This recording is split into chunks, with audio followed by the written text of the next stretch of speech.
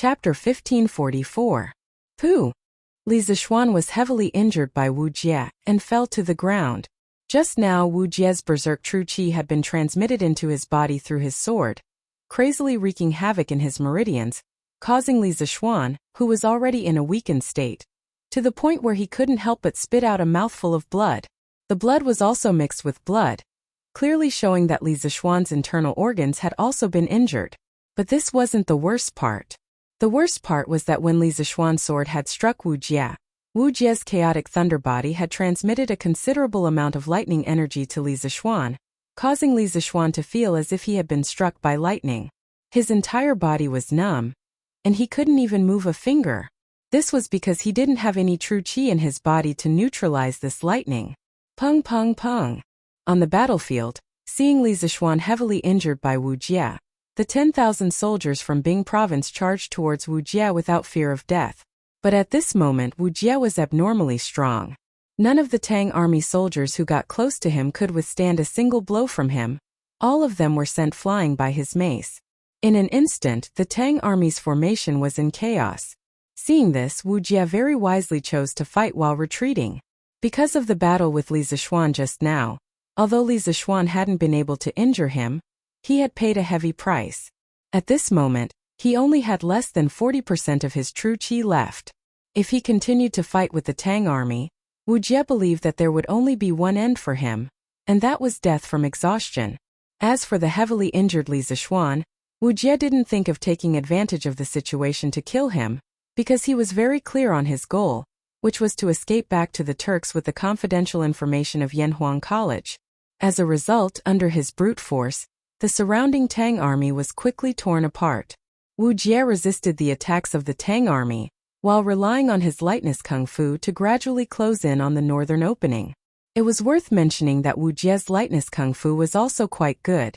Without a master like Li Zixuan holding him back, he was like a bolt of lightning in the night, able to go wherever he wanted.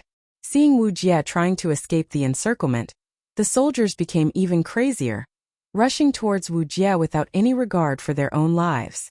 But now that they had lost their formation, and with no one to command them, they were like a swarm of bees, running around randomly, unable to pose the slightest threat to Wu Jie, who was constantly dodging left and right. Quick! Formation! Stop Wu Jie! Jiang Provincial Governor Hong Wenxing saw Li Zhan sitting motionless on the ground healing wounds, completely unable to pay attention to the battle situation. So he quickly stood and shouted to the soldiers. Formation, formation, formation. Quickly, formation, formation. The nearby soldiers quickly followed Hong Wenxing's orders, but the soldiers further away couldn't hear Hong Wenxing's orders, so the effect of Hong Wenxing's shout was extremely limited. At most, it would only be able to delay Wu Jie for a short while. At this time, Li Zixuan, who was meditating and healing, suddenly experienced a mysterious change in his body. The spirit qi in his body suddenly came to life. Last year, when the bearded man wreaked havoc in Cloud Mountain, Li Zixuan and Mo Huai had fought together. In that battle, Li Zixuan had relied on his understanding of another mysterious gas between heaven and earth, spirit qi, to directly advance to the middle stage of the martial scholar realm. Since then, Li Zixuan had felt that his body had changed, especially the true qi in his body, which seemed to have been mixed with something else. At that time, Li Zixuan had called this spirit qi. Heaven and earth had spirits and all living things were born. Li Zixuan didn't know what spirit qi was or what kind of elements it was made of, but he was sure that it wasn't oxygen, but he was very sure that his meridians could directly absorb a special kind of qi from the natural world. Without any experience in this area, he could only attribute it to spirit qi. But strangely, since the last time when he had broken through to the middle stage of the martial scholar realm and crazily absorbed the spirit qi, the special spirit qi in his body had completely quieted down. Usually, not only could he not feel its existence, he basically couldn't use it. Just like just now when his true qi was exhausted, the spirit qi didn't move at all. At this moment, Li Zixuan, who was numb from the powerful electric current, suddenly felt the spirit qi in his body begin to stir. Li Zixuan could clearly feel the spirit qi in the air around him crazily rushing into his body, and the remaining electric current in his body began to quickly converge towards his dantian. Gradually, the numbness in his limbs was lifted and he could move again. The electric current that Wu Jie had transmitted to him was actually completely swallowed up by the spirit qi in his dantian. Not only that, at this moment Li Zixuan's true qi, which had originally dried up, was rapidly recovering at a speed visible to the naked eye. It was like a small dried-up pond. Originally, it could only rely on manpower to pour buckets of water into it, but now with the addition of more than a dozen water pumps, the dried-up pond instantly became dry and the water level began to rise. Half a quarter of an hour. In just half a quarter of an hour, Li Zixuan's true qi had been restored to 60%. Although he hadn't recovered to his peak state, for the current situation, 60% was just barely enough, because Wu Jie was about to escape from the encirclement. 9 Taishan Swords 7th Style Phantom. All that the heart sees is an illusion. Li Zixuan raised his wind-chasing sword and directly soared into the sky. In the sky, 8 more Li Zixuan appeared and rushed towards Wu Jie from different directions. Marquis is fine? Great. Marquis' strength has been restored. Let's see how the Turkic imperial teacher can act arrogantly now. Seeing Li Zixuan soar into the air and once again join the battle, the great Tang soldiers cheered loudly, greatly encouraged. What? Impossible. Feeling the familiar murderous intent behind him, Wu Jie hurriedly turned around, and when he saw that it really was Li Zixuan, his eyes widened in disbelief. In the last exchange, Wu Jie clearly felt that Li Zixuan's true qi had been exhausted, but now that Li Zixuan was flying towards him with his sword, how could he explain this? Could it be that in this short period of time, Li Zixuan had not only dissolved his thunder and lightning, but had also recovered most of the real qi that he had consumed in his body? How was that possible? In Wu Jie's view, this obviously didn't conform to common sense, even subverting his understanding of the world of martial arts. But now that Li Zixuan was coming at him with his wind-chasing sword, Wu Jie had to find a way to block him. Li Zixuan was using the 7th style of the 9 Taishan swords alone, not all 7 like before, so the power was naturally much lower. However, the current Wu Jie was far weaker than before. Therefore, Li Zixuan's one sword no 8 sword strikes because there were 8 phantoms. Wu Jie had to use all his strength to deal with it. Thunder Overlord Mace. Wu Jie shouted, and in the air, he spun rapidly with his mace in hand. Lightning flashed on the mace, and from a distance, it looked like a spinning wheel as it collided with the Li Zixuan, coming from all directions. He wanted to break through them one by one, and not directly block them with his body like before. Ding ding ding. Every time Wu Jie's mace collided with the wind-chasing sword held by one of the phantoms, a metallic clanging sound rang out. Relying on his movement speed secret art, Wu Jie quickly broke through the phantoms one by one, and the number of Li Zixuan's phantoms in the sky gradually decreased. Everything looked the same as before, but when there was only one Li Zixuan left, a sudden change occurred. 9 Taishan Swords, 8th Style returned to origin. 10,000 Swords returned to origin. When Li Zixuan's sword strikes were about to be broken by Wu Jie, his momentum suddenly changed. First, he changed direction in the air and retreated 2 meters, then he waved his hands, and all the swords in the hands of the nearby soldiers were sucked towards him. The 8th style of the 9 Taishan swords quickly flashed through his mind, and he gathered all the true qi in his body, finally managing to display the 8th style of the 9 Taishan swords. In fact, it was completely impossible to perform the 8th move of the 9 Taishan swords in the Supreme Power middle stage, but Li Zixuan had already stepped into the threshold of the Supreme Power late stage, so he could finally perform the 8th move. More than 20 swords floated in front of Li Zixuan, and Li Zixuan's long hair fluttered without any wind. Drawing a circle with his hands, he used all the true qi in his body to shake off the 20 swords, and quickly sent them flying towards Wu Jie. Seeing this, Wu Jie was shocked and hurriedly waved his mace to defend himself. With a series of ding-ding-ding sounds, almost all of the swords were deflected by Wu Jie's mace, but this was only almost. There was still a fish that slipped through the net. Qi! One of the swords very luckily dodged Wu Jie's all-around attack, and with a qi sound, cut open the black package on Wu Jie's back.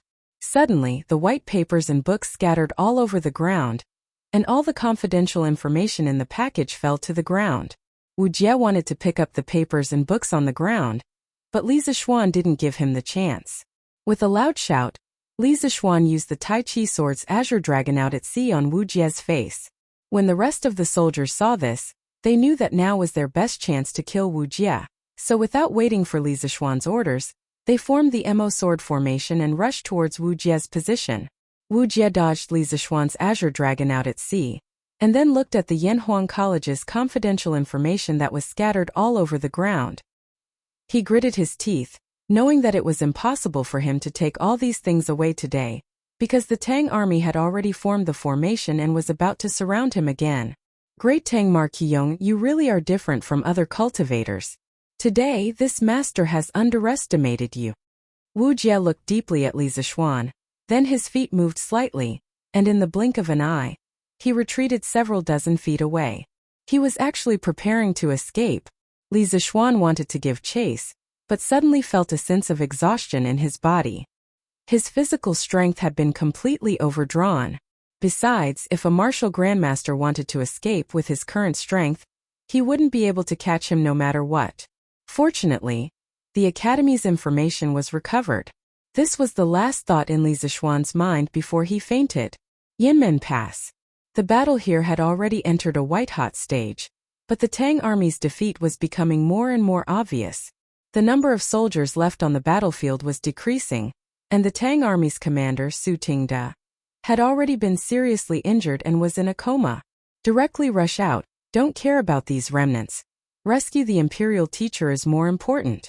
Seeing that only a few of the 10,000 soldiers Su Tingda brought with him were left, and they were no longer a threat to him, Ashina Shirchu decisively gave the order. He didn't lead his troops to Great Tang to break through the pass, but to rescue the imperial teacher. As for how many Tang soldiers they defeated, it was completely meaningless to him. Yes, General. The messenger immediately passed down Ashina Shi-er's order. Immediately, the Turkic soldiers pushed their horses to the limit and charged straight for the city gate. The Tang army had rushed for several hundred li during the day, and not only were the men tired, the horses were also tired. Facing the Turkic army at full speed, how could they resist? Not long after, a torrent of soldiers passed through Yanmen Pass and headed south. Oh!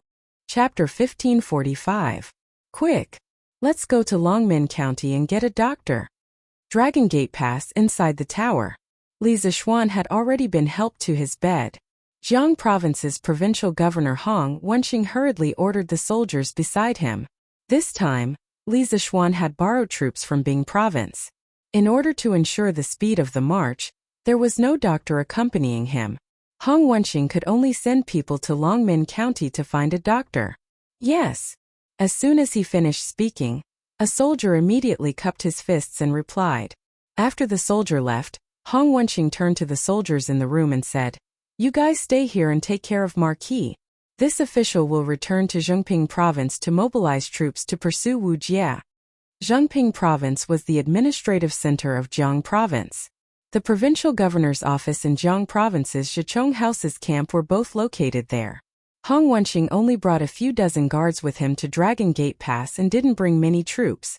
Dragon Gate Pass was filled with Li Zishuan's troops from Bing Province. Hong Wenqing didn't have the authority to mobilize them, so he could only go back and mobilize more troops. Wu Jie is alone, so his speed of escape must be very fast. The military situation is urgent. I'm afraid it's too late for Senior Hong to return to Zhengping Province to mobilize troops. This general, Fang Gongteng, is willing to lead the troops here to follow Senior Hong north to pursue Wu Jie and avenge Marquis. After Hong Wenqing finished speaking, a young general stepped out and cupped his fists. During the day, Su Tingda took 20,000 soldiers to Mado Pass, Yonghe Pass and Yanmen Pass to set up defenses. At the same time, he left behind a few capable generals for Li Zishuan, and this Fang Gongteng was one of them. Hearing this, Hong Wenqing's eyes lit up. He nodded and praised. Good. Then I'll have to trouble Fang Gongteng to lead 8,000 soldiers to pursue Wu Jie with this official. Just now, during the battle between Li Zishuan and Wu Jie, because Hong Wenqing wasn't good at martial arts, he couldn't help much from the sidelines, which made him feel quite apologetic. What's more, Li Zishuan had been seriously injured by Wu Jie at the Dragon Gate, so if Hong Wenqing, as the Jiang Province's provincial governor, didn't do anything, he would definitely be punished by Li Er. Therefore, whether it was for public or private reasons, Hong Wenqing had no choice but to lead troops to pursue Wu Jie. Not long after, Hong Wenqing and Fang Gongting led the 8,000 prefecture soldiers out of the Longmen Pass and headed north. The rest of them stayed at Longmen Pass to protect Li Zishuan. At the same time, the news that Yanmen Pass had been broken quickly began to spread. The governors of Yunzhou, Shuo, Yuzhou, and Daizhou, the 4 prefectures of the Hedong circuit near the northern border, began to move. Overnight, they mobilized soldiers from their local prefectures to Medu Pass and Yonghe Pass, hoping to stop the Turkic army from advancing further south. After all, 2 years ago, Sheli Khan had taken advantage of the change in power in the Great Tang Empire to send an army of 100,000 soldiers to attack the Great Tang from Yunzhou. They had been unstoppable, first attacking Jing province, and then advancing all the way to the capital of the Great Tang, Chang'an. Many people could still vividly remember that scene. Who could guarantee that the 50,000 Turkic soldiers wouldn't run to the gates of Chang'an and show off their might to Li Er? If that really happened, all the officials of the 4 prefectures of the Hedong circuit would probably be demoted by Li Er.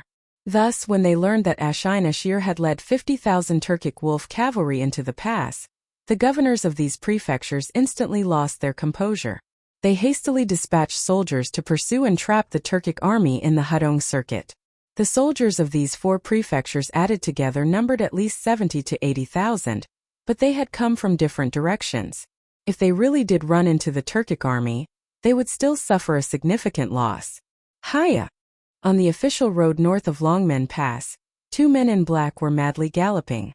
In this era there were no headlights or street lamps, so traveling at night was very dangerous. Fortunately, there was still some moonlight tonight, and the official road was relatively wide. Thus, even though these 2 were running so fast, they didn't fall into the ditches on either side of the road. State teacher will reach Horsedo Pass soon.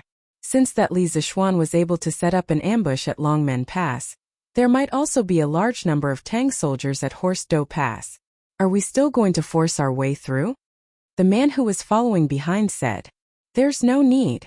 Our men should be arriving soon." The black-robed man riding at the front said in a hoarse voice. This man was Wu Jie, who had escaped from Longmen Pass. The other man was an experimental subject that Wu Jie had released at the beginning to see if there was an ambush at Longmen Pass.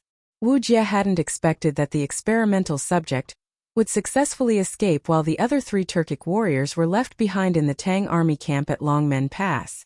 The warrior in black couldn't help but be alarmed by these words. He couldn't help but whisper, "Our men?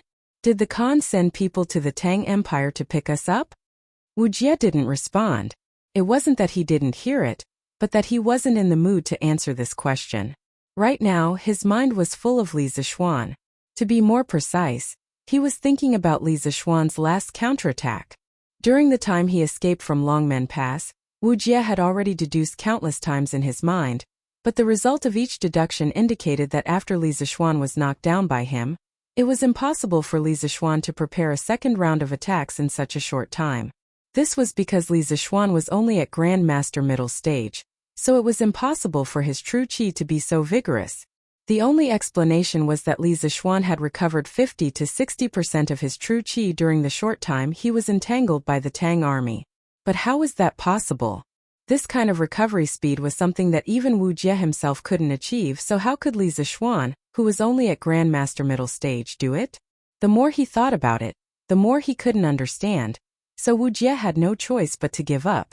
But what made him feel regretful was that the books and confidential information he had stolen from Yanhuang College with great difficulty had been cut open by Li Zishuan's returning to origin. This meant that his mission to infiltrate the Tang Empire had completely failed. This made Wu Jie very unwilling to accept. 10 days ago, Han Lijing had seen several Turkic warriors sneaking into the Tang Empire on Mount Baishan, and Wu Jie was among them. At the end of June, a locust plague had broken out in the Guangzhou region of the Tang Empire. Sheli Khan saw this as an opportunity, so he sent Wu Jie to infiltrate the Tang Empire to see if there were any good opportunities. After entering the Tang Empire, Wu Jie had originally planned to go straight to Chang'an City, but along the way he had heard many people talking about how Li Zishuan had led the Sky Rooster Brigade to eliminate locusts in the northern provinces. In fact, the Turks had many spies in the Tang Empire, so Wu Jie naturally knew about Li Zishuan, a rising star in the Tang Empire. So when he heard that Li Zishuan had gone north to eliminate locusts, He immediately had an idea to weaken the Tang Empire's strength and strengthen the Turks' national strength.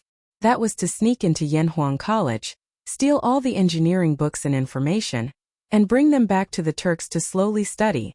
Wu Jie had been patiently waiting for a good opportunity to sneak into the college, and he hadn't expected that it would really happen. On the third day after he arrived at Yunshan, the bearded man bid farewell to Li Gang, Wang Ji, and the other Yanhuang College teachers and left Yunshan, saying that he was going out to sea. In just a few days, Yunshan, which had originally been guarded by 3 grandmasters, only had Mo Huai as its sole grandmaster. Wu Jie believed that it was time to sneak into Yanhuang College. But in order to ensure that nothing went wrong, he had patiently observed the surroundings of Yunshan for several days, and after confirming that there was no danger, he had chosen to sneak into the college last night to steal the books. But he hadn't expected that after stealing the books, on the way back to the Turks, he would encounter Li Zishuan's ambush. It had to be known that he and the 4 Turkic warriors he had brought with him were all riding 2 horses, and they had been rushing through the night. It wouldn't be an exaggeration to say that their speed was much faster than the speed of the messengers from Chang, and to the northern provinces and counties. Looking at it this way at first, he had schemed against Li Zishuan, but later on Li Zishuan had schemed against him, and in the end the 2 of them had fought to a draw. Thinking of this, Wu Jie's eyes couldn't help but become dignified.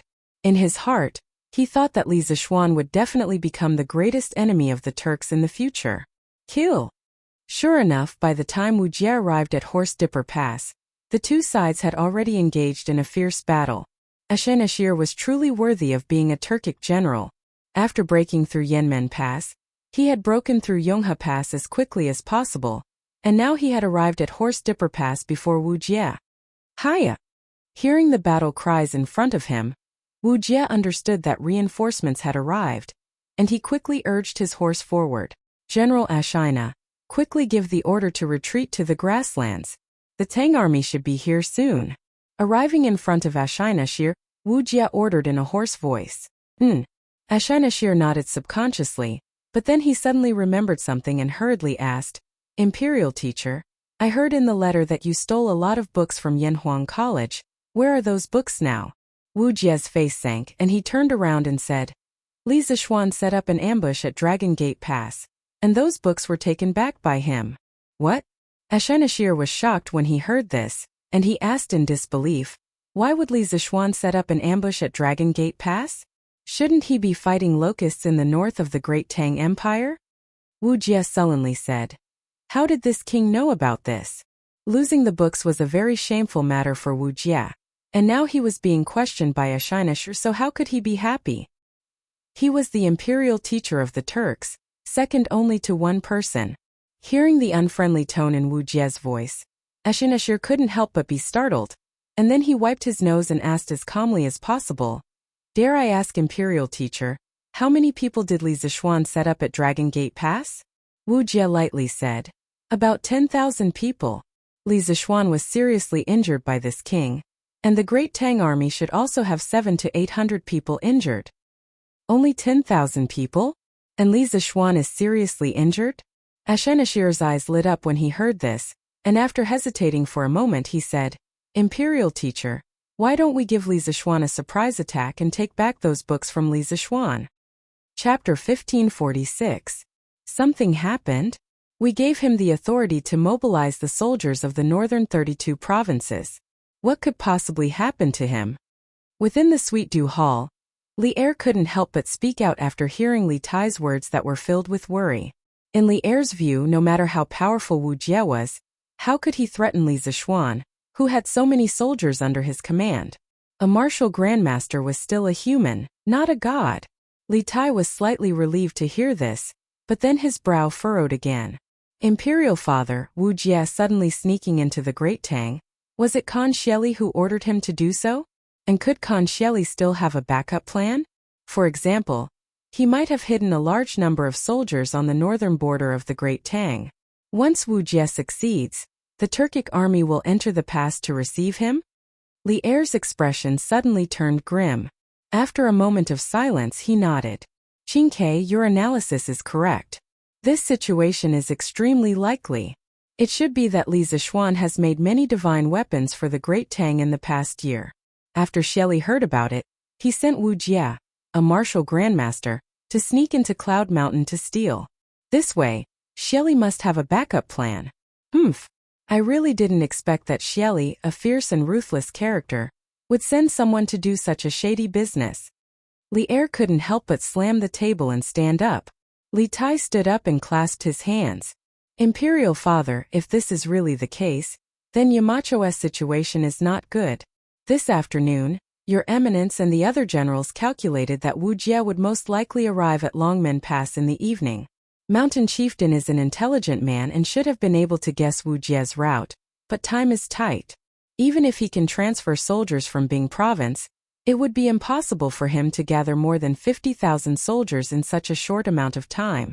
If Wu Jie and the Turkic soldiers lying in ambush in the Great Tang's territory work together, Mountain Chieftain leading a lone army at Longmen Pass will not be able to stop Wu Jie from fleeing north. The little fatty who had wanted to compete with Li Zixuan back then was now racking his brains and thinking about Li Zixuan's safety. It had to be said that Li Zixuan had a special kind of charisma. Charisma? How could Li Er not understand what Li Tai was talking about? Li Zixuan was the most promising talent of the Great Tang's younger generation. He didn't want anything to happen to Li Zixuan, but what else could he do? At this moment, Li Zixuan was several hundred li away from the capital. If something were to happen, it would have already happened. Thinking of this, Li Er couldn't help but walk back and forth in front of the hall with his hands behind his back. Beep beep beep. At this moment, the telegraph on the small square table beside Li Tai suddenly beeped. Swish. Swish. Both father and son turned their gazes to the telegraph at the same time. Soon Li Tai came back to his senses. He quickly picked up a pen and paper and began to record. A moment later the telegraph stopped beeping. Li Er quickly asked, "How is it? Is it from Li Zixuan?" "Father, it's not a telegram from Yamacho." Unexpectedly, Li Tai shook his head. Seeing the doubt in Li Er's eyes, he quickly explained, "It's from Meng Wenhao." As he spoke, Li Tai had already sent out a string of codes to indicate that he was beside the telegraph. "Oh, is it news about Xu Bao, Jijie, and the others?" Li Er's eyes narrowed as he asked in a deep voice. Li Tai nodded and said, "It should be." Beep beep beep beep. As soon as he finished speaking, the telegraph beeped again. This time the telegraph beeped for a long time. Li Er looked on anxiously from the side. The main reason was that he couldn't understand this non-human language, so he felt that time passed very slowly. After some time the telegraph finally stopped beeping. Li Er knew that Li Tai was going to start translating the codes, so he didn't say anything to disturb him. However, as Li Tai compared the translated codes to the codebook, his expression gradually became serious. Seeing this, Li Er's heart sank. He quickly asked, "Qingke, is there a change in the situation at the front line?" Li Tai took the paper with the translated report and stood up. With a solemn expression he said, "Imperial Father, General Qin's army has already arrived at Puzhou. Just a moment ago, the scouts at the front sent news that the Turkic army of 50,000 is attacking Yanmen Pass. Yanmen Pass has been broken, and the armies of Yunzhou, Daizhou, Yuzhou, and Shuozhou have all moved to stop the Turkic army from continuing south." "What? The Turkic army of 50,000 broke through Yanmen Pass?" Li Er's expression changed. He rushed in front of Li Tai and asked, "Then what about Li Zixuan? Did he stop Wu Jie and take back the information about Yanhuang College?" Li Tai handed over the paper with both hands and said, replying to father, "When Hao said that the situation at Yanmen Pass is still unknown. General Qin and his troops are marching through the night towards Yanmen Pass. They are estimated to arrive at Yanmen Pass in the middle of the night." When the provincial governors of the 4 provinces in the north found out that Yanmen Pass had been breached, they dispatched many messengers riding fast horses down south, telling the various provincial governments to make preparations to guard against the Tujue. Therefore, although the army led by Qin Qiong, Chang Yaojin, and Yuqi Jingda were still in Puzhou, the scouts they sent out were able to receive the news that Yanmen Pass had been breached in the north. "Good. Immediately send a message to Xu Bao. No matter what, we can't let the Turkic army receive Wu Jie and take the books out of Great Tang." Li-er's face was as calm as water as he nodded and ordered. Li-er wasn't worried about an army of 50,000 Turks entering the Great Tang. After 2 years of recuperation, the Great Tang could be considered a powerful army. It was impossible for a mere 100,000 Turks to reach Chang, and in the 9th year of Wuda to happen again. His main concern was that after receiving Wu Jie, the Turks would flee back to the steppe with the Academy's secrets. If that really happened, the Academy's secrets would truly be lost. Yes, Father. Li Tai replied and quickly sat down beside the telegraph machine to continue sending messages.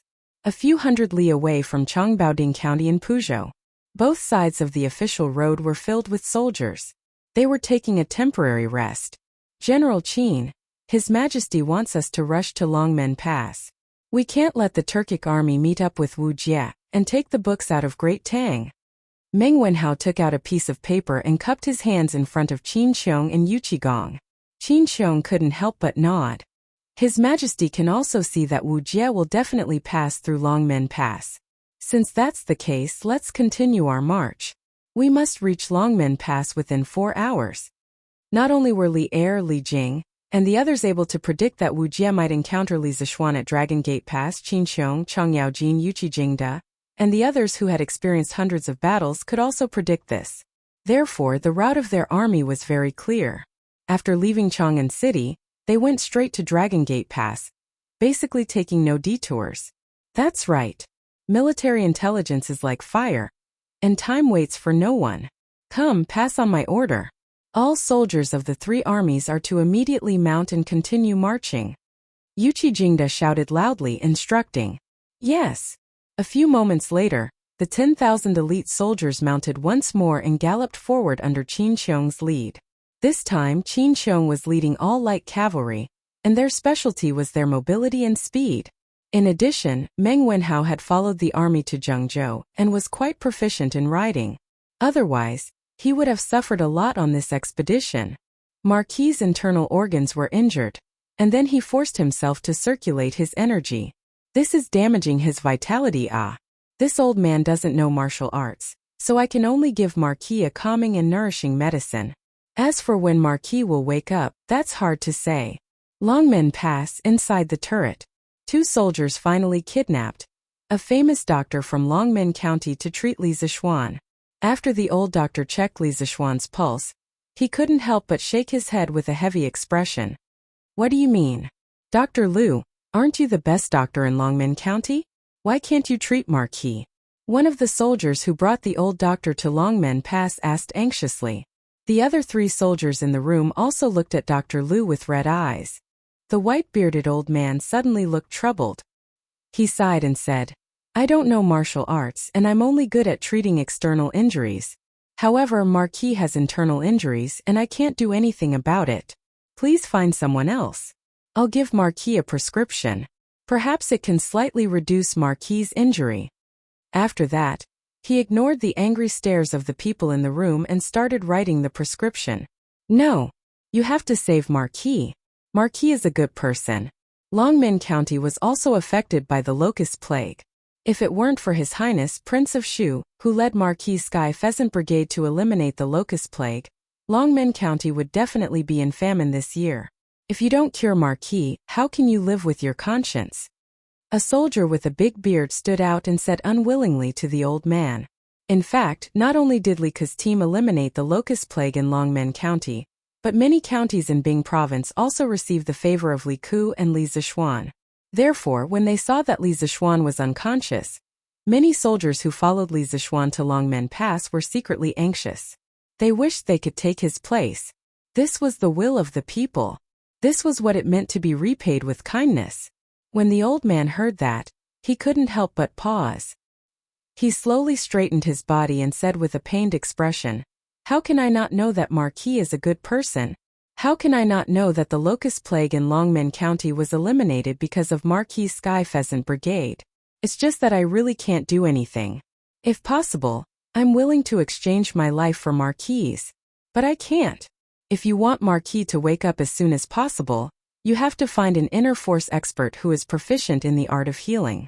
According to what I know, I'm afraid only Dr. Sun is qualified to do it. Dr. Sun? Dr. Sun should still be in Chang'an. How can he make it in time? The soldier with the big beard couldn't help but ask. Lieutenant Liu, this is bad. A large number of cavalrymen with torches have been spotted 20 miles to the north. They are rushing towards Longmen Pass.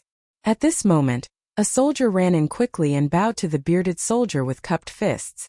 It turned out that this guy was a lieutenant of the Bing Province barracks. What? A large number of cavalrymen are approaching Longmen Pass? Are they soldiers from other places? The bearded lieutenant's eyes widened. His heart skipped a beat, and he suddenly changed his expression. I can't see clearly which place they are from, but their marching speed is very fast. It won't be long before they reach Longmen Pass. The soldier cupped his fists and replied. The bearded lieutenant's face darkened. He said, "Let's go. Follow me to the city tower to take a look." Then, he remembered the white-haired old man beside him. He said, "Dr. Liu, you don't have to worry. After you finish writing the prescription, someone will send you back to the county. Even if they are the enemy, they won't be able to hurt you." The old man shook his head and said calmly, "Lieutenant Liu, you can go. I've lived to this age. What's there to be afraid of?" The bearded lieutenant couldn't help but nod. He secretly thought that this old man was a good person. He must pay more for the consultation fee later. At that moment, the bearded lieutenant led 2 Mansion soldiers out of the door. Chapter 1547. If the other party is really the Turkic army, how can the 1,000 soldiers here be their opponent? It's no secret that the Turkic state preceptor covets Marquis's knowledge. If he sees that Marquis is unconscious, not only will he take away all the books in Yanhuang College, he might even capture Marquis and bring him back to the Turkic Empire. At that time, Marquis will still not be able to escape death. After listening to Dr. Liu's words, the bearded lieutenant's eyes widened and he said anxiously. When Dr. Liu heard this, he suddenly had a difficult expression. Lieutenant Liu, Marquis's current situation is definitely not able to withstand the bumpy journey. This place is at least a dozen miles away from Longmen County. If you send Marquis back to the county, if you go too fast, Marquis might directly lose his life on the way. If you go too slow, the Turkic army will most likely catch up with Marquis. The result is the same. This old man has said everything. As for how to decide, I ask Lieutenant Liu to think thrice before you act. I? The bearded lieutenant opened his mouth and was so anxious that he almost cursed. In this situation, if he stayed, he would definitely die. If he escaped, he would also definitely die. It wasn't an exaggeration to call it a hopeless situation. What choice did you ask him to make? What thrice? Even if he thought 100 times, he still couldn't do it. In addition, not only did Li Zishuan have a high position and power, but he was also deeply loved by the people of the Tang Empire. When it came to the life and death of Li Zishuan, the bearded lieutenant really didn't dare to take the risk. Just think about it. If Li Zishuan died because of his wrong decision, not only would Li Er and the people of the world not forgive him, he wouldn't be able to get past himself. Therefore, at this time, the bearded lieutenant was hesitant. Speaking of which, if he had to risk his own life, he wouldn't hesitate to do it. He wasn't afraid of death. "Lieutenant, this subordinate has a plan." Just when the bearded lieutenant was as anxious as an ant on a hot pan, the soldier who came to report suddenly said, "Oh? What plan? Say it quickly. What time is it now? Bai Qi, you still want to keep me in suspense?" When the bearded lieutenant heard this, he resisted the urge to slap the back of the latter's head. Lieutenant, I just remembered." The soldier shrunk his neck and quickly said, "Lieutenant, there is a cellar under the Longmen Pass. We can hide Marquis in the cellar and send someone to look after him. This way, even if we all die in battle, the Turkic army might not be able to find Marquis." Cellar? There was a cellar under the Dragon Gate? Why didn't I know about it? The bearded lieutenant said in surprise. They were all soldiers from Bing Province's Zhichong House. They had never been to Longmen Pass before, so they naturally didn't know the specific situation here. The soldier named Bai Qi replied, "Lieutenant, my cousin used to be stationed at Longmen Pass. Of course, I know the situation here. We can hide Marquis in the cellar. This way, the Turkic army won't find him and Marquis won't be injured. Furthermore, Provincial Governor Hong and Fong Canjun led people to chase after Wu Jie. If those torches really belonged to the Turkic army, Canjun and the others would definitely see them. They might even be rushing over to Longmen Pass right now. As long as we can hold on until Canjun and the others return, we have hope of holding on until reinforcements from other places arrive. Hearing this, the bearded lieutenant couldn't help but nod and say, "Good. We will immediately move Marquis to the cellar. Remember, you are not allowed to mention this to anyone else. Violators will be punished according to military law." This matter concerned Li Zishuan's life, so the bearded lieutenant had to be careful. He felt that the fewer people who knew about Li Zishuan's hiding place, the better. It wasn't that he didn't trust the other soldiers outside, but he was worried that some people would be threatened by the Turkic army and be forced to reveal Li Zishuan's whereabouts. Hiding Marquis in the cellar isn't a bad idea. This old man is willing to stay in the cellar and take care of Marquis. At this time, Dr. Liu said. Previously, he had planned to write 2 prescriptions for Li Zishuan to ease his injuries, but with the army at the border, even if he wrote the prescriptions, he wouldn't have time to get the medicine. Instead, he might as well stay by Li Zishuan's side. If anything happened, he would be able to treat him immediately. The bearded lieutenant couldn't help but look at Dr. Liu in surprise. After hesitating for a moment, he said, "Dr. Liu, Lu Xianda won't hide it from you. Tonight, Longmen Pass is likely to be flooded with blood. Are you sure you want to stay?" Dr. Liu waved his hand and said, "How could this old man not know this? But Marquis's life is in danger. If this old man abandons him, not only will I be a doctor in vain, I will also be a human. Anyway, this old man is already so old. If the Turkic army wants to kill me, then kill me. If this old man can save Marquis's life, this old man will have no regrets." When Lieutenant Lu Xianda heard this, he couldn't help but be slightly moved. He solemnly bowed to Dr. Liu and said, "Dr. Liu is benevolent and righteous. If this old man is lucky enough to survive this battle, he will definitely repay today's kindness in the future." Dr. Liu saved Li Zishuan, which was a disguised redemption for him. Of course, he was grateful from the bottom of his heart. "Lieutenant Liu is too polite. This is what I should do," Dr. Liu said as he cupped his hands in return. Lu Xianda nodded and no longer talked nonsense. Several people carefully helped Li Zishuan up from the bed and prepared to send him to the cellar. "Lieutenant, these books from Yanhuang College, should we also move them to the cellar?" Sergeant Li Zishuan followed behind them. At this time, he glanced at the pile of books on the square table in the room. They were the books that Li Zishuan had taken from Wu Jie. He quickly asked. Lu Xianda's figure paused and said with a serious expression, "Move. Of course we have to move them. These precious books from Yanhuang College must not be taken away by the Turks."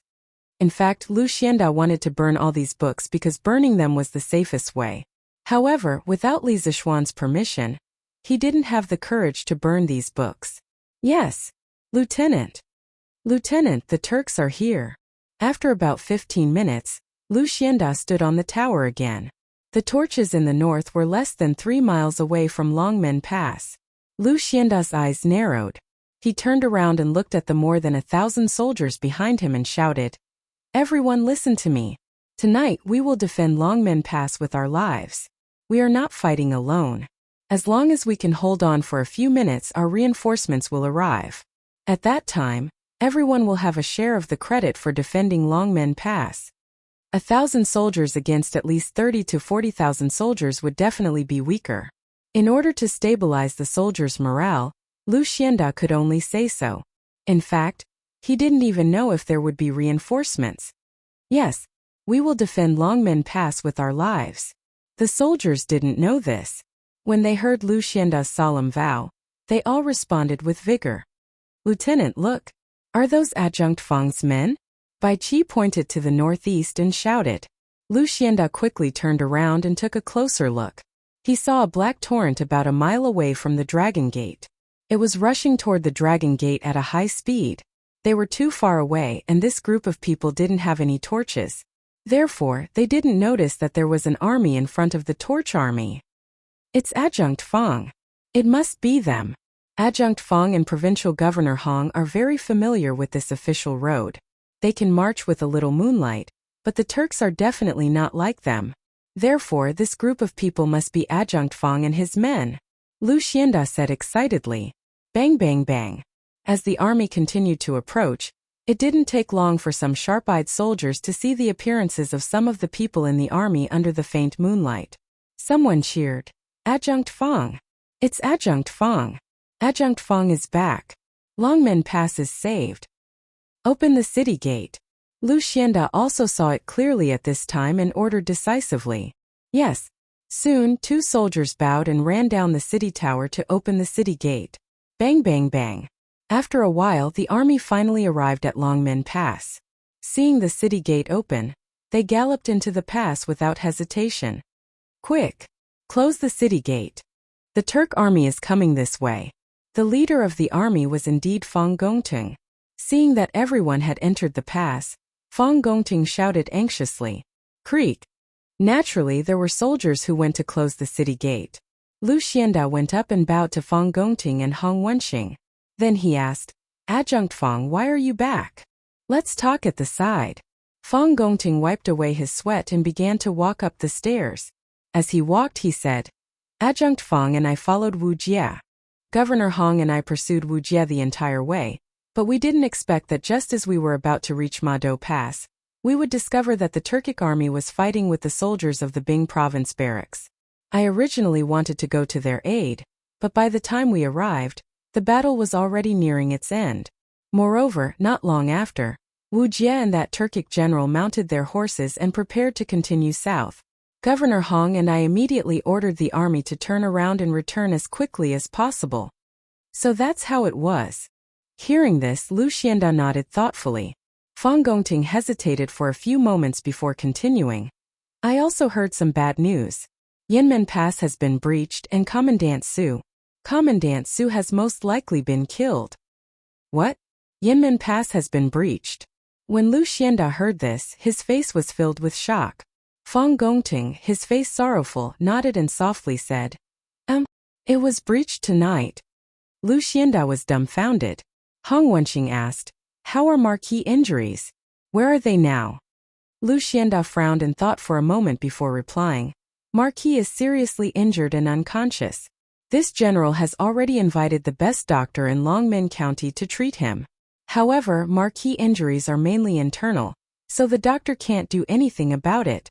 He can only temporarily alleviate Marquis' pain. Marquis can't be shaken right now. To prevent any accidents, I have already sent Marquis to a quiet place nearby. Once the Turkic army is fended off, we will invite famous doctors to treat Marquis." Hong Wenxing's expression turned solemn as he muttered, "His injuries are actually so serious? It seems that we have to win this battle." Oh! Chapter 1548. Arrows shot out, logs and stones tumbled down, and the area in front of Longmen Pass quickly turned into a scene of carnage. Hundreds and thousands of Turkic soldiers fell at the foot of the gate tower. The sounds of charging and miserable howls mixed together, and the originally quiet night sky was no longer peaceful. In a village near Longmen Pass, the villagers who were sleeping soundly were woken up by the loud battle cries. They went out and saw flames in the direction of Longmen Pass. They panicked. "There's a battle! There's a battle at Longmen Pass. Are the Turks here? Quick! Mother of the children, quickly take the children out and escape to the county." "Master, are you crazy? Longmen County's gate is already closed.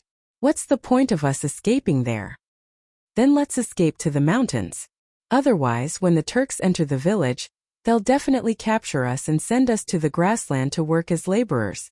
You Dazhuang, what are you waiting for? There's a battle at Longmen Pass.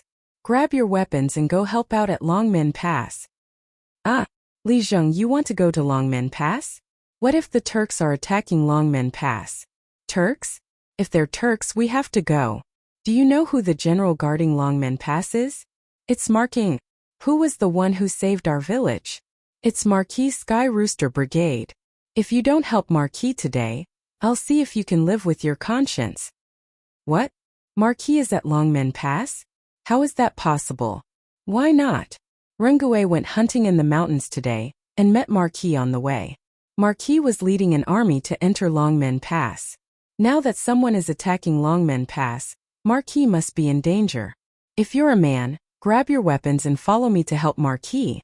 As for the women and children, run to Yamacho to hide. Sai, isn't that Rengue? Rengue, where are you going? Wait for us to go together. Xiao Village. This was Shui Rengue's hometown, Longmen County Xiao Village in Jiang Province. Shui Rengue had long heard the battle cries from afar. At this moment, he had already carried his bow, feather arrows, and Modeo on his back and walked quickly towards the village entrance. Hearing someone calling him, he stopped in his tracks and turned to look at the burly man. He replied, Gao Lijing, I'm going to Longmen Pass to take a look. Tell the villagers to bring along hunting bows if they have one. It's the best thing to use to defend the city. Besides, Uncle Yu with Marquis around, the Longmen Pass won't be breached. The army from the county will be here soon. You don't have to rush Aunt Yu and the rest into the mountains. It's not safe in the mountains at this time of the night. After saying that, Shui Rengue did not care about what the two of them thought. He immediately turned around and rushed towards the dragon gate. Sai, Rengue, just you wait, be careful. The big man surnamed Gao stood on his tiptoes and looked at Shui Rengue's back anxiously. Seeing that Shui Rengue had run far away, he helplessly turned around and said, Did you hear that, Yu Dazhuang? Quickly grab your weapons and call the rest of the villagers. Follow me to save Marquis. Let the women and children in the village hide at home. Don't go to the mountains. What if they encounter a pack of wolves? Quick! Yu Dazhuang had already woken up. He quickly replied, Okay, Li Zheng. I'll go inform the rest of the villagers. The children's mother. Take the children and hide at home. Don't come out. I'll be back soon with Li Zheng. After saying that, Yu Dazhuang quickly walked towards a small courtyard of a farmer's house in the east. If Li Zishuan was not at Longmen Pass, Yu Dazhuang would never have the guts to fight with the Turkic army. Now, no matter how brave the Turkic people were, he had to go because Li Zishuan was the benefactor of the entire Longmen County. He had to repay him for saving his life. Moreover, if they could block the Turkic army outside Longmen Pass, they would have saved his family. The woman behind him shouted worriedly, Husband, you have to be careful.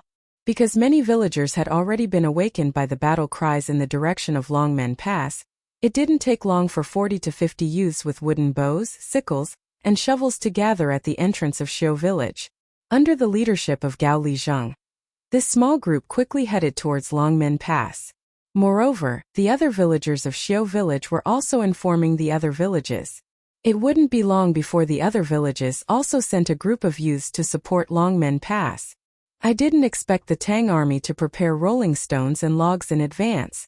We can't go on like this. The Tang army behind us is about to arrive.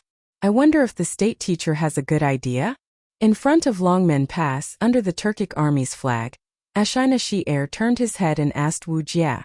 At this moment, Wu Jie was sitting cross-legged on his horse with his eyes closed, seizing the time to recover his internal strength. After all, a great grandmaster was also a human. From last night until now, not only did he not sleep for a moment, he also fought with several experts and thousands of Tang soldiers.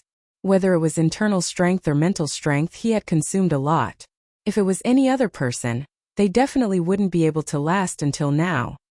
Hearing Ashina Shi-er's question, Wu Jie opened his eyes and said, The Tang army has been guarding the gate for so long, but Li Zishuan hasn't come out. This means that Li Zishuan has completely lost his ability to fight. In the Tang army, there are no experts who can fight against this state teacher. At this moment, I have recovered 60% of my strength. Perhaps I can help you break the gate. Wu Jie understood Ashina Shi-er's meaning. He was now the strongest person in the Turkic army. In this battle of life and death, he couldn't just sit back and do nothing. Besides, now that Longmen Pass didn't have the little monster Li Zishuan as a threat, he could be even more unscrupulous. Hearing this, Ashina Shi-er's face lit up with excitement. He laughed heartily and said, With state teacher's words, this general can rest assured. After we take back the books of Yanhuang College and kidnap the Marquis of Yong, Ashina Shi-er will definitely ask the Khan for a reward for state teacher. Wu Jie didn't respond. He changed from sitting cross-legged on his horse to riding. No one could see his face under the black robe, and no one could tell whether he was happy or angry at this moment. A moment later, he stretched out his hand and said in a hoarse voice, "Bring this state teacher's mace over." Previously, he had been sitting cross-legged on his horse to heal, so he naturally didn't carry the heavy mace on his back. Although he didn't care about the weight, it would inevitably affect his healing. Yes. The two Turkic soldiers carried Wu Jie's mace over, and from their expressions, it was clear that this mace was extremely heavy, at least 100 or 200 jin. But Wu Jie stretched out his arm and easily grabbed the mace. Then he lightly said, "This state teacher will go and break the gate. You take the elite wolf cavalry and follow behind." His tone didn't allow anyone to object. Clearly, he was the one who had the final say here. Ashinashi Air's face didn't show any displeasure. Instead, he respectfully cupped his fists and said, "State teacher can rest assured. This general will definitely not fall behind." Wu Jie imperceptibly nodded. Then he stroked the mane of his warhorse and muttered meaningfully, "What a pity for such a good horse." Saying so, he no longer hesitated. He kicked the horse's belly and shouted, "Hiya! Pung pung pung." Soon Wu Jie's warhorse began to crazily accelerate, becoming faster and faster until it couldn't distinguish between friend and foe. The Turkic soldiers in front of Wu Jie, who were attacking the gate, were all sent flying by his warhorse.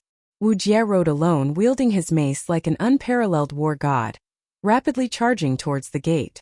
It's Wu Jie. What does he want to do? On the city gate tower, Lu Xianda quickly noticed Wu Jie charging out of the Turkic army, and was somewhat surprised and puzzled. Standing next to him, Fang Gongting took a closer look and suddenly paled. He wants to break the gate quick. Everyone quickly fire arrows in that direction. The Dragon Gate Pass was different from the Yinmen Pass. The walls here were much wider, with a width of nearly 300 feet. It was more than enough to accommodate 1,000 or 2,000 archers standing in 2 rows. Under Lu Xianda's command, the first batch of archers on the gate tower changed their target, shooting in Wu Jie's direction. Afterwards, the first row of archers crouched down to reload their arrows, while the second row of archers continued to shoot in Wu Jie's direction. Xiu xiu xiu. A sky full of arrows rained down on Wu Jie, but Wu Jie showed no fear. He didn't slow down his horse at all. With one hand holding the reins and the other holding the mace, he waved it in front of him. The powerful true qi in his body spread out through the mace, quickly forming a true qi cover in front of him. All the arrows that came within 3 feet of him were all sent flying. In this way, the Turkic soldiers around Wu Jie were completely out of luck. Wu Jie could block the sky full of arrows, but they couldn't. After 3 volleys of arrows, there wasn't a single Turkic soldier standing next to Wu Jie. Of course, this wasn't necessarily a bad thing for Wu Jie, because this meant that there was no one in front of him to block his path. Thus, his warhorse once again sped up, leaving behind no one in the dust. 50 zhang, 40 zhang, 30 zhang, 20 zhang. In the blink of an eye, Wu Jie was only 20 zhang away from the gate. On the city gate tower, Hong Wenqing and Fang Gongting saw Wu Jie's brave and invincible stance and couldn't help but feel a sense of powerlessness. Facing a martial grandmaster-level Turkic wolf cavalry as the vanguard, defending the city had become very difficult. They were already in a weak position, and with the addition of a martial grandmaster-level Wu Jie, they were even more powerless. This was somewhat similar to the word Xiang Yu had said when he committed suicide in the Wu River. Now that I am trapped here, the death of the heavens is not my fault. Not my fault. If the Dragon Gate really fell tonight, it wouldn't be because there was a problem with their command, but rather because Wu Jie's personal strength was too strong. One man could fight against 1,000 soldiers. On top of the city gate tower, the archers were frantically firing arrows in Wu Jie's direction, but none of them seemed to be of any use. The rain of arrows didn't seem to be able to harm Wu Jie in the slightest. When he was about 15 meters away from the city gate, Wu Jie slapped his horse's back and leapt off. Taking advantage of the super speed he had gained from riding his horse, Wu Jie kicked his horse's head with all his might, gaining another burst of speed. Grabbing his mace, he flew towards the city gate at an even faster speed. The warhorse was hit by Wu Jie's kick in the air and immediately let out a mournful whine, blood gushing out of its head as it collapsed to the ground. At this moment Wu Jie was still in the air, swinging his mace to block the incoming arrows while secretly accumulating his strength. Once he reached the gate, he would use his strongest attack and blow the gate open. At this moment, a young man climbed up the stairs from the side of the city gate tower. The soldiers who saw him were stunned at first, but quickly stepped forward to stop him. However, the young man didn't have time to explain and directly jumped up, stepping on the shoulders of the soldiers, and quickly flew towards the edge of the city wall. After seeing Wu Jie rapidly approaching, the young man didn't hesitate. While in the air, he knocked an arrow and aimed at Wu Jie. Xiao xiao xiao. The youth shot out like a bolt of lightning, releasing 3 arrows in quick succession. Bolstered by the youth's true qi, the 3 arrows flew towards Wu Jie's chest and ribs in a triangular formation. The speed of the arrows was so fast that they actually created 3 sonic booms as they flew through the air. Wu Jie, who was flying towards the gate, suddenly felt a sense of crisis. Looking up, he saw 3 arrows flying towards him at an extraordinary speed. Danger! These 3 arrows had the ability to pierce through his true qi defense. Almost in an instant, Wu Jie made such a judgment in his heart. Thus, he quickly raised his mace and swung it in the direction of the 3 arrows. Ding ding ding! The 3 arrows collided with Wu Jie's mace one after another, but in the end, the 3 ants were unable to shake the elephant. Wu Jie wasn't injured by the young man's 3 arrows, but because he had to block the 3 arrows, his speed had slowed down a notch. However, he still had to break through the dragon gate tonight.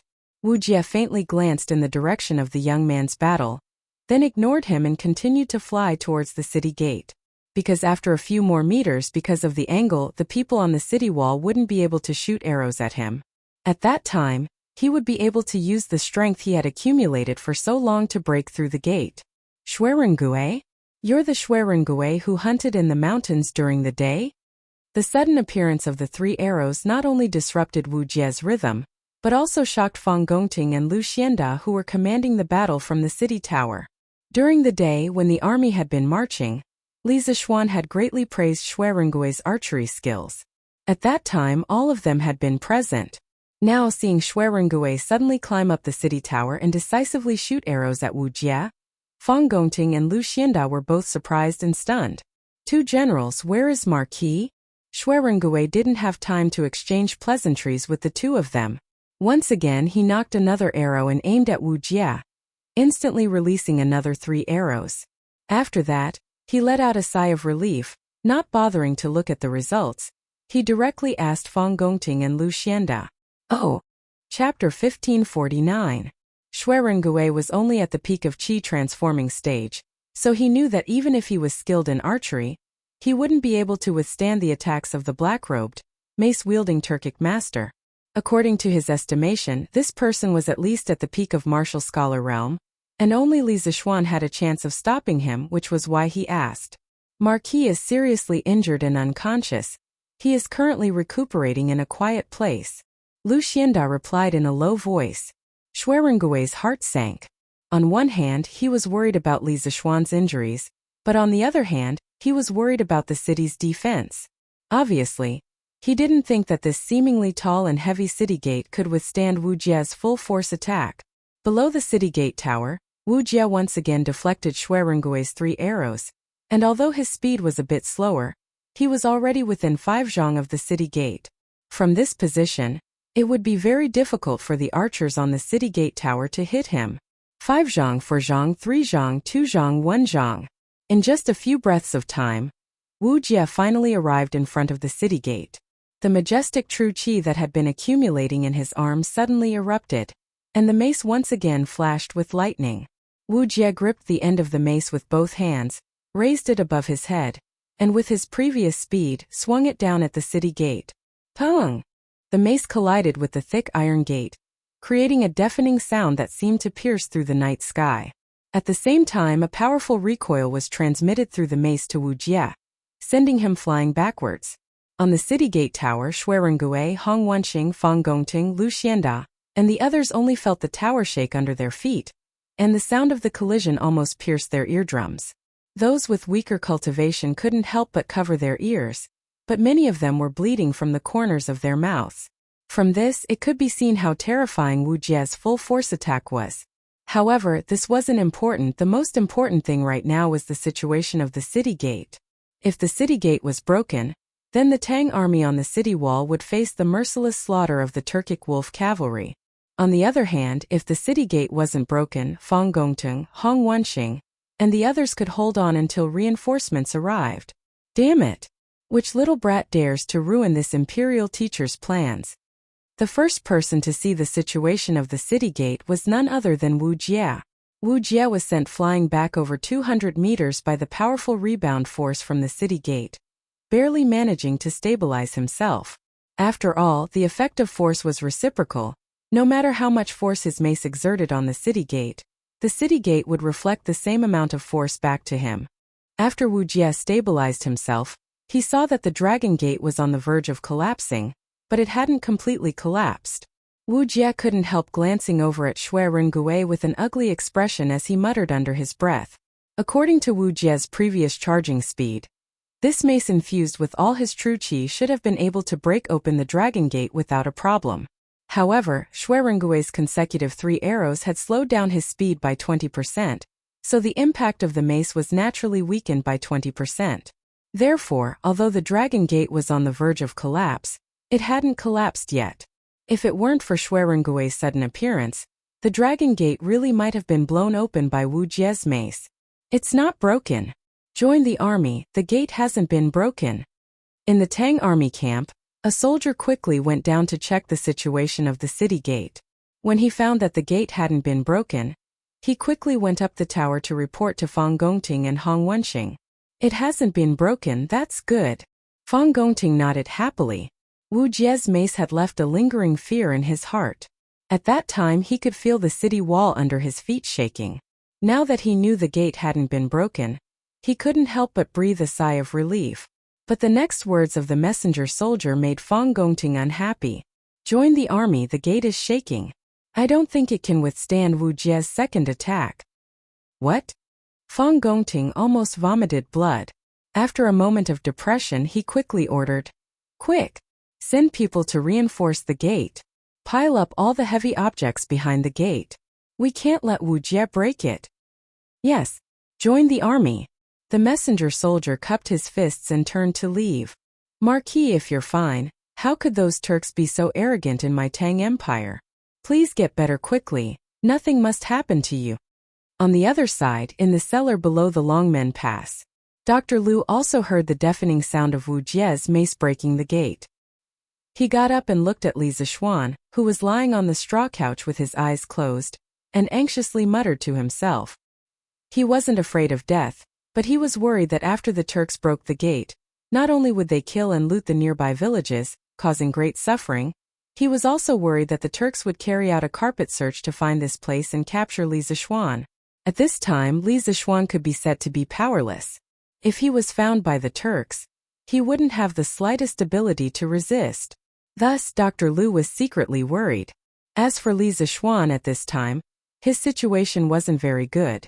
During the battle with Wu Jie, his body had undergone a strange change, and in a very short time, he had recovered 60% of his true qi. However, this was only the recovery of his true qi, and the injuries caused by Wu Jie's powerful lightning energy had not healed. Moreover, when he used the origin returning sword on Wu Jie, not only had he exhausted the little bit of true qi he had just recovered, he had also aggravated his internal injuries. Because of Wu Jie's powerful true qi, Yang Kai's internal organs had been displaced, and the residual lightning energy in his meridians had taken advantage of the opportunity to wreak havoc in his meridians, causing his current situation to become even worse. The strand of spiritual qi of heaven and earth in his body was no longer able to create a miracle. Instead, it had completely quieted down and did not move at all. However, Li Zishuan wasn't completely unconscious. He could hear the situation outside, but he couldn't open his eyes or mouth. He was like a living dead with only a little bit of consciousness left. Li Zishuan knew that the Turks were attacking the Dragon Gate, and he also knew that the Dragon Gate wouldn't be able to hold on for much longer. He knew all of this and he was very anxious in his heart, but he couldn't do anything. He used all of his strength, but he couldn't even move a finger, let alone open his eyes or get out of bed to fight. At this time, if only Sun Simiao was here. Because Old Sun was not only a divine doctor, but also had a pure Taoist qi in his body, which was extremely beneficial for healing his internal injuries. Not good. Wu Jie is coming again. On the city gate tower, Xuerengui's face changed, and he anxiously shouted. It was Wu Jie, who was below the city gate tower, who had mounted a war horse and was planning to use the same trick to attack the city gate again. Release the arrows. Quickly release the arrows. Prepare the rolling stones and logs. As soon as Wu Jie gets close to the city gate, push them down. Fang Gongting's face suddenly became extremely ugly. The Dragon Gate was already on the verge of collapse after Wu Jie's first attack. If Wu Jie knocked it down a second time, how could the gate withstand it? Yes, join the army. Wu Jie's bravery also made the soldiers on the city gate tower a little scared. But they were all soldiers, and they had an innate instinct to obey orders. Hearing Fang Gongting's order, everyone braced themselves, overcame the fear in their hearts, and rushed towards Wu Jie's direction, drawing their bows and launching another attack. Xuerengui also didn't stay idle. He once again raised the big iron bow in his hand, knocked an arrow, and directly pulled the bowstring. With a xiao sound, an arrow whistled through the air and flew towards Wu Jie. Xuerengui didn't stop, and continued to knocking the bowstring, drawing the bow, and shooting. All of these movements were done in one breath, and only after shooting 3 arrows in succession did he stop for a moment and take a deep breath. Although these 3 arrows seemed easy to shoot, only he knew how much true chi it took for a chi transformation junior like him to shoot these 3 arrows. He felt that he could shoot 3 more arrows at most before exhausting his true chi. Below the city gate tower, Wu Jie easily used his mace to deflect Xuerengui's 3 arrows, and although his speed was a little slower, he was only 10 meters away from the city gate. From this position, if he took another 2 steps forward, the people on the city gate tower wouldn't be able to shoot him. Xuerengui took a deep breath and leaped onto the wall of the city gate tower. His body was slightly tilted towards the outside of the city, and it looked like he would fall off the city gate tower at any moment. Fang Gongting and the prefecture soldiers on the city gate tower saw this and their hearts were in their throats. They were afraid that Xuerengui would lose his balance and fall off. If he fell, no one would be able to save him. It would be like a sheep walking into a tiger's den. Xuerengui calmed his mind, and after adjusting his body's center of gravity, he knocked an arrow on his bow and concentrated his true chi into his palm. Unlike before, this time he was going to shoot 3 arrows at the same time. His eyes stared unblinkingly at the rapidly flying Wu Jie. At the same time, he had already calculated in his mind where Wu Jie would be when the arrow reached him. Xuerengui had condensed all of his essence, energy, and spirit into these 3 arrows. They were also the 3 strongest arrows he had ever shot in his life. Xiao xiao xiao. Just as the big iron bow was fully drawn, Xuerengui finally released the bowstring, and the 3 arrows shot out like streaks of light, arriving in front of Wu Jie in the blink of an eye. At this time, if Wu Jie were to rely on his hearing to block Xuerengui's 3 arrows, he would definitely be hit, because Xuerengui's 3 arrows had already surpassed the speed of sound, and by the time Wu Jie heard the sound, the arrows had already reached his body. However, Wu Jie was a martial grandmaster, and his perception of danger was far more sensitive than ordinary people. When the 3 arrows left the bowstring, Wu Jie had already felt a sense of crisis, so by the time the arrows arrived in front of him, Wu Jie had already raised his mace to block Xuerengui's 3 arrows. Ding ding ding. Another 3 arrows struck the mace, but unlike before, in order to block Xuerengui's 3 arrows, Wu Jie's speed had decreased by 20%. However, for the city gate that was on the verge of collapse, this speed was more than enough. When the time comes, I'll capture that annoying little guy on the city wall and bring him back to the Turks. Wu Jie secretly thought to himself. Sneaking into Great Tang this time had given him a big shock. He hadn't expected there to be so many experts in the Central Plains, especially the younger generation of Great Tang such as Dugu Xian, Dugu Fang, Yuchi Baolin, Li Zishuan, Xuerengui, and many others. The dynasties of the Central Plains were full of talents, and the Turks were far from being able to compare. Although Wu Jie thought this strangely, he didn't feel the slightest bit of sadness or worry. This was truly not in line with his status as the Turkic imperial teacher. All soldiers, hear my order. Once the city gate is broken, immediately charge in. Seeing Wu Jie's invincible bravery, Ashina sure was overjoyed. At this time, He pulled out the scimitar at his waist and loudly shouted, "Yes!" The morale of the Turkic army soared, and they all shouted in response. On the other hand, the Tang army. "Generals, please order all soldiers to go down and meet the enemy. This Shui has done his best." Shui Rengui's face was pale as he retreated from the city wall, and spoke to Fang Gongting and Hong Wenxing with a heavy expression. Everyone understood what he meant, and they all knew that Longmen Pass would not be able to withstand Wu Jie's second attack. Fang Gongting's expression was grave as he loudly shouted, "All soldiers, hear my order. Go down the city wall and fight to the death with the Turks. Tonight we swear to defend Longmen Pass to the death. Fight to the death. Defend Longmen Pass to the death. Fight to the death. Defend Longmen Pass to the death." The Tang army on the city wall began to move, and a solemn atmosphere quickly filled the entire Longmen Pass. The Tang people loved to fight, and they were not afraid of battle. In order to protect their home, they were willing to give up everything. On the other side, Wu Jie's mace was already within 5 zhang of the city gate. In the blink of an eye, he would be able to hit the city gate again. Dogs really can't change their habits. Have you all forgotten the boulder at the edge of the Yin Mountain? But at this moment, an unusually loud and angry roar suddenly came from the night sky. Immediately after, a long sword with a cold gleam rapidly spiraled down from the sky, heading straight for Wu Jie's next position. Hu. The cold gleam of the long sword whistled through the air, and in the blink of an eye, it arrived in front of Wu Jie. The bone-chilling cold and powerful true qi coming from the long sword caused Wu Jie's expression to change. He didn't dare to recklessly receive this sword. Retreat. Wu Jie quickly fell down, using his mace to stop himself from moving forward, and then directly retreated. That long sword, on the other hand, had directly sunk 1 foot into the ground. The surrounding corpses, grass, and rocks were all blown away. The area within a radius of 3 feet around the longsword had turned into an empty space that couldn't be any cleaner. Subsequently, a young man with long hair, dressed in a white robe, and carrying a sword case on his back lightly descended from the sky, and he just so happened to land within a radius of 1 meter. His posture was elegant, but his aura was extremely cold and arrogant. Chapter 1550. The bright moon of the Qin and Han dynasties had yet to return from their long march. But with Long Changfei here, no who would be allowed to cross the Yin Mountain.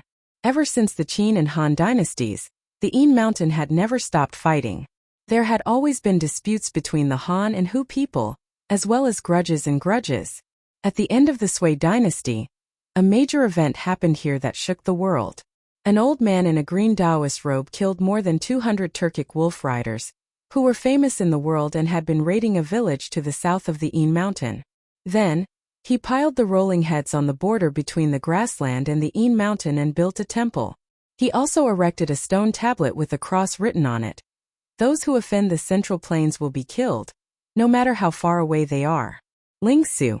Spiritual Master Ling Su's terrifying battle prowess was undoubtedly a great psychological deterrent to the Turks. Although the Turks had a large army, no one could guarantee that they would never be left alone.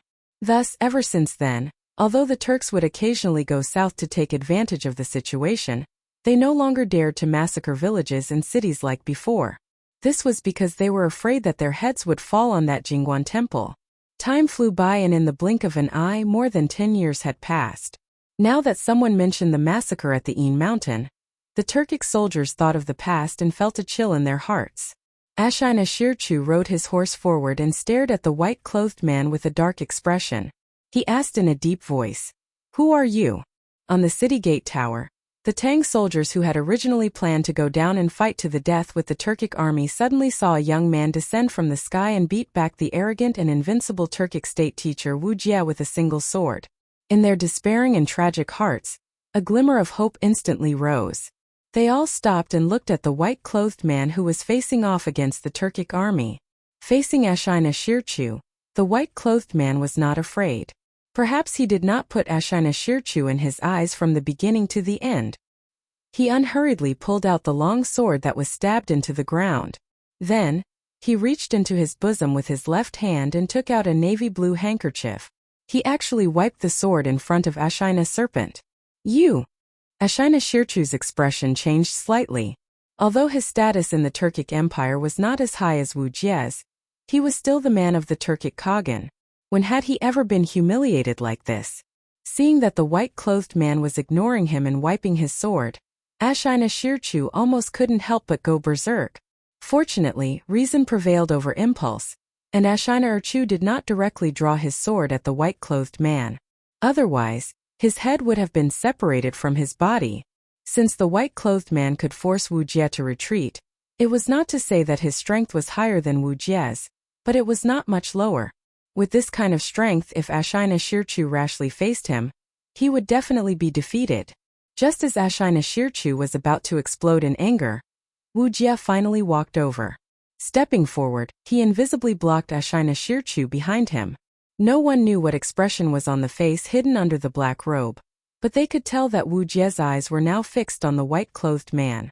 After staring at him for a long time, the white-clothed man finally wiped the dirt off his sword. The long sword reflected the moonlight and gave off a cold light, faintly giving people the illusion that the moonlight was like water, and so was the sword. Seeing the white-clothed man put away the handkerchief, Wu Jie finally spoke, his voice hoarse. "Not yet a great grandmaster, you are inferior to me." Having his cultivation seen through by Wu Jie at a glance, the white-clothed man did not show the slightest surprise on his face. Instead, a meaningful smile appeared on his face. "So what? Who is strong and who is weak, who wins and who loses, we will know once we fight." His voice carried a trace of coldness and arrogance, but it was also full of magnetism. If any of the modern star-chasing girls were here at this moment, they would probably be screaming madly, "Let's fight and we will know." Even if he knew that his cultivation was not as good as Wu Jie's, the white-clothed man was not afraid to fight, and from his words one could even hear a faint trace of excitement, as if he couldn't wait to fight Wu Jie. His tone was relaxed and indifferent, his posture confident and relaxed. The white-clothed man was like a celestial being from the heavens, confident and proud, able to block soldiers, block water, whatever the world threw at him. He feared nothing. "This imperial tutor has never fought with nameless people. Who are you?" Being provoked by the white-clothed man like this, Wu Jie was a little annoyed. He was also a very proud person. How could he allow others to act so wildly above his head? Although he knew that his true qi was only at 50 to 60% of his peak state, he still had to stand, and he believed that he could defeat this arrogant junior in front of him. "Humph. If you want to fight, then let's fight." The dignified imperial tutor actually dares to speak so much nonsense. The white-clothed man waved his sword in his right hand, then proudly looked at Wu Jie and said, "The one who injured you today is Dragon Tiger Mountain Xianqing." Dragon Tiger Mountain Xianqing. These 5 short words were spoken sonorously, and although his voice was not loud, it reached everyone's ears. Xianqing. It's Dragon Tiger Mountain's Taoist Xianqing. On the city gate tower, Shui Rengui, Fang Gongting, Hong Wenxing, and the others all stared in shock, their faces filled with disbelief, but this was quickly followed by ecstasy. Hearing this, Wu Jie remained silent, not showing any exaggerated reaction. On the other hand, Ashina Shirchu couldn't help taking 2 steps back after hearing the white-clothed man's identity. "You're from Longhu Mountain? What is your relationship with Ling Su?" When the white-clothed man appeared, he said, "Have you all forgotten the stone tablet at the foot of Yin Mountain?" Now that he said he came from Mount Longhu, Ashina Shirchu subconsciously thought of spiritual master Ling Su, who had already passed away. "Ha! You still remember my senior brother. Since that is the case, why did you invade the Central Plains again today? Do you want to be buried here?" This time, the white-clothed man did not ignore Ashina Shirchu, but looked at him lightly, then sneered. "Senior brother? You are Ling Su's junior brother?" Ashina Shirchu was stunned. Shui Rengui, Fang Gongting, and the others had heard of Xianqing's name, but as a Turkic, Ashina Shirchu had never heard of it before. Now that he heard that Xianqing was Ling Su's junior brother, how could he not be surprised? Good. Back then, this master had no chance to fight with Ling Su, but today I will see how much skill his junior brother has. Wu Jie now thoroughly understood the white-clothed man's identity and couldn't help laughing. Originally, it was supposed to be a hearty laugh, but because Wu Jie's voice was hoarse, it made everyone who heard it feel a chill run down their spines. "Thunder Overlord Mace. Without waiting for Qianqing to respond, Wu Jie leapt into the air, raised his mace with both hands, and smashed it down towards Qianqing's head. 9 Taishan swords. First form, ride the wind. Riding the wind to the 9 heavens. Facing Wu Jie's overbearing strike, Qianqing didn't show the slightest fear, raising his sword and leaping into the air. At the same time, an extremely pure sword intent burst out from his body, causing the soldiers closest to Qianqing to feel like their minds were filled with images of blades and swords. Both were 9 Taishan swords, and both were the first form of the 9 Taishan swords, but Qianqing's Ride the Wind, whether in terms of power or momentum, was far stronger than Li Zishuan's. This was the real 9 Taishan swords. Qianqing wielded his sword and pointed it straight at Wu Jie. The two of them soon met in midair, sword and mace colliding with each other, emitting a resounding metallic clang. This was just the beginning of their fight, both of them pouring their true qi into their weapons and knocking each other back. Wu Jie was forced back 3 steps, while Qianqing was forced back 5 steps. It was obvious that the gap between Qianqing, who had yet to reach the martial grandmaster realm, and Wu Jie wasn't very big. This scene in the eyes of Shui Rengui, Fang Gongting and the others were naturally overjoyed. After all, a man's name was like a tree's shadow, and in everyone's eyes, Wu Jie was an insurmountable mountain. Now that Qianqing was only slightly at a disadvantage against Wu Jie, in the eyes of Shui Rengui and the others, this was already very amazing. However, Qianqing seemed to be somewhat dissatisfied with this result, frowning slightly, and then changing the direction of his sword, he actually took the initiative to attack Wu Jie. 9 Taishan swords. Second form, Graceful Grace. Graceful Grace, Soaring Dragon. Carrying the lingering power of the first sword, riding the wind, Qianqing's sword moved even faster, the sword qi attached to it bursting out. Everyone below, whether it was the Turkic army or the Tang army, at this moment, all felt as if a dragon was soaring through the sky, baring its fangs and claws as it rushed towards Wu Jie. The momentum was vast, and the sword qi was overwhelming. Wu Jie's face paled slightly, and with a loud shout, the mace in his hand suddenly began to glow with lightning, and he raised it again to meet the incoming attack. Pong! The two weapons collided, and another loud bang rang out. This time Wu Jie was forced back 4 steps, and Qianqing was also forced back 4 steps. Qianqing felt a numbness in his palm, and the strange power of thunder and lightning was about to enter his meridians. He snorted and quickly used his genuine qi to dissolve the power of thunder and lightning. Then, without pausing for a moment, he followed up with the third form of 9 Taishan swords, Snow Treading. Snow treading without a trace, swift as a swallow. Qianqing was very clear on where the 9 Taishan sword's strength lay, so he would not give Wu Jie a chance to breathe, nor would he give himself a chance to breathe. He wanted to use the first 8 swords of the 9 Taishan swords in one go, wanting to use the superimposed power of the 9 Taishan swords to completely defeat Wu Jie in his weakened state. Wu Jie continued to wave his mace to block Qianqing's unexpected sword moves, but Qianqing changed his move again. 9 Taishan swords. Fourth form, Wavebreaker. Wavebreaker, Tyrannical Sea, Thunderous Fury. 9 Taishan swords. Fifth form, Parting Dust. One sword, Desolate and Cold.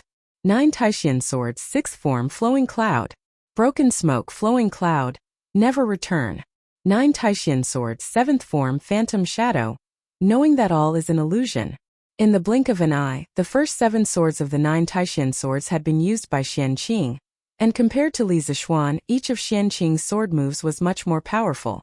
As a result, when the phantom shadow of the 7th form appeared, Wu Jie was suddenly surrounded by 16 sword-wielding Qianqing swords.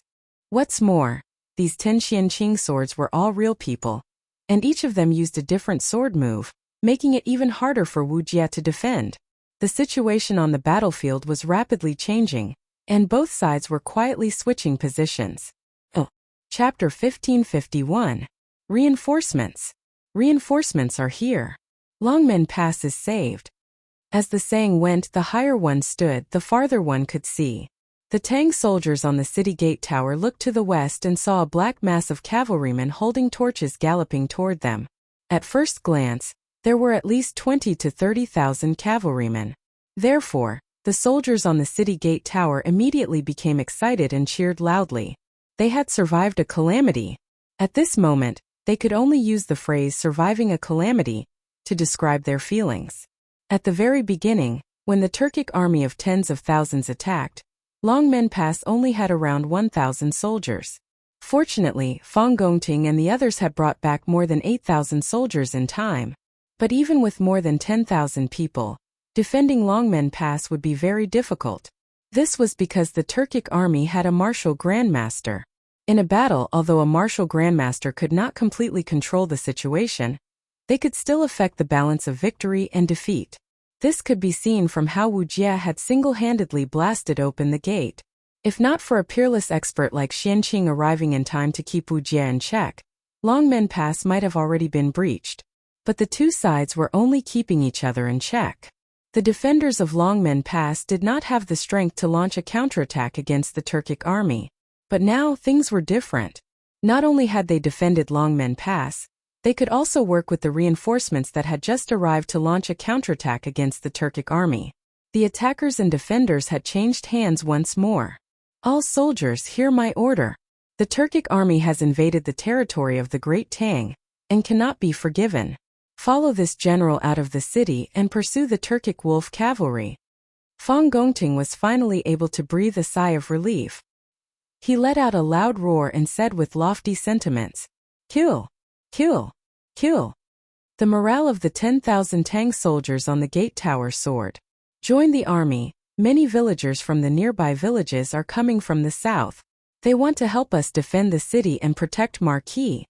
At this moment, a soldier hurriedly walked over and cupped his fist to Fong Gongting. Villagers? Fong Gongting raised an eyebrow in surprise. Hong Wenqing chuckled and said, "Haha, it seems like Marquis is also very popular in Jiangzhou." But now that reinforcements had arrived, there was no need to let these civilians get involved to avoid unnecessary casualties.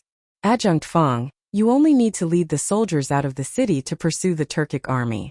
This official will pacify the common people in your place. Yes, I'll have to trouble Provincial Governor Hong then. Fong Gongting also understood that Hong Wenqing's words were reasonable. He cupped his fists and replied. With that, he turned around and roared, "Generals, listen to my order. Go out of the city and pursue." Here. The army roared in agreement. Soon after, under the command of Fong Gongting, the 10,000 soldiers quickly descended from the gate tower. With a creak, the gate that Wu Jie had tried his best to smash open was opened from the inside by the Tang army. However, the Turkic army no longer cared about the gate, because they had already begun to flee. Who is the main general of the Dragon Gate army? The army in the Longmen Pass rushed out. At this moment, a soldier rushed out from the reinforcement team in the west and shouted at them. "I am Fong Gongting from Bing Province, temporarily in charge of the defense of Longmen Pass. May I ask which province you are from?" This Fong is very grateful. Fong Gongting commanded the army to pursue the Turkic army as he reined in his warhorse and cupped his fists politely to the soldier. The soldier quickly cupped his fists and replied, "Adjunct Fong, we are from Qizhou. Please come forward. Our provincial governor has something to ask you." "Qizhou, these reinforcements are from Qizhou." Fong Gongting could not help but be shocked. However, when he thought about it again, he was somewhat relieved. Qizhou was located in the west of Jiang Province, while Longmen Pass was located on the west side of Jiang Province. The two were only separated by Pu Province, which was very close. If Qizhou could receive the news this morning and send troops as soon as possible, it was entirely possible for them to arrive at Longmen County within a few hours. However, Fong Gongting could not help but wonder why the provincial governor of Qizhou was in such a hurry to rescue Longmen Pass. This was not him being cheap, nor was he being pretentious. Under normal circumstances, the provincial governor of a province absolutely could not easily bring the troops of his own province to other provinces. If he brought them out without permission, then he would be taking a huge risk. If he was accused of leading the troops to rebel, then he would be completely done for. Therefore, there was a process of weighing the pros and cons. The Qizhou troops had rushed over so quickly, even faster than Pu Province, which was closer to Longmen Pass. This meant that after the provincial governor of Qizhou received the news that Yanmen Pass was breached and Longmen Pass was besieged, he did not hesitate and directly led the army all the way here. This made Fong Gongting very confused. As they were talking, a handsome young man wearing a scholarly robe rode over from the reinforcements. This must be the provincial governor of Chizhou. Fang Gongting was secretly shocked. This person looked very young, but he did not show it on his face. He quickly went forward and cupped his fists. This General Fang Gongting greets the provincial governor. Wang Renbiao's face was a little pale. He covered his mouth with his right hand and coughed softly. Leng Yuyao, who was beside him, quickly said worriedly, "Young master, your body?" "I'm fine." Wang Renbiao waved his hand and welcomed Fang Gongting. "Adjunct Fang, you don't have to be so polite. All of you have defended Longmen Pass and prevented the people from being plunged into misery and suffering. All of you are the heroes of Great Tang." Fang Gongting cupped his fists and said, "Provincial governor is too polite. Guarding Longmen Pass is my duty. I dare not be greedy." Wang Renbiao nodded and asked, "I heard that the Marquis of Yong'an is also at Longmen Pass. Where is he now?" "That's right." The reason why Wang Renbiao personally led the army to reinforce Li Zishuan was mainly because of Li Zishuan. Li Zishuan treated him as a close friend, and he had always treated Li Zishuan as a brother. How could he stand by and do nothing when his brother was in trouble? Compared to this, everything else was secondary. Even if Li Er removed him from his position because he led the army out of Chizhou without permission, Wang Renbiao had no regrets. Fang Gongting's face darkened. Marquis was heavily injured when he fought with the Turkic state preceptor. He is currently recuperating in Longmen Pass. What? Shaoxian is heavily injured? Hearing this, Wang Renbiao couldn't help but exclaim. He couldn't care less about hiding his emotions as he hurriedly asked, "Is his injury serious? Did any doctor treat him?" Hearing Wang Renbiao call Li Zishuan by his name, Fang Gongting was a little confused. Logically speaking, the provincial governor of a province was lower in rank than the marquis. Even if they were of the same rank, there were very few people who would call each other by their names. In addition, although Fang Gongting might have heard of Wang Renbiao, the eldest son of the Wang family, he didn't know that Wang Renbiao was the provincial governor of Chizhou. After all, Wang Renbiao hadn't been in office for long and Fang Gongting had always been in Bing province. He didn't know much about the situation in Chizhou. Although he had hundreds of questions in his heart, Fang Gongting still replied, "Marquis is heavily injured and is currently unconscious. We have already invited the best doctor in Longmen County to treat Marquis. However, Marquis is suffering from internal injuries so the doctor can't do anything about Xiaoshuan's injury?" At this moment, a magnetic and cold voice suddenly sounded behind Fang Gongting. He turned around and hurriedly said respectfully, "Reporting to Taoist Master Xianqing, the famous doctor in Longmen County can't do anything about Marquis' internal injuries." Xianqing was Taoist Master Spirit Void's junior brother, and Li Zishuan's junior martial uncle. With this relationship, Fang Gongting believed that Xianqing would definitely not stand by and do nothing. Thinking of this, a glimmer of hope rose in Fang Gongting's eyes. Perhaps Xianqing could really cure Li Zishuan's injury? Taoist Master Xianqing? Wang Renbiao exclaimed in surprise. Then he seemed to remember something and couldn't help but change his expression. He looked at Fang Gongting and ordered, "Adjutant Fang, this official came with 30,000 light cavalry. Now this official will hand them all over to you.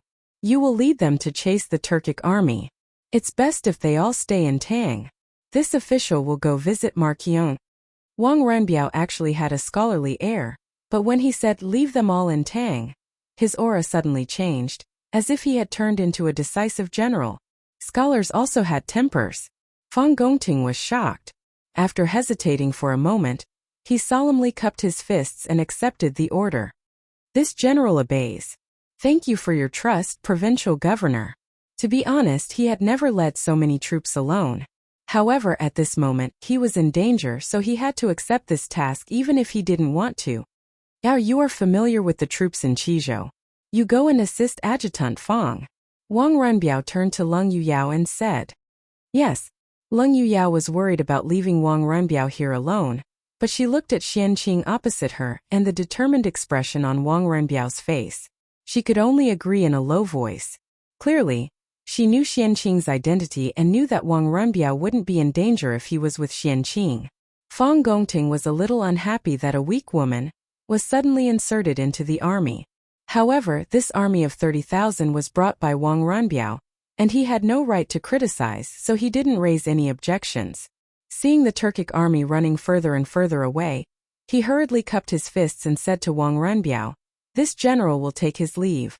I will chase after the Turkic army." Okay. Wang Runbiao nodded. Lung Yuyao and Fang Gongting led the two armies and chased after the Turkic army. Bang! Bang! Bang! Just as Wang Runbiao and Xian Qing arrived at Longmen Pass, the sound of galloping horses could be heard on the official road. "Second brother, look. The gates of Longmen Pass are open. Could it be that the Turkic army has broken through?" At the front of the army, a bearded man pointed at the open gates of Longmen Pass and asked anxiously. This man was Chang'an. Qinxiong's eyes narrowed as he looked over. After a while he shook his head and said, "It doesn't look like it. If the Turkic army has really broken through, they should be killing and looting the nearby villages. However, we haven't seen a single Turkic army along the way. This means that Longmen Pass hasn't been broken through yet. Then why is the city gate open?" Chang Yaojin's mind was filled with question marks as he couldn't understand. Maybe the Turkic army has been chased away, and the defending army of Longmen Pass went out of the city to chase after them? Yuqi Jingda said without any reason, but no one would believe him at this moment. The army quickly arrived at the city gate. Wang Runbiao was already waiting at the gate. Standing beside him was Xianqing and Jiang Province's provincial governor, Hong Wenxing, who had just sent all the enthusiastic villagers home. It's the kid from the Wang family of Taiyuan. Chang Yaojin rode his horse to the city gate. After seeing Wang Runbiao, he said with a surprised expression, "Runbiao, why are you here? Oh, I remember now. You are now the provincial governor of Qizhou. Are you here to rescue Longmen Pass as well?" Qinxiong and Yuqi Jingda also looked at Wang Runbiao suspiciously. After all, he was the only familiar person here. Wang Runbiao stepped forward and cupped his hands. "Greetings to the three high dukes. I am indeed here to rescue Longmen Pass. The Turkic army has just left, and the army of Bing province in Qizhou is desperately chasing after them. If the three high dukes want to chase after them, you should be able to catch up." Wang Runbiao knew the purpose of Qinxiong and the rest leading the army to Longmen Pass, so he spoke concisely. Hearing this, Qinxiong, Chang Yaojin, and Yuqi Jingda were all shocked. Chang Yaojin couldn't help but say, "Damn it, the Turkic army is so cowardly. I just brought people to chase after them and they ran away. No, we have to chase after them." Qinxiong nodded and didn't bother to chat with Wang Runbiao and the rest. He waved his hand and said, "Generals, listen up. Chase after them." Chapter 1552. For the sake of Li Zishuan's safety, Lu Xianda had moved him to the cellar under Longmen Pass. Only a few people knew about this. When Hong Wenxing and Fang Gongting returned and heard Lu Xianda say that Li Zishuan had been moved to a quiet place to recuperate, they did not ask further. At that time, the soldiers were already at the gates and the situation was extremely critical. How could they have the time to get to the bottom of the matter? At this moment, Lu Xianda had already followed Fang Gongting to chase after the Turkic army. Fortunately, Lu Xianda's subordinate Bai Qi stayed behind. Under his lead, Xianqing, Wang Runbiao, and Hong Wenxing came to a cellar on the west side of Longmen Pass. At the entrance they could see a faint light. When they walked in, they saw Li Zishuan lying motionlessly on a straw couch with his eyes closed. Next to the straw couch was a white-bearded old man who was anxiously taking Li Zishuan's pulse. Xiaoxian. Since they'd known each other, Li Zishuan had always had an appearance of having everything under his control. When had he ever been so dispirited and in such a sorry state? At this moment, seeing Li Zishuan like this, Wang Runbiao's heart sank. He hurriedly walked towards the straw couch and called out worriedly. Xianqing frowned and followed him. Seeing that someone had come in and that the other party was not a Turkic, Dr. Lu finally heaved a sigh of relief. However, these people had noble temperaments and he did not recognize them, other than Bai Qi. He did not dare to be rude and quickly stood to the side. Bai Qi stepped forward and introduced softly, "Physician Lu, this is the provincial governor of Qizhou. This is the Marquis Junior Marshal Uncle, Daoist Xianqing. This is the provincial governor of Hong Province. Now that the Turkic army has escaped, Longmen Pass is saved. Good, good, good. Hearing this, Dr. Lu could not help but be excited. He then bowed and said, "This old man Lu Mingfeng greets the two provincial governors and Taoist Xian Qing." Hong Wenqing personally stepped forward and helped Lu Mingfeng up before saying, "Dr. Lu, there's no need to be so courteous. This official has already heard from Bai Qi that you ignored the danger and insisted on staying behind to take care of the Marquis of Yong'an. This official thanks you on behalf of Marquis Yong." Lu Mingfeng was flattered and said, "I don't dare. I don't deserve your thanks. I'm ashamed to say that I'm not skilled enough to wake up the Marquis. I'm ashamed. Xiaoshuan's injuries are internal. You are more or less able to stabilize his injuries." Xianqing's finally spoke. "But your acupuncture method." Xianqing, who was standing at the side, finally spoke. As he spoke, he walked towards the straw couch. Halfway there, he suddenly frowned and said, "The environment here is damp and airtight. It is not good for healing. Move Xiaoxian out first and then I will treat him." When Hong Wenqing heard that Xianqing wanted to treat Li Zishuan's injuries, and did not say that Li Zishuan's injuries could not be treated, he immediately knew what to do. He quickly ordered, "Bai Qi, quickly bring people to move Marquis to the turret." "Yes." Bai Qi responded and immediately turned to call for people upstairs.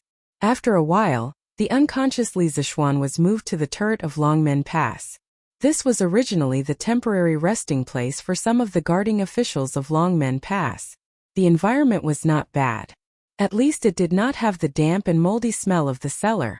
Xianqing finally nodded and said, "Provincial governors, both of you can go out first.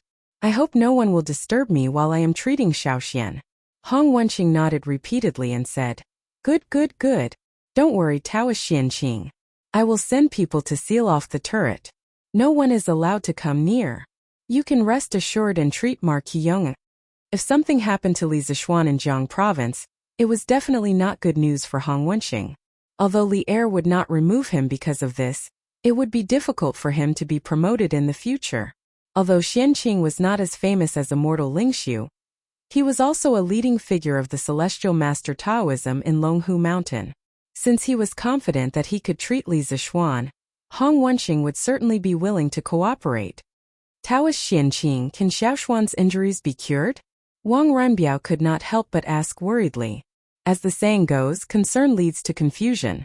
Hong Wenqing could see that Xianqing was confident in curing Li Zishuan's injuries, but Wang Renbiao could not. Or rather, Wang Renbiao could only be completely relieved after hearing Xianqing's personal guarantee. Xianqing turned his head to look at Wang Renbiao, then said indifferently, "I will do my best. It should be fine." Wang Renbiao heard this and could not help but heave a sigh of relief. Then he cupped his hands and said solemnly, "Then I will leave it to you, Taoist Xianqing. I'll be waiting outside the house. If you need anything, just call me." Xianqing nodded and said lightly, Seeing this, Wang Renbiao, Hong Wenqing, and the others cupped their hands and retreated outside the house.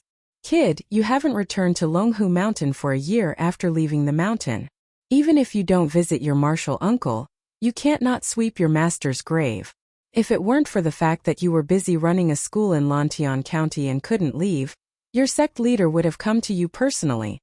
After Wang Renbiao and the others left, only Li Zishuan and Xianqing were left in the house. Xianqing's cold face suddenly became a little soft. The high and mighty immortal in the heavens had now become a gentle and elegant elder. He looked at Li Zishuan, who was lying on the bed, and could not help but sigh with emotion. "It's martial uncle? Why did he leave the mountain?" Although Li Zishuan couldn't move, his consciousness had always been clear. At this moment, he finally remembered the true identity of Taoist Xianqing. Wasn't he the martial uncle of his predecessor? Soon the memories of Xianqing flashed quickly in his mind like a movie. The fragmented memories finally formed a complete and vivid Xianqing's memory body. In his impression, martial uncle was a person who was cold on the outside but warm on the inside. He cherished his words like gold. If he could use his hands, he would never use his mouth. In addition, martial uncle was also a martial arts fanatic. He was obsessed with swordsmanship all his life. In the Celestial Master sect of Longhu Mountain, martial uncle's swordsmanship was the highest and his sword intent was the purest. Spiritual Master Spirit Su once said that the next great grandmaster of Longhu Mountain must be Xian Qing. Take the 9 Taishan swords as an example. When Li Zixuan's predecessor left Longhu Mountain last year, Xian Qing could already master the first 8 swords of the 9 Taishan swords. He could even barely use half of the 9th sword, Rushing Thunder. Among the Celestial Master Sect members who had lost Spiritual Master Spirit Su, Xian Qing's personal combat strength was undeniably the best. Even the sect leader Feng Lingzi couldn't compare with him. In Li Zixuan's memory, there was another interesting thing. The 2 words Xian Qing were Martial Uncle's real name and also his Taoist name. Although Martial Uncle's surname was Xian, he was a genuine Han Chinese. It was said that during the Western Zhou dynasty, there was a Xian kingdom located in Guangshan County, Hunan Province. At the end of the spring and autumn period, Xian kingdom was annexed by the Chu kingdom. After the fall of the Xian kingdom, the nobles of Xian kingdom took the name of their former country and scattered everywhere.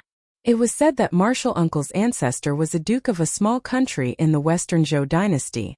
Therefore, in a sense, Martial Uncle could be considered a fallen royal family. Although Xian Qing's words were unpleasant, there was one thing that was incomparably correct. That was, no matter what, Li Zixuan shouldn't have not returned to Longhu Mountain for a year. After all, there was the grave of his master, Spiritual Master Spirit Su. Not to mention anything else, if it wasn't for Spiritual Master Spirit Su, his body might have died of illness 9 years ago. How could Li Zixuan have the opportunity to transmigrate to the Tang Empire? In any case, Li Zixuan should fulfill his responsibility as a disciple. Thinking of this, Li Zixuan couldn't help but feel a trace of shame in his heart. Just as Li Zixuan's thoughts were running wild, Xian Qing had already helped Li Zixuan up from the bed and sat him down cross-legged. Then Xian Qing took Li Zixuan's pulse. After feeling Li Zixuan's exhausted meridians and the lightning force that was still running amok in his meridians, Xian Qing couldn't help but deeply furrow his brow. What is the origin of this Wu Jia? His body actually contains the lightning force? Xian Qing couldn't help muttering. Previously, when Xian Qing fought with Wu Jia, who only had 50% of his strength, Xian Qing also suffered a big loss because of Wu Jia's strange lightning force. At this time, after perceiving that Li Zixuan's body also contained the lightning force, Xian Qing couldn't help but become more curious about Wu Jia's identity. Putting aside the doubts in his heart, Xian Qing sat cross-legged behind Li Zixuan. Then he put his hands on Li Zixuan's back and 2 pure Taoist qi instantly drilled into Li Zixuan's body. Those dried-up meridians suddenly became excited. What was even more bizarre was that the spiritual qi of heaven and earth in Li Zixuan's dantian that had been silent for a long time suddenly became alive. So the Taoist qi in Li Zixuan's body involuntarily began to absorb. The Taoist qi in Xian Qing's body involuntarily began to transfer into Li Zixuan's body. Xian Qing instantly realized that something was wrong. He opened his eyes in surprise and looked at Li Zixuan with eyes full of surprise. Generally speaking, people who were injured and unconscious were unconscious, let alone take the initiative to absorb other people's internal qi. Now Li Zixuan was not only seriously injured and unconscious, but his true qi was also close to exhaustion. He didn't have any spare energy to absorb Xian Qing's internal qi. Although there were hundreds of doubts and puzzles in his heart, Xian Qing didn't move his palms away and just let Li Zixuan absorb his true qi. He wanted to see how much water Li Zixuan's reservoir could hold.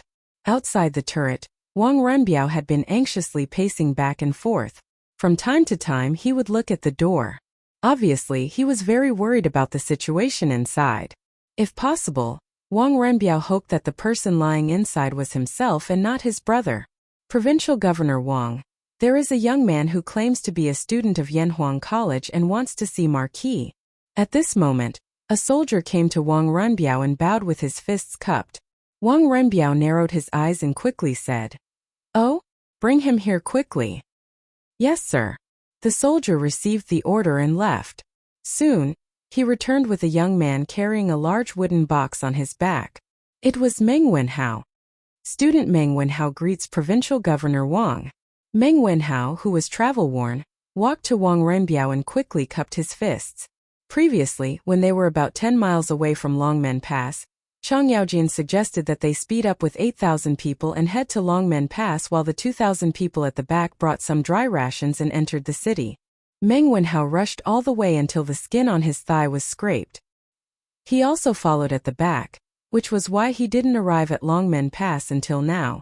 Wenhao, you don't have to be so polite. Wang Renbiao waved his hand and said. Meng Wenhao straightened up. After hesitating for a moment, he asked directly. I heard from the soldiers that Yamacho is seriously injured and unconscious. May I ask Provincial Governor Wang, where is Yamacho now and how is his condition? Wang Renbiao looked back at the turret and said softly, Little Xian is indeed seriously injured. However, Daoist Xian Qing from Mount Longhu is currently treating him. I think he should be fine. Chapter 1553. At around 2:45 in the morning, it was already late at night. The moon had already risen to the western sky, and while everyone was still asleep, it was still silently watching everything that was happening, including the massive battle taking place outside Yonghe Pass. The three armies from Longmen Pass had been madly pursuing the Turkic army, but none of them had been able to catch up. This was because Ashina Shirkuh had not only led his most elite cavalry in this invasion of the Great Tang, but each of them had been equipped with 2 warhorses. Thus, even though they were deserters, they had been able to escape faster than anyone else. In contrast, the soldiers brought by Qin Qiong, Fang Gongteng, and Leng Yuyao had either just finished a long journey or had just participated in a bitter battle to defend the city. At this time, their men and horses were exhausted, so it wasn't surprising that they couldn't catch up to the Turkic army. But even so, the Turks could not so easily escape from the Great Tang, because there were still soldiers from 4 provinces waiting for them. After passing through Madu Pass and Yonghe Pass, the fleeing Turkic army finally encountered the soldiers of Yunzhou, Yuzhou, Daizhou, and Shua province, who were preparing to reinforce Longmen Pass.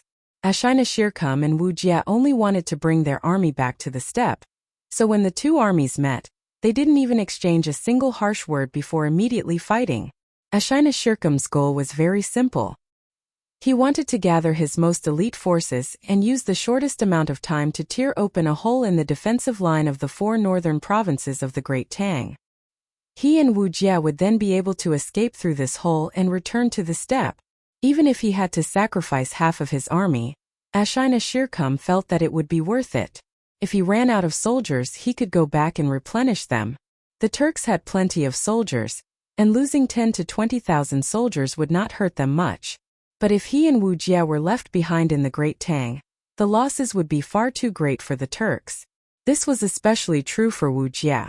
A grandmaster expert was a treasure to any country, and the Turks with Wu Jie were completely different from the Turks without him. This could be seen from the fact that Wu Jie had single-handedly stolen a large number of books from the academy. Although he had failed in the end, it was an indisputable fact that Wu Jie had single-handedly pinned down thousands, if not tens of thousands, of Great Tang soldiers. On the plains outside Yonghe Pass, an extremely gruesome battle quickly took place.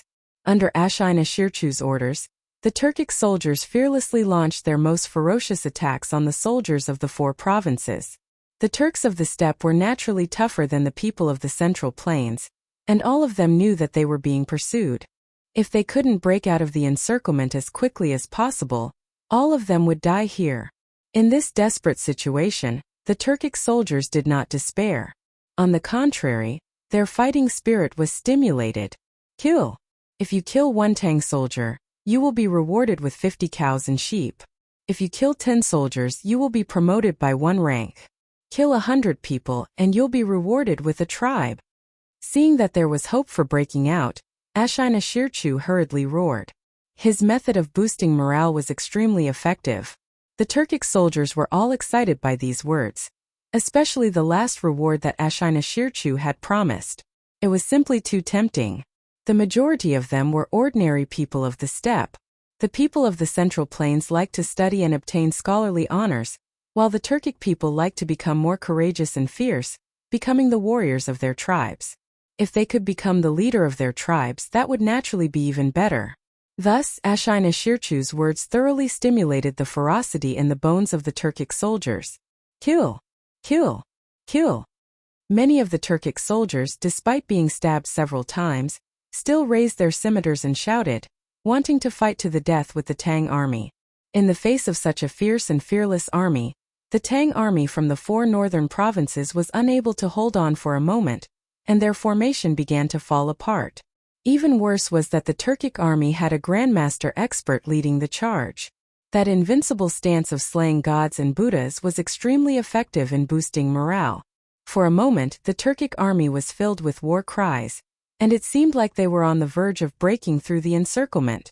Although Wu Jie only had 30 to 40% of his strength left, he was still not someone that the ordinary soldiers of the Tang army could contend against.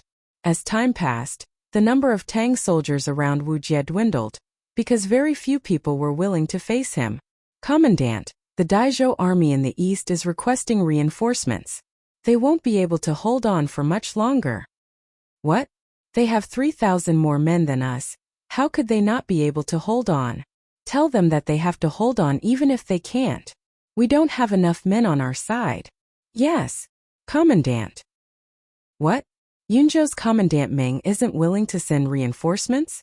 Commandant Huang, Commandant Meng said that they're under great pressure and can't send any men. Bullshit. What kind of pressure could they possibly be under? The Turkic state teacher is attacking our side. In my view, that Meng guy is worried that if the Turks escape, the responsibility will fall on his shoulders. Besides the fact that the Tang army's individual soldiers and commanders were inferior to the Turks, there was another fatal problem. The soldiers of the 4 provinces all had their own commanders, and most of them were fighting for themselves. No one had enough prestige to lead the soldiers of the 4 provinces. Thus, in terms of coordination, they were far inferior to the Turks. Moreover, the morale of the Turkic army was high, and the soldiers were like gods of war, all of them fearless in the face of death. For the soldiers of the 4 provinces to defend against Ashina Shi'er's fierce assault was much more difficult. Under Wu Jie's lead, the Daizhou army that had been waiting outside Yonghe Mountain Pass would soon be slaughtered by Wu Jie's army. Rumble! Bang bang bang! At this moment, several more armies appeared on the southern road. There were at least 30 to 40,000 of them, and they were rapidly approaching the battlefield. Jijia Jingda, each of you will lead an army to flank them from the left and right to prevent the Turkic army from escaping from the flanks. This old man will lead the rest of the army to attack from the front. Tonight, we will ensure that these invading Turks remain in the Great Tang. These soldiers had come from Longmen Pass. At this moment, Qin Xiong unsheathed his sword and pointed it at the Turkic army. Along the way, Qin Xiong had relied on his powerful prestige in the Tang army to quickly integrate the Qizhou soldiers brought by Wang Ranbiao and the Bing province soldiers led by Fang Gongteng. Thus, at this moment he was the one giving orders to everyone. Okay. Second brother Qin, be at ease. With this old Chang here, not a single Turkic soldier can escape from the east. It would be best if we could capture Wu Jie and avenge little Xian. Chang Yaojin loved war the most, and when he learned that Li Zixuan had been heavily injured by Wu Jie, old Chang became even more furious. He truly wished that he could fight Wu Jie so that he could avenge Li Zixuan. Yuqi Jingda also clasped his fists and said, "Okay.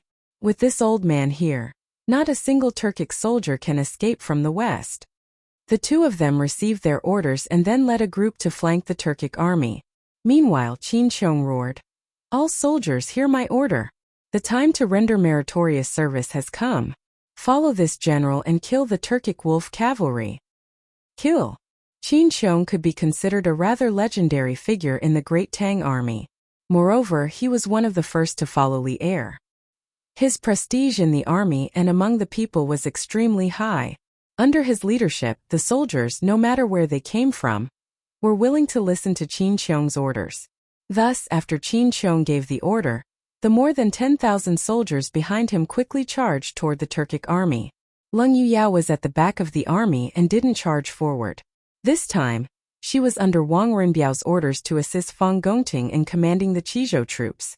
However, since Qin Xiong, Chang Yaojin, and Yuqi Jingda, these founding veterans, had brought people over, then there was naturally nothing for her to do now. This was because Qin Xiong, Chang Yaojin, and Yuqi Jingda, any one of them had the strength and prestige to control the 30,000 soldiers of Qizhou. Moreover, the development of the situation was more or less as she had expected. The 30,000 soldiers from Chizhou were orderly under Qin Qiong's command, as if they were his arms. This was the great positive effect that a commanding general with great prestige could bring to an army. Not good. The Tang army at Longmen Pass has caught up, and it seems that there is an additional army. No, it seems that Qin Qiong and Cheng Yaojin are here. Hearing the movement here, Ashina Er's expression changed. He quickly killed 2 Tang soldiers and rushed to Wu Jie's side. He shouted, "Imperial teacher, we must rush out as soon as possible." Qin Qiong and Cheng Yaojin seemed to have brought people over. Wu Jie's mace couldn't help but pause. After a moment he said in a hoarse voice, "Immediately gather all the troops and attack this place. Tear open an opening as soon as possible. Take as many as you can." "Yes, Imperial teacher," Ashina replied and then shouted, "All soldiers listen to my order.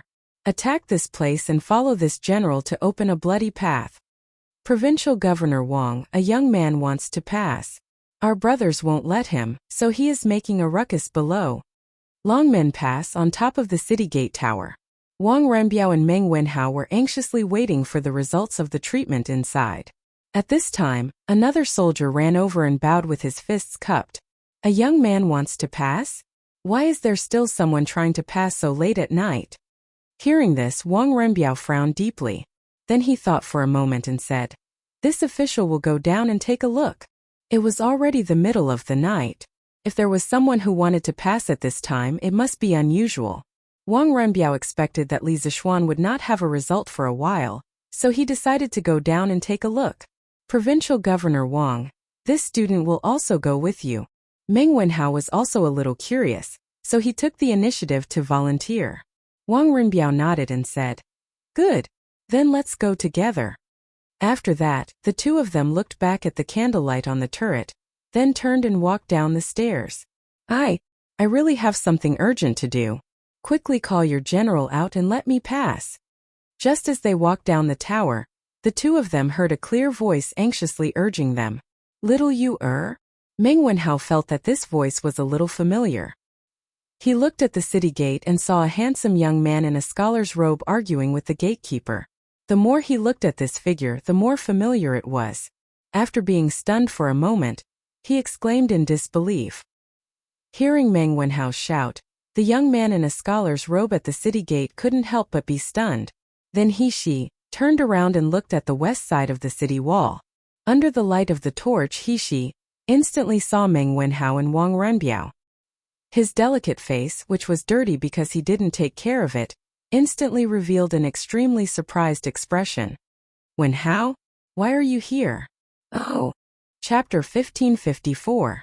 After hearing that Wu Jie had already left the Dragon Gate Pass, Little Fishy subconsciously felt a little disappointed. Along the way, it could be said that she, a weak woman, had to travel day and night, going through untold hardships just to ask Wu Jie about her parents' whereabouts. But when she finally arrived at the Dragon Gate Pass, she learned that the person she wanted to see had already left. How could she not be disappointed? But when she heard that Li Zixuan was seriously injured, she immediately panicked.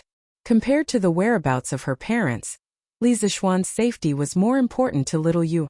Yamacho's youngest uncle is still treating Yamacho's injuries indoors. Provincial Governor Wang and I have been waiting outside for a while. I think there will be a result soon. Seeing Li Yu's anxious face, Meng Wenhao comforted her softly. Only then did Li Yu notice Wang Renbiao, who was standing silently on the side. She quickly went forward and saluted. "Li Yu greets Provincial Governor Wang." Unlike Meng Wenhao, Li Yu had never seen Wang Renbiao before. Naturally, she wouldn't recognize him. Now that Meng Wenhao mentioned Provincial Governor Wang, Li Yu didn't know which Provincial Governor Wang Renbiao was. However, no matter where he was, she still had to greet him out of courtesy. Wang Renbiao did not blame her for being rude. Instead, he said softly, "You don't have to be so polite. Xiaoxian and I are old friends. Since you are concerned about his injuries, you can wait here with us." Hearing this, Li Yu was relieved. She thought that the provincial governor was quite easy to talk to. Yes. Thank you, Provincial Governor Wang." "Oh, strange. Why are Xiaoshuan's meridians so broad and tough?" They are far stronger than those of ordinary martial artists at the Grandmaster middle stage. 60% of my internal force was absorbed by him. It's really strange. In the turret on the west side of Longmen Pass, after injecting a large amount of Taoist genuine qi into Li Zishuan's body to help him heal his internal injuries, Xianqing finally removed his hands from Li Zishuan's back and stopped completely. But when he looked at Li Zishuan, who had his eyes closed, he could not help but frown and murmur to himself. No, when Xiaoxian left the mountain, he was only at the peak of the qi refining stage. How could he jump 2 realms and directly become a master at the Grandmaster middle stage in just 1 year? This kind of aptitude might not even be found in the Dao sect in 100 years. If I remember correctly, although this child's martial arts aptitude is not bad, it is far from the level of being found once in 100 years. What has he been through in the past year? The more Xianqing thought about it, the more he felt that something was wrong. Especially when he thought about Li Zishuan's current realm, he felt even more incredulous. It was not that he was jealous of Li Zishuan's rapid progress. He had never been jealous of anyone in his life, because he firmly believed that he could become the strongest person in the world. This belief could not be shaken by anyone and nothing. He was just curious as to how Li Zishuan managed to advance so quickly. Of course, Xianqing did not know that Li Zishuan, who was sitting cross-legged on the bed, although his body had not changed, his soul had been replaced by a 21st-century engineering master with the same name. At this moment, after Li Zishuan absorbed the pure Taoist genuine qi from Xianqing, his body had undergone earth-shaking changes. The originally dry meridians in Dantian were now being nourished by the endless river water, and the huge amount of genuine qi quickly began to repair the injuries of the 5 viscera and 6 bowels. Even the farmland spiritual qi in his body began to become active at this time, acting as the leader of the recovery army. The power of thunder and lightning that Wu Jie had left in his body all became a meal for the spiritual qi of heaven and earth. In the end, Li Zishuan seemed to hear the spiritual qi of heaven and earth burp. Damn it! Did I travel to the world of immortal cultivation? Li Zishuan cursed in his heart. He wondered if he had transmigrated again. The scene in his mind was 2F** King fantastical. It was not much different from the fantasy novels he had read in his previous life. However, after using his spiritual power to sense that he was still in the Tang Empire's Longmen Pass, Li Zishuan was relieved, knowing that he had not traveled to another world. Speaking of which, Li Zishuan had his family, friends, and a group of cute officials and generals who wanted to make Tang Empire stronger. Even if he had the opportunity to travel to another world, he would not be willing to leave. For Li Zishuan, this was the best time. He had met the best monarch, the best friends, and the best family here. He would not exchange them even if he was given an immortal. After sitting cross-legged for a while, Li Zishuan's internal injuries were basically healed under the spiritual qi of heaven and earth in his body, and the genuine qi in his body had been completely restored. Just as he was about to open his eyes and see his talented youngest uncle, Li Zishuan suddenly felt a wave of enlightenment.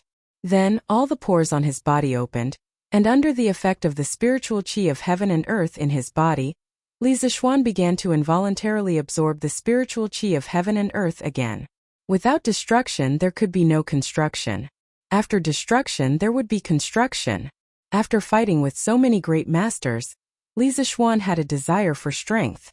With the help of the spiritual qi of heaven and earth in his body, and with the enlightenment of his mind, the stagnant realm finally showed signs of loosening.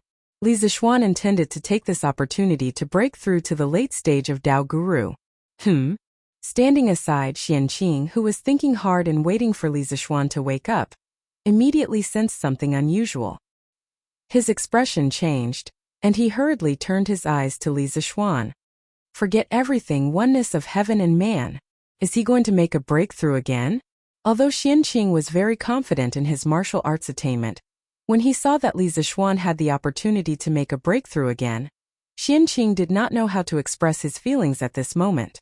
Was he excited? Of course. Was he disappointed? Of course not. No matter what, Li Zishuan belonged to the celestial master Taoism of Longhu Mountain. The higher his achievement was, the happier Xianqing would be. He would not be disappointed. If he really had to describe it, Xianqing was doubting life at this moment. How old was Li Zishuan this year? He was only 15 or 16 years old, but he was about to reach the late stage of Dao Guru. This was absolutely shocking. Actually, what Xianqing did not know was that just 2 months ago in Lantian County, Mo Huai told Li Zixuan that he needed a saint for his engineering. Li Zixuan went through a battle in his heart and overcame the temptation of the title of a saint. He said some open-minded words. The title of a saint is not something that I want.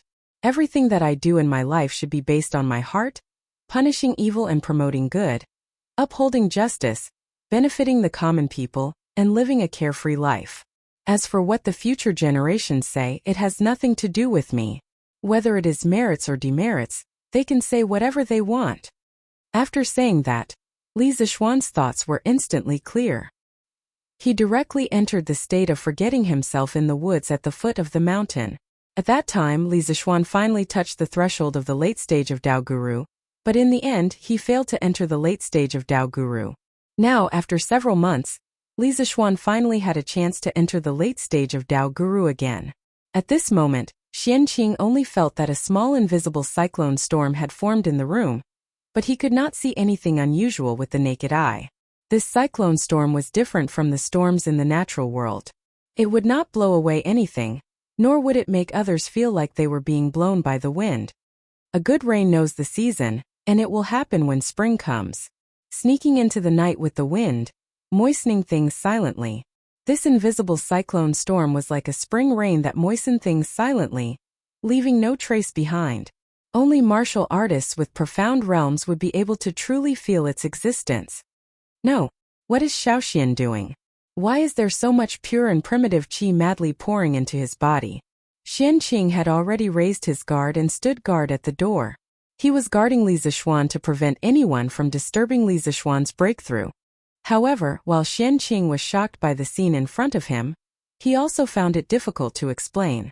It seemed that Li Zixuan's method of breaking through was different from all other cultivators. If not for worrying about affecting Li Zixuan's breakthrough, Xianqing really wanted to step forward and grab Li Zixuan's pulse to see how different Li Zixuan's meridian structure was from ordinary cultivators. Kill! Kill! Kill!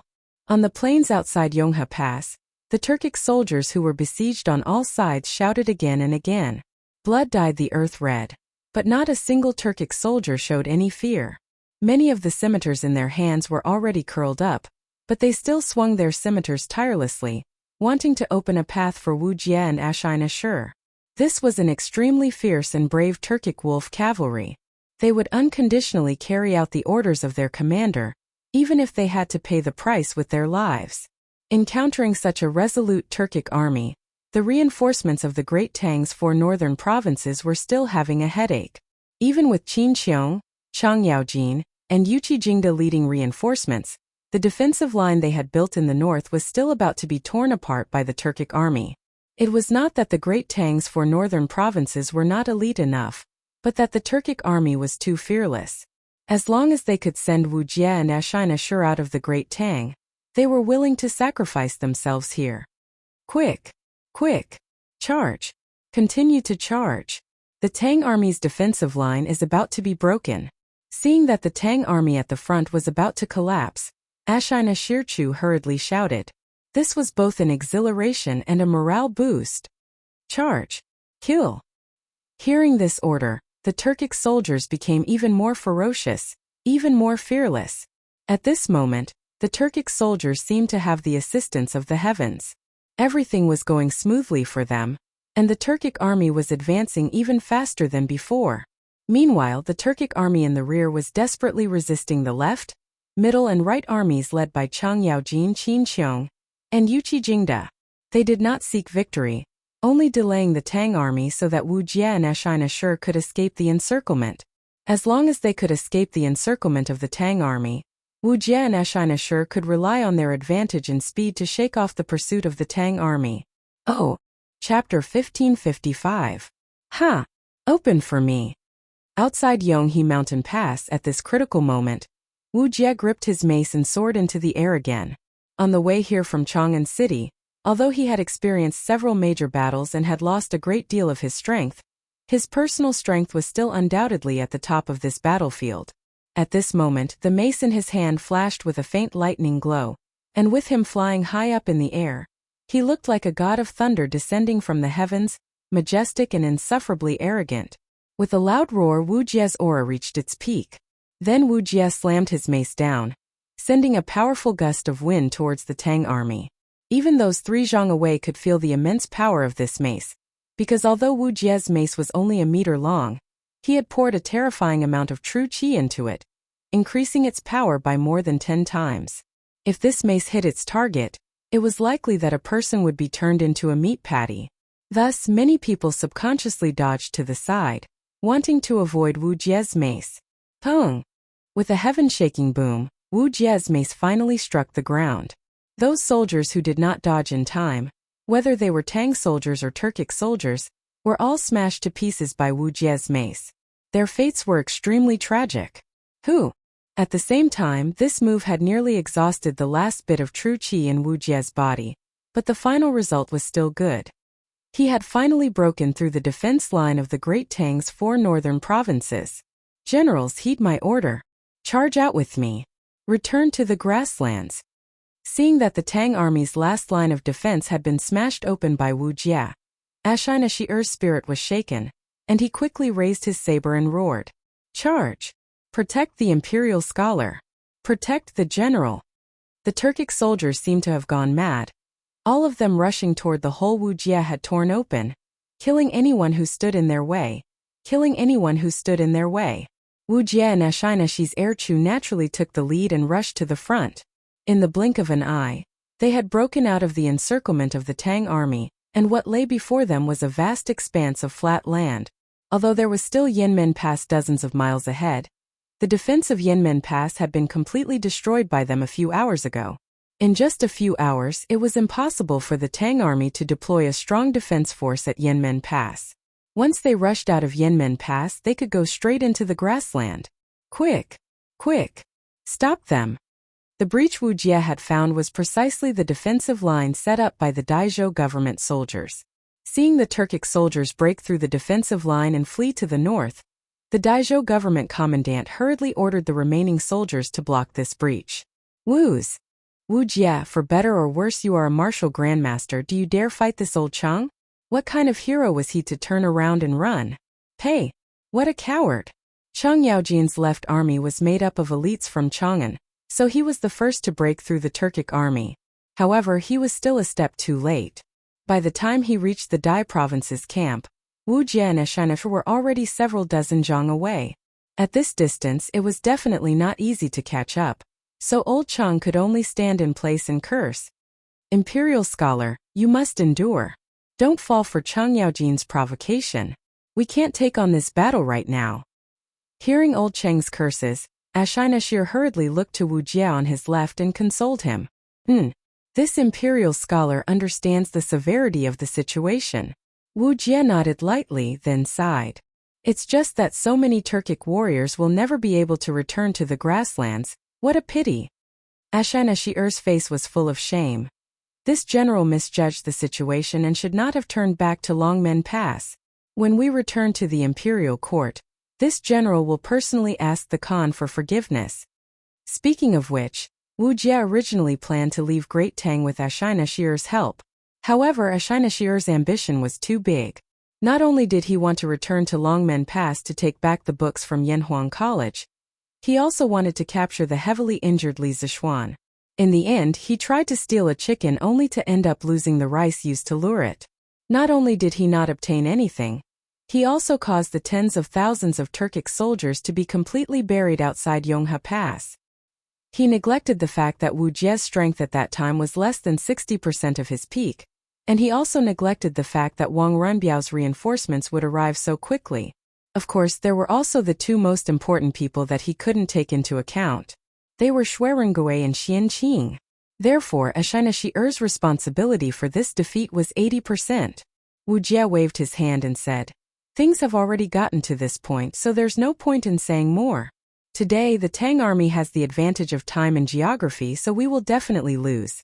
However, it's not like we didn't gain anything. After this battle, Li Shimin will definitely speed up the offensive against the Turks." At that time we will have another chance to fight. Imperial teacher has great foresight. This general admires you. Junior Shuirengui greets Provincial Governor Wang.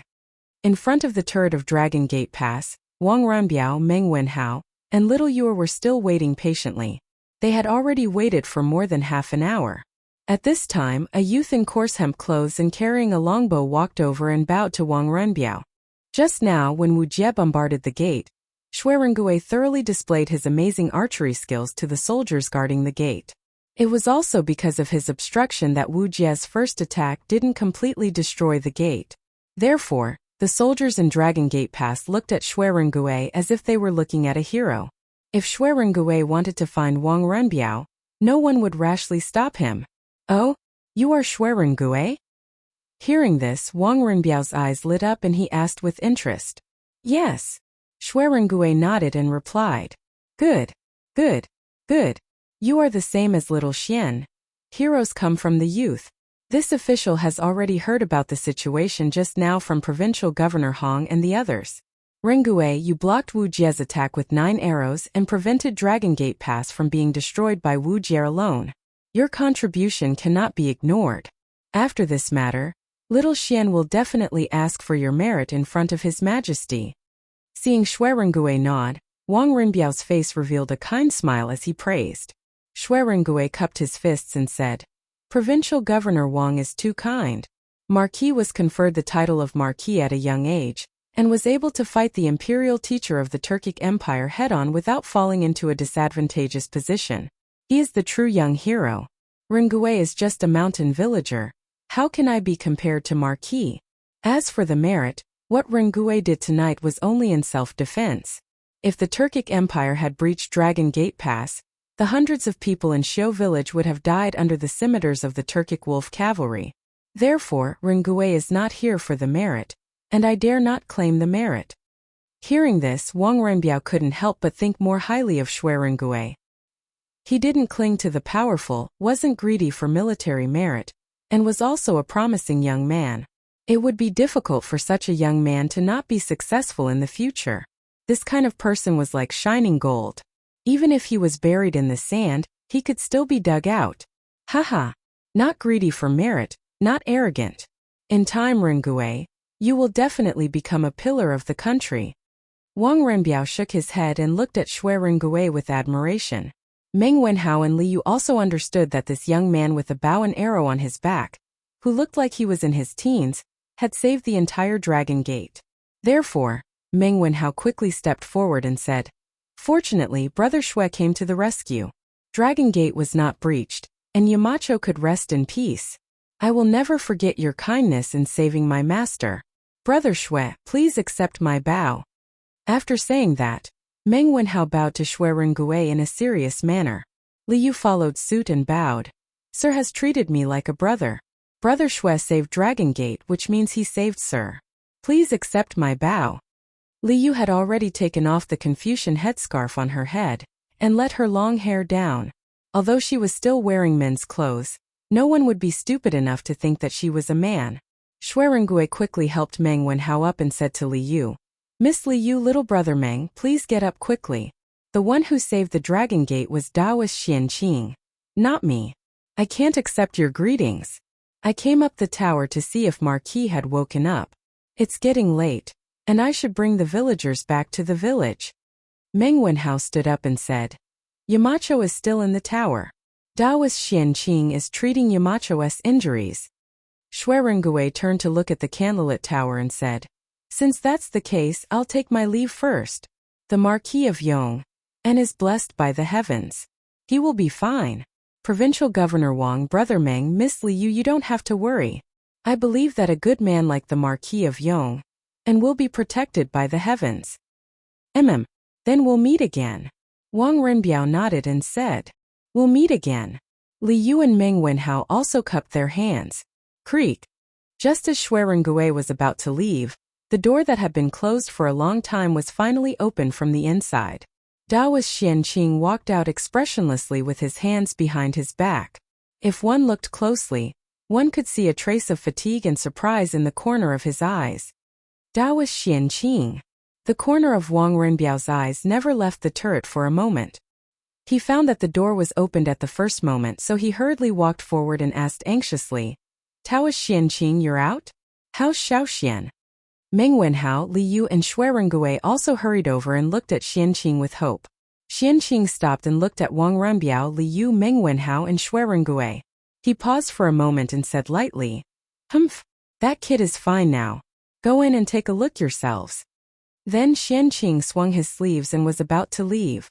However, he stopped after 2 steps and turned to Wang Renbiao, who was about to enter the house, and said, "I heard that the Turkic state preceptor sneaked into the Tang dynasty to steal some books from Yanhuang College. Where are those books now?" Wang Renbiao was stunned and quickly replied, "Daoist Xian, I heard that Xiaoxian hid all those books. They should still be in the cellar." "All right, I'll go and take a look." Xianqing nodded and left with his hands behind his back. Although Wang Renbiao felt that Xianqing's question was a little strange, he was not in the mood to think about it. Once Xianqing left, he quickly walked into the house. "Xiaoxian, are you okay?" Entering the room, he saw Li Zixuan sitting cross-legged on the bed with his eyes slightly closed. His previously pale face had already turned into a healthy rosy color. Wang Renbiao knew that this was a sign that his injuries had recovered, so he couldn't help but exclaim excitedly, "Yes, I'm fine.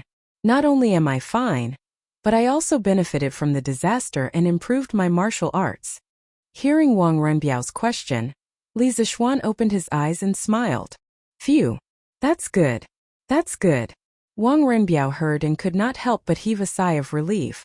Li Zixuan got up from the bed and looked at Wang Renbiao. He was surprised and relieved. "Renbiao, shouldn't you be in Qizhou?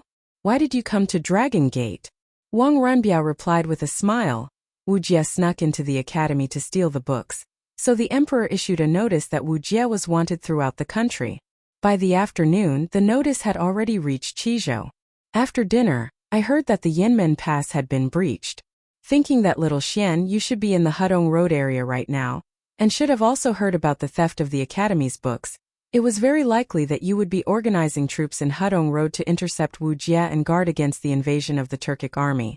When I arrived in Puzhou, I heard that you had encountered Wu Jie at Dragon Gate and a big battle broke out. At that time I was worried about your safety, so I ordered the troops to rush to Dragon Gate. I did not expect to encounter Ashina Erkue's army besieging Dragon Gate." Li Zixuan heard and could not help but gratefully cup his hands to Wang Renbiao. Today, Ren led the troops to help Dragon Gate. This brother will remember this debt of gratitude. I will do my best to repay this debt in the future. Wang Renbiao said seriously, "Xiaoxian, you and I are brothers. We should go through thick and thin together and help each other. At that time I was troubled by love. If not for your righteous help, I would have been hurt by love. Today you are in trouble. How can I, as your brother, stand by and watch? You are so polite to me now. Are you treating me as an outsider?" As a descendant of a large family like the Wang family of Taiyuan, Wang Renbiao did not have many friends. Even if he did, it was only because of benefits. This kind of friend could only be made with benefits but not with hearts. Only Li Zixuan had a sincere friendship with him. There were no benefits involved, so Wang Renbiao cherished this friendship. When he sensed that Li Zixuan might be in trouble, he did not hesitate to lead the troops to leave Qizhou. When he made this decision, he did not even consider the consequences. This kind of behavior was absolutely inconceivable for a descendant of a large family who prioritized benefits. "Renbiao, that's not what I meant."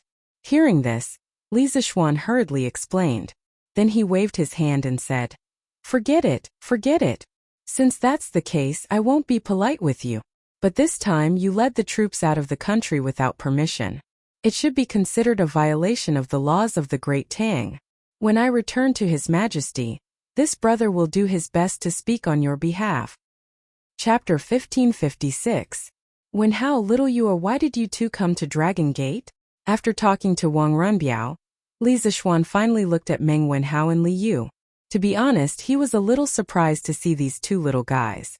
Meng Wenhao stepped forward and replied, Yamacho. His Majesty was furious when he learned that the books of the Academy were stolen. He ordered General Qin, General Cheng, and General Yuchi to lead 10,000 light cavalry to chase after Wu Jie. In order to keep in touch with Yu and Chang'an City, His Majesty allowed General Qin and the others to carry a telegraph, but no one in the army knew how to use it. Later, General Cheng chose me, so I came with the army. Li Zishuan nodded, then looked at Li Yu and asked, Little Yu, what about you? You're just a weak girl, you didn't come with the army, right? Sir, Little Yu opened her mouth and looked embarrassed. In front of so many people, she couldn't say that she came here to look for Wu Jie, could she? If she really said that, she didn't know how many strange looks she would receive. Yamacho, Little Yu didn't come with the army. She came here by herself. She was worried about your safety and wanted to see you in person. Seeing Li Yu's embarrassed face, Meng Wenhao, who knew the inside story, quickly explained. Li Zishuan's eyes flashed and he nodded thoughtfully. Little Yu, thank you for your concern. Sir, it's good that you're okay. Li Yu's expression was unnatural, and she quickly replied. Li Zishuan then turned his eyes to Shui Rengue, and he said in surprise, Rengue, why are you here? During the day he had bumped into Shui Rengue in the mountains, and the two of them had hit it off. He had also extended an olive branch to Shui Rengue. However, Shui Rengue had no intention of joining the army, and he had an arrogant personality. He did not want to climb up the social ladder, so he did not force him. But he didn't expect to meet Shui Rengue so soon. Rengue greets Marquis. Shui Rengue first cupped his fist and bowed to Li Zishuan. Then he began to explain. Around midnight, someone in the village saw a fire in the direction of Longmen Pass. They heard from me that you, Marquis, were also at Longmen Pass, so they wanted to come and help. My speed was fast and I was one step ahead. The young men of the village followed behind me. When I arrived at Longmen Pass, I happened to see the Tujue State Preceptor bombarding the city gate. Thus, I followed Adjunct Fang to defend the city. At this time, Wang Runbiao couldn't help but interject with a smile. Little Xian, you don't know, but Rengue relied on his superb archery skills to block Wu Jie's first attack on the city wall, and forcibly destroyed 30% of Wu Jie's first attack. If it wasn't for him, I reckon the Longmen Pass wouldn't have lasted until Taoist Master Xian Qing and the Qizhou army arrived. Shui Rengue hurriedly replied, Governor Wang, you flatter me. I just happen to possess brute strength. Li Zishuan smiled knowingly and said, Haha, Rengue, you don't have to be humble. Your archery skills can definitely be ranked in the top 3 among all the people I know. This time it's all thanks to your help in defending Longmen Pass. When we return to Chang'an, I will ask for a reward for you. Shui Rengue hurriedly waved his hand and said, Marquis Rengue didn't do anything, and I don't dare to be greedy for it. Rengue's actions are not only defending Longmen Pass, but also protecting hundreds of lives in Xiu village. Seeing Shui Rengue's sincere face, Li Zishuan sighed with pity and said, Fine. Since Rengue insists, I won't force you. If you change your mind in the future, feel free to tell me. Shui Rengue nodded and said, Marquis, it's getting late. Rengue will take his leave now and bring the villagers back to the village. Li Zishuan thought for a while and said, The villagers didn't care about the danger and came to Longmen Pass to help. I'm very touched. I'll also go and say goodbye to the villagers and thank them. In the face of the ferocious and brutal Turkic wolf cavalry, these powerless villagers actually dared to pick up weapons and come to Longmen Pass to participate in the defense of the city. How could Li Zishuan not be moved? The human heart was made of flesh. Shui Rengue hurriedly cupped his fists and said, Marquis, you're too kind. If it wasn't for your Sky Rooster Brigade, all the crops in Longmen County would have been eaten by the locusts. The villagers are willing to defend Longmen Pass because they respect you and want to repay your kindness. I'm not worthy of your gratitude. Li Zishuan's heart skipped a beat. Only then did he remember that the Sky Rooster Brigade led by Li Ku had indeed passed through Jiangzhou in the marching route that he had drawn up for the Sky Rooster Brigade. Thinking of this, he couldn't help but laugh and said, The Sky Rooster Brigade was entrusted by His Majesty to exterminate the locusts. They didn't just exterminate the locusts in Jiangzhou. The villagers are willing to risk their lives for me because of this. I have to accept this kindness no matter what. Rengue, quick, lead the way. Shui Rengue saw that he couldn't refuse and could only nod and say, All right. Marquis, follow me. The The two of them walked out of the turret one after the other.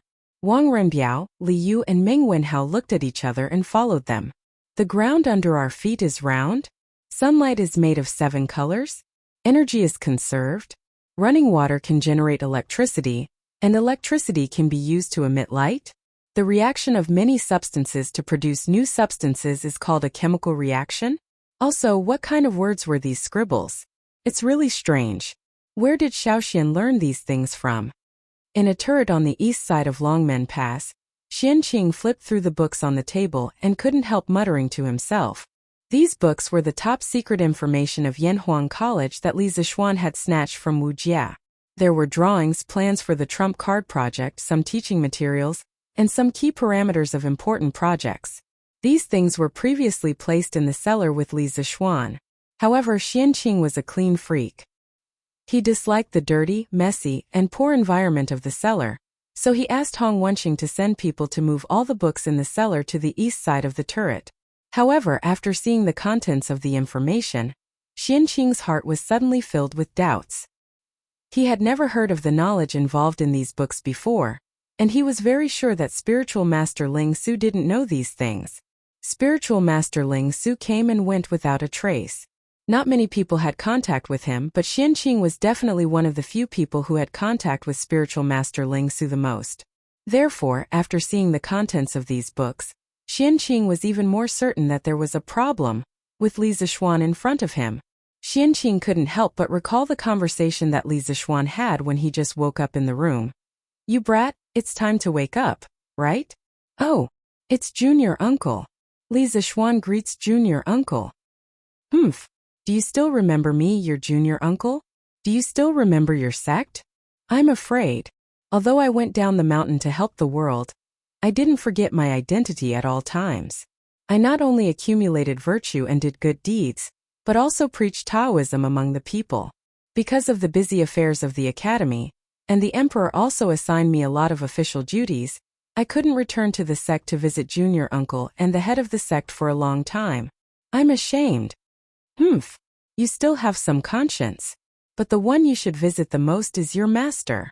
Senior brother has no children. He not only treats you as a disciple, but also as his own child. He gave everything to you. You can't be ungrateful." "Junior uncle, you're right. When this matter is over, I will personally go to Mount Longhu and kowtow in front of Master's tomb to apologize." Little Xian, let me ask you. When you went down the mountain, you were still at the peak of the qi refining stage, but now you're at the peak of the Zhongshe realm. After my observation, I found that when you broke through the realm, the way you broke through was different from other warriors. Tell me honestly, did you practice some evil skills? "Martial uncle, you've wronged me. Although I'm not a benevolent and virtuous person, I'm still in awe of heaven and earth and all living beings. Everything I've learned comes from Master. After Master passed away, I've encountered several life or death situations. In those desperate situations, I've gained some special insights into the martial way. Perhaps it's because of these insights that my way of breaking through realms is different from ordinary people. Well, are you willing to let me check your meridians? Don't misunderstand. I don't mean any harm. It's just that the Celestial Master Taoism has always been a righteous sect. We can't have evil people. I have to make sure that you don't stray into the evil path." "Junior uncle, you don't have to explain. You saved my life. If you want to check my meridians, go ahead. I have a clear conscience and will never resist." "Good. Then I'm being rude. Well, the path of genuine qi is indeed the path of the Taishan Sutra, and the genuine qi is also pure Taoist genuine qi. It seems that you've always been firm in your Taoist heart. I've wronged you." No. Why do you have such pure genuine qi in your body?" "Genuine qi? Junior uncle, what is genuine qi? You don't know genuine qi? Then why do you have genuine qi in your body?" I don't know.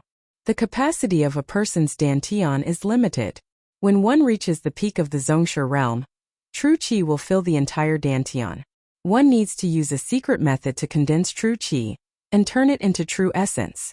Coupled with one's own martial arts comprehension, only then can one break through to the Zhongshe realm. This genuine qi is unique to the Supreme Power realm.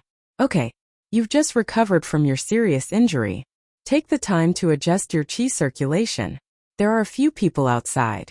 They should be looking for you. I'll leave first. Thank you, junior uncle. Take care. It makes sense that this child's kung fu has improved by leaps and bounds. But where does this strange knowledge come from? Along the way, I have more or less heard of Yanhuang Academy. The commoners say that they impart knowledge of engineering. Engineering, what kind of knowledge is that? Why haven't I heard senior brother mention it? Recovering from his contemplation, Xianqing's eyes became more and more confused. Clang, clang, clang, clang, clang. At this moment, 5 gongs and drums sounded under the city tower. Xianqing was stunned and murmured, "It's already 5 o'clock. Forget it. As long as this child is on the right path and doesn't do anything harmful, I don't have to worry about it." After that, Xianqing closed the book in his hand and walked to the bed next to him. As Li Zishuan's junior martial uncle and the flag-bearer of Mount Longhu's celestial master sect, Xianqing received some preferential treatment here. He had a separate space to rest, unlike the other ordinary soldiers who could only sleep in tents. On the other side, after Li Zishuan received and persuaded the nearby villagers who came to support Longmen Pass, he urged the people around him to disperse and rest. He returned to the turret and planned to wait quietly for Chang Yaojin and the others to come back. Previously, with the help of Xianqing's power and some of his own comprehension, he broke through to the supreme power late stage. Now he was full of energy and couldn't fall asleep even if he lay on the bed. He simply sat on the bed and began to run the 8th level of Taishin Sutra to feel the new realm. "Sir, have you rested?" After about a quarter of an hour, little Yu-Er's voice came from outside the door. Li Zishuan's heart skipped a beat and quickly stopped. Then he said softly, "Come in." When he just woke up, he saw that Li Yu's expression was a little strange. He always felt that this girl was hiding something. Now that Li Yu took the initiative to come to him, he guessed that she was going to take the initiative to lay her cards on the table. With a creak, Li Yu pushed the door and entered. Then she turned around and closed the door. Then she walked quietly to Li Zishuan and said with a guilty face, "Sir, you have just recovered from a serious injury. Did I disturb your rest?" Li Zishuan smiled and waved his hand, saying, "It's okay. I'm not sleepy now. Little you are still awake. Is there something on your mind?" "Yes." Li Yu nodded and replied, "Yes." Then she bit her lips and said softly, "Sir, you've met the Tuju Estate Preceptor before. Can you tell me what kind of person he is?" "National Master of the Tujua National Master?" Hearing this, Li Zishuan couldn't help but be surprised. Then he asked with some confusion, "Little Yu, why are you asking about the National Master?" Li Yu's face froze. After hesitating for a moment, she replied, "Sir, the National Master of the Tujua National Master may know the whereabouts of my biological parents, so—" "What? Wu Jie knows the whereabouts of your parents? Little Yu, who told you this?" Li Zishuan was shocked. His eyes flashed with disbelief. Regarding Li Yu's background, he had always sent people to secretly search for it. According to the jade bracelet on Li Yu's wrist, Li Yu's parents must have been very rich. So Li Zishuan had always sent people to ask around Chang, and if there were any rich families who had lost their children more than 10 years ago. There were quite a few people who met this condition, but when he asked them face to face, none of them met this condition. After searching for so long in Chang, and without finding any useful clues, Li Zishuan never thought that Li Yu's parents would have some kind of connection with Wu Jie. How could he not be shocked? Seeing Li Zishuan's disbelief, Li Yu explained seriously, "Sir, this is what Wu Jie told me personally. 2 nights ago, the academy was attacked. Mr. Mo, the 2 Dugu generals, and Mr. Zhang San, who had gone out to sea but secretly returned, were all defeated by the Turkic imperial preceptor. In the end, the Turkic imperial preceptor even wanted to kill Mr. Zhang San." Chapter 1557. Is there such a strange thing? Inside the west tower of Dragon Gate Pass. After listening to Li Yu's story of that night, Li Zishuan was shocked. He rubbed his chin and pondered for a long time before turning his eyes to Li Yu and asking, "Is that why you came all the way from Chang'an to Jiangzhou?" Sometimes he couldn't help but admire this little girl Li Yu. At her age, if placed in modern times, she probably wouldn't even have graduated from primary school. Yet she dared to travel so far by herself. This could no longer be called independent. It should be called precocious. Liu nodded and said, in order to find my parents, I ran all the way from Yuezhou to Chang'an. Now that I've come all the way from Chang'an to Jiangzhou, what does that count as? Sir, I really want to know who my parents are. I also want to know why they sent me away that year and didn't take me away. But I was still a step too late. The imperial tutor is now nowhere to be found. Towards the end, Liu's tone became slightly gloomy. She had traveled day and night without rest, but in the end she hadn't been able to achieve what she wanted, so naturally she couldn't help feeling disappointed. Li Zixuan thought about it for a moment before replying. I've fought with Wu Jie before. This man's martial arts are extremely high. He wears a black robe and a black hood, making it difficult to see his face, but his voice is very hoarse, as if it's been burned by fire, dry and hoarse. In addition, he also has a strange internal force that can release something similar to lightning, catching people off guard.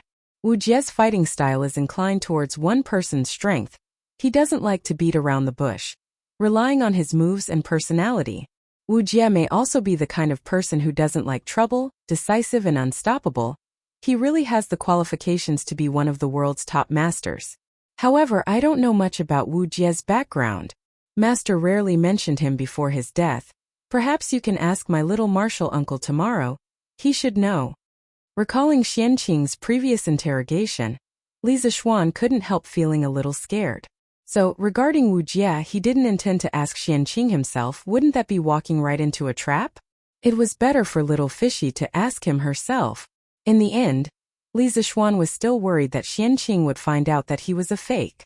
After all, he used to do many things under the banner of Spiritual Spirit Su, and Xianqing had always had a good relationship with Spiritual Spirit Su. If Xianqing investigated seriously, he would definitely find clues from many things. Yes. Good. I'll ask Daoist Xianqing tomorrow. Liu didn't think much about it and just nodded. Then she suddenly said, Yamacho General Qin is leading the army to chase after the imperial teacher. Do you think Wu Jie? Although he didn't finish his sentence, the gist of it was obvious. Li Zixuan frowned, paused for a moment and then said, I heard from Ranbiao that it's not just Uncle Qin and Uncle Cheng who are pursuing us from behind. To the north there are also soldiers from Yunzhou, Shuozhou, Daizhou, and Yuzhou who are intercepting us. There are at least 60,000 of them, and the Turkic army has already been defeated at Longmen Pass, so their momentum is no longer there. In the face of these 60,000 soldiers, their defeat is certain. However, Wu Jie and Ashina Shirchu are both martial experts. If they escape with all their strength and pave the way for them with the lives of the Turkic soldiers, it will be difficult for Uncle Qin to catch them. Hearing this, Liu secretly breathed a sigh of relief. Li Zixuan looked at Liu's face and asked, Little Fishy, do you want Wu Jie to die? Or do you want him to live? Under Li Zixuan's gaze, a trace of panic flashed in Liu's eyes. She opened her mouth and said nervously, Of course I want him to die. I am a Tang and he is a Turkic. He killed so many Tang people, of course I want him to die. But before he dies, I want to hear the whereabouts of my father and mother from him. Li Zixuan nodded, then turned around and stood with his hands behind his back. That's good. Little Fishy, no matter the situation, no matter the reason, I hope you remember that you are a Tang. You can never do anything to harm the Tang Empire, or I will never forgive you.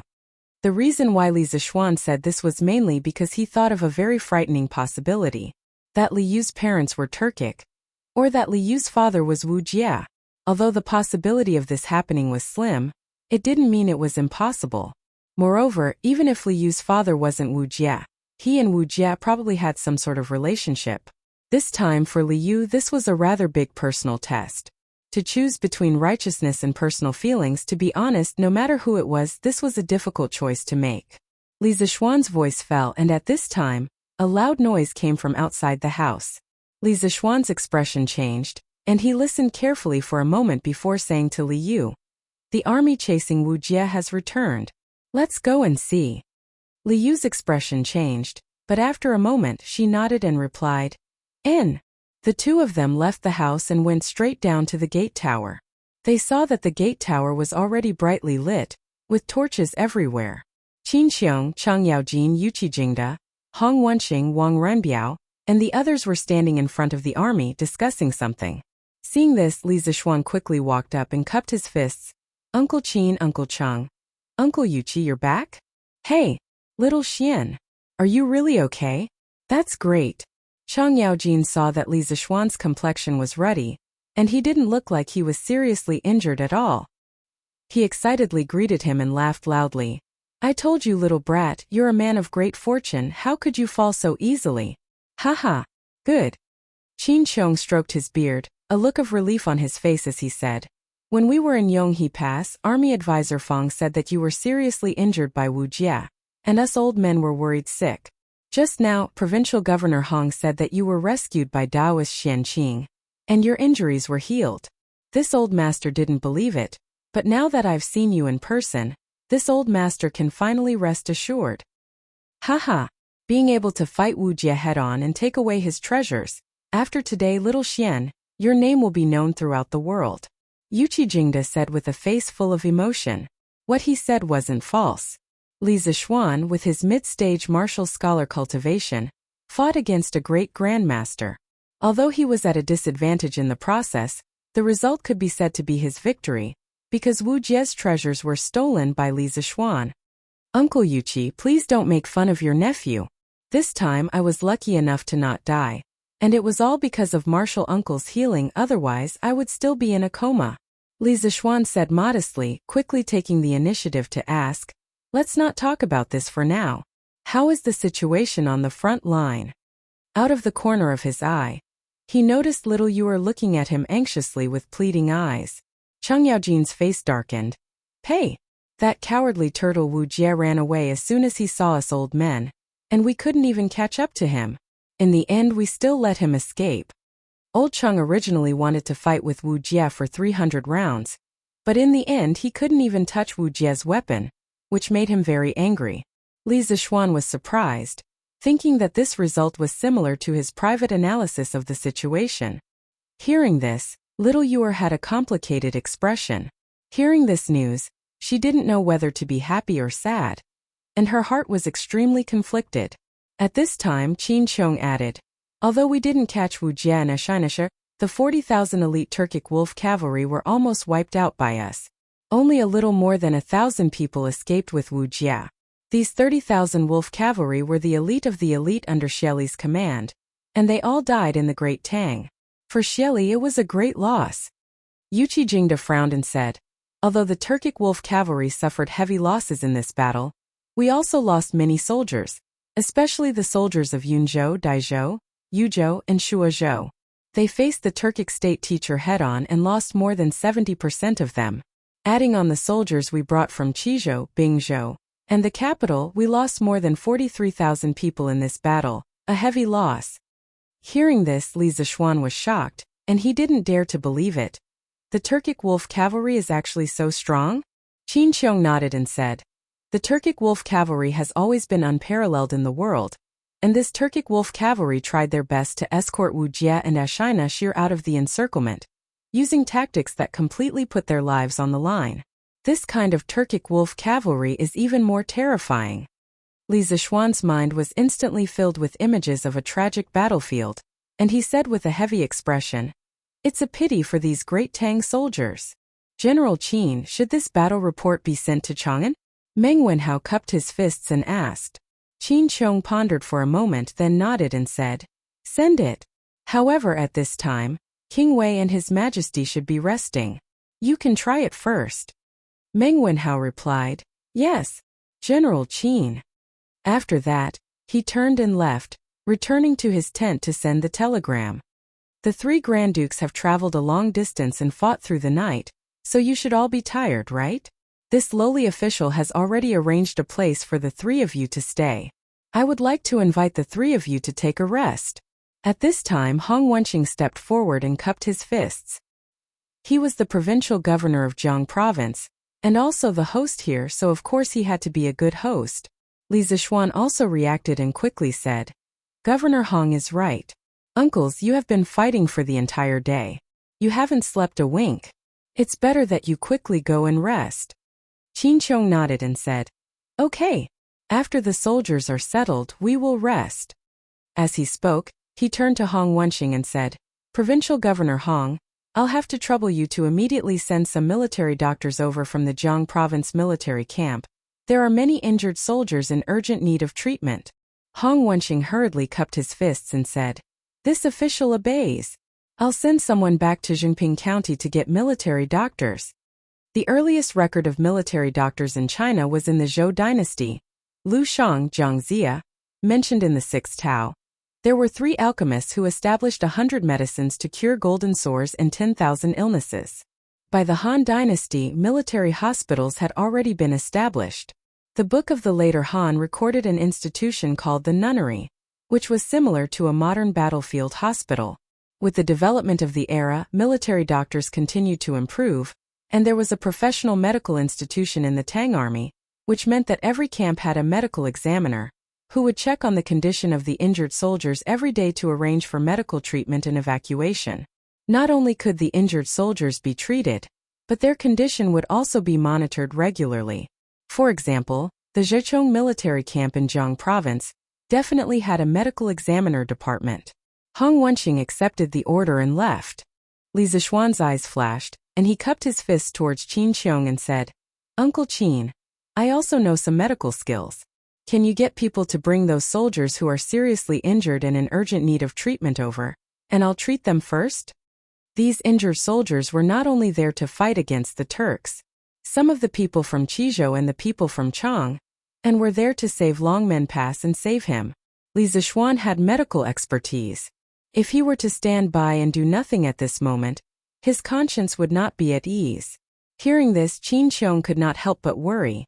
"Xiaoxian, you've just recovered from your injuries, so you should rest well and not overwork yourself." Cheng Yaojin also nodded and said, "Second brother Qin is right, Xiaoxian, you should rest well." Li Zishuan shook his head and refused.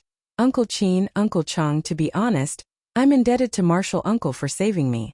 Not only have my injuries healed, but I've also luckily had a breakthrough. Right now I'm full of energy, so you don't have to worry about my body." "What? Xiaoxian, you've broken through again?" Hearing this, Cheng Yaojin's eyes widened, and his face was filled with disbelief. Li Zishuan smiled and said, "Haha, I was just lucky." Cheng Yaojin was speechless, thinking to himself, "I also want to be as lucky as you, but unfortunately, I'm too old and my martial arts journey will probably stop here." Qin Qiong said, "All right. Since Xiaoxian's body is fine, I'll get someone to carry the injured soldiers over." "Okay. Your wounds need to be disinfected with alcohol, or else they will fester and hurt a little, so bear with it." "Don't worry, Marquis, I can bear with it." "Hiss. Ouch. Didn't you say you can bear with it? Why are you crying out?" "Marquis, who would have thought that it would hurt so much?" "Hiss. It's burning." "Haha. All right. Let me help you bandage it first, and the military doctor will apply some medicine for your wounds later." "Thank you, Marquis." Marquis, can you let me have a taste of that alcohol in your hand? It smells so good. Go and rest. Did you not have enough pain just now?" In the large tent in front of the Longmen Pass, Li Zishuan carried a simple medical kit and shuttled through the tents for the wounded. Most of the wounded soldiers suffered from knife wounds, so their wounds had to be disinfected. Otherwise, in this weather, the wounds would definitely fester and get infected. This was also why there weren't many ancient soldiers who died on the battlefield. Most of them died from festering wounds after the battle. Luckily, Qin Qiong's army brought some medical alcohol when they came from Chang'an, or Li Zishuan would probably have to distill and purify the alcohol in the camp. Chapter 1558. Last year, when Li Zishuan had just come up with medical alcohol, Li Jing, who had learned that it could prevent wounds from festering, had requested Li Er to equip the army with this type of medical alcohol. At that time, when there was a shortage of alcohol and food, Li Zishuan had still provided the imperial court with a few hundred caddies of medical alcohol. Later on, when the imperial court implemented the policy of exchanging food from the south, the Tang Empire suddenly experienced a period of food overflow. Li Zishuan also took the opportunity to purchase a large amount of food, filling up the newly built granaries at home. When the granaries were full, he used all the food he purchased to make wine.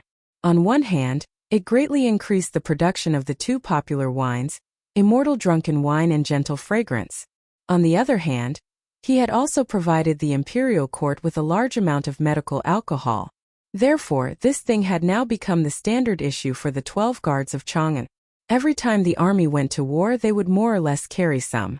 However, due to the limited production, medical alcohol had not yet been popularized in the Zhejiang prefecture's barracks.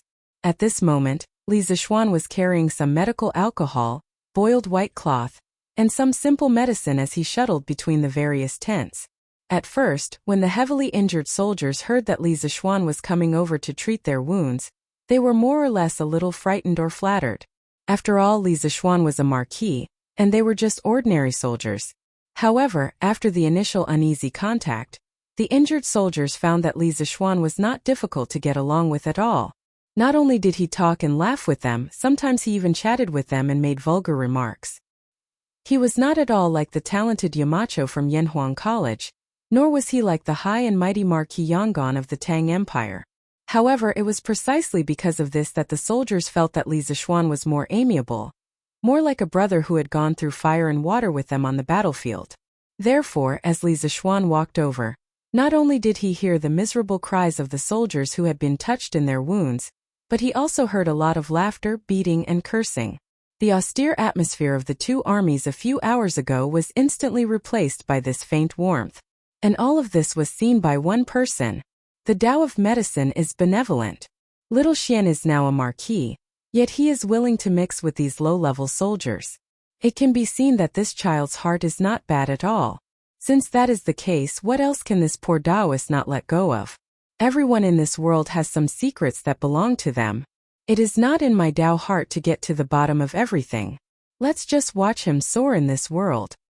On the turret of the city wall, Xian Qing, who had long been awakened by the commotion outside, stood by the window and watched as Li Zixuan shuttled back and forth between the various tents, talking and laughing with the wounded. Xian Qing's gaze was complicated as he lamented. After saying this, Xian Qing suddenly felt relaxed. It was a kind of freedom and relief from letting go of obsession. It was the ultimate state that the people of Taoism pursued, Tao nature. Chang'an City, Imperial Palace, Sweet Dew Hall.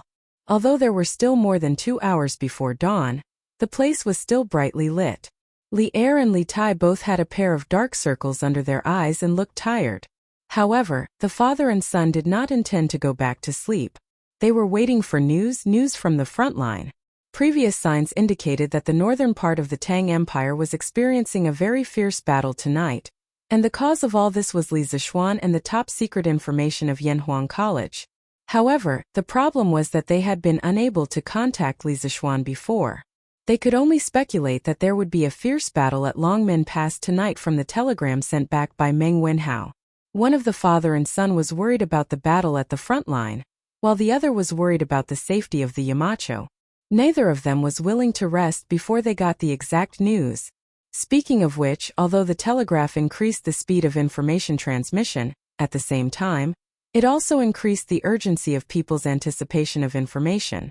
If they were still using the manual transmission method in the past, Li Er and Li Tai would definitely not be foolishly waiting for news from the front line without sleeping. Because if they were to use manual transmission, the news from Longmen Pass would only reach Chang'an tomorrow afternoon. It was not worthwhile to wait here all the time. Beep beep beep beep. Suddenly, the telegraph that had been silent for a long time suddenly let out a series of DDD sounds. This sound was simply incomparably pleasing to Li Tai's ears. He quickly pulled himself together, straightened his back, and picked up a pen to record the code. After the translation was completed, he quickly sent out a section of code to confirm that he was right next to the telegraph. "Father, it's a message from Wenhao." Seeing that Li Er was looking at him with a puzzled face, Li Tai did not wait for him to ask and directly stood up to answer. "Ming Wenhao? Looks like there's news from the front line." A bright light flashed in Li Er's eyes. He sighed as if relieved of a heavy burden. Whether it was good news or bad news, it was better than waiting here for news. Besides, since Meng Wenhao could take the initiative to send a telegram to Chang'an, it proved that the situation at the front line was not too bad. At least the army was not completely wiped out. It should be. Li Tai nodded. After a while, the telegraph began to ring again. Li Tai quickly sat down and recorded the code. The beeping sound lasted for about half an hour. Li Er, who was at the side, could not help but stand up and go to Li Tai's side. However, when he saw the messy message on the rice paper, he could not help but frown because he could not understand it. Li Er waited anxiously for a while. On the other side, Li Tai finally translated the encrypted message into words. The little fatty stood up and said, "Father, frontline battle report." "Read it," Li Er said with a serious face. "Yes," Li Tai nodded. He looked at the translated message and said, "On the 30th day of the 6th month of the 2nd year of Zhengguan, Turkic General Ashina Shirkui led 50,000 elite wolf cavalry into Yanmen Pass in order to rescue Wu Jie, who had stolen the books of the academy. He defeated the 10,000 soldiers that the Yamacho had sent from the Bingzhou Zhichang's camp. Then he marched straight in and broke through Yonghe Pass and Madu Pass. Wu Jie carried the top-secret information of Yanhuang College and tried to pass through Longmen Pass. The Yamacho had already stationed 10,000 soldiers at Longmen Pass. Then, in order to contain Wu Jie, the Yamacho fought alone. Although he did his best, he was unable to stop Wu Jie. However, he managed to snatch back the information of the academy, but the Yamacho was also seriously injured. After Wu Jie escaped, he met up with Ashina Shirkui at Madu Pass. Ashina Shirkui was not satisfied with the current harvest and followed Wu Jie back to Longmen Pass. Wu Jie's martial strength was outstanding. Without the Yamacho's restraint, he relied on his superior martial strength to break through the city gates. Longmen Pass was about to fall into the hands of the enemy. At the crucial moment, a master archer named Shui Rengue from Longmen County managed to delay Wu Jie for a moment. Then Daoist Xianqing from Mount Longhu suddenly appeared and completely blocked Wu Jie's attack. After that, Wang Renbiao, the provincial governor of Qizhou, led 30,000 soldiers to reinforce them. Generals Qin, Cheng, and Yuqi also led 10,000 light cavalry to arrive in time. Ashina Shirchuan knew that he was no match for them and quickly retreated. Under the command of General Qin, the three forces at Longmen Pass gathered together and pursued the Turkic army. At this time, the soldiers of Yunzhou, Shuadaizhou, and Yuzhou had already set up a defensive line outside Yonghe Pass. The Turkic army had just left Yonghe Pass when the two sides were engaged in a fierce battle. Soon after, General Qin's forces arrived and engaged in a fierce battle.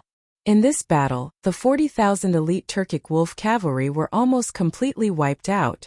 Only 1,000 some managed to escape with Wu Jie and Ashina Shirkui back to the steppe. However, our side also suffered heavy losses, especially the soldiers of Yunzhou, Daizhou, Yuzhou, and Shu. Because they were directly attacked by the Turkic state teacher, their casualties reached more than 70%. Adding on the soldiers that General Qin brought from Chang'an and Qizhou, our side suffered more than 43,000 casualties. After Li Tai finished reading the battle report, the Sweet Nectar Palace immediately fell into silence. It was unknown if it was because of the low temperature of the night, but Li Tai suddenly felt a chill. This made the little fatty somewhat regret not wearing a cloak when he came to the imperial palace.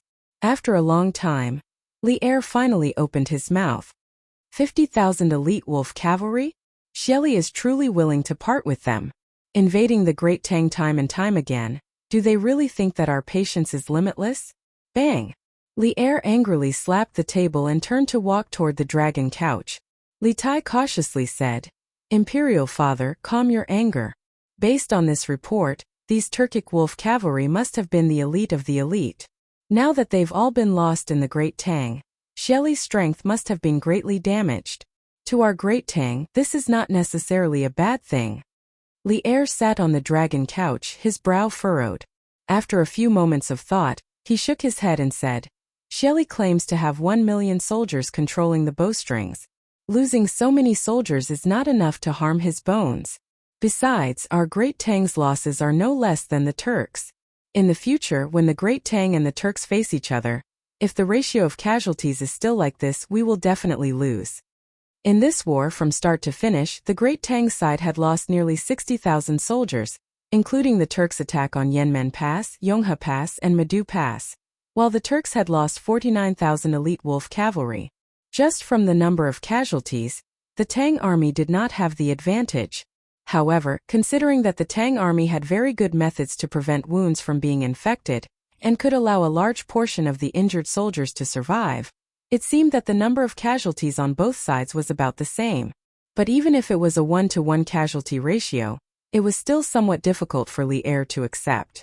After all, the Turks at this time were definitely in a period of unprecedented strength. The number of soldiers that Xieli could bring out was definitely greater than the Great Tangs. Li Tai also understood this reasoning. He thought about it and clasped his hands. Imperial Father, these Turkic wolf cavalry are the elites of the elites. Ordinary soldiers would naturally be at a disadvantage against them, but the 1 million soldiers of the Turks can't all be elites like this. Moreover, Sun Tzu's Art of War says that above all warfare is warfare. Next is warfare. Next is warfare. Now that our Great Tang has even more advanced weapons and armor, as well as a method of communication that surpasses all foreign countries, we completely have the conditions to make a big fuss about tactics and allow the cooperation between the armies to be seamless.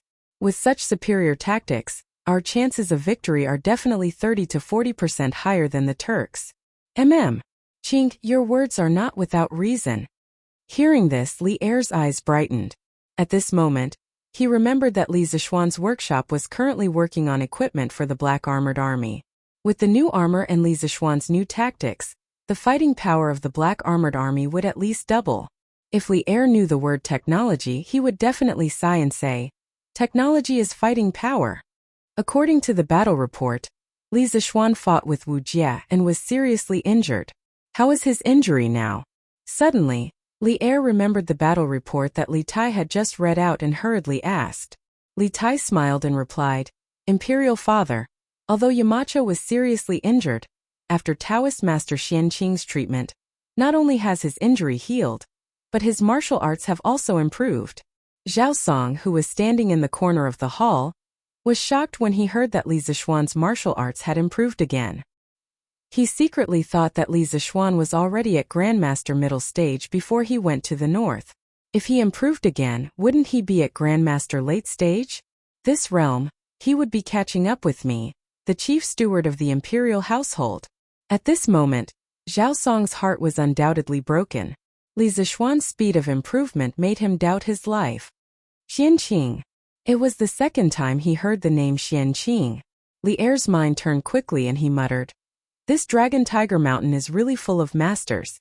But why would Xianqing appear at Longmen Pass for no reason? I don't know." In the end, Li Tai was only proficient in literary strategy. He did not pay much attention to matters related to martial arts. Zhao Song cupped his hands and said, "Your Majesty, Taoist Master Xianqing is said to be the next celestial master Taoist on Dragon Tiger Mountain after spiritual master Ling Su passed away. After spiritual master Ling Su passed away, Taoist Master Xianqing chose to go into seclusion. I didn't expect him to come out now." Although Zhao Song was not in Jianghu, he still knew some things about the martial arts world. Well, this matter is indeed a bit strange, but since Li Zishuan is fine, it's fortunate. Hearing this, Li'er frowned and said, Today Li'er attached great importance to Li Zishuan. He knew better than anyone that if all the advanced knowledge in Li Zishuan's head was used, it could be compared to an army of 100,000. Therefore, when he learned that Li Zishuan was fine, Old Li couldn't help but breathe a sigh of relief. As for whether Li Zishuan's martial arts had improved, he didn't care much about it. Father is right.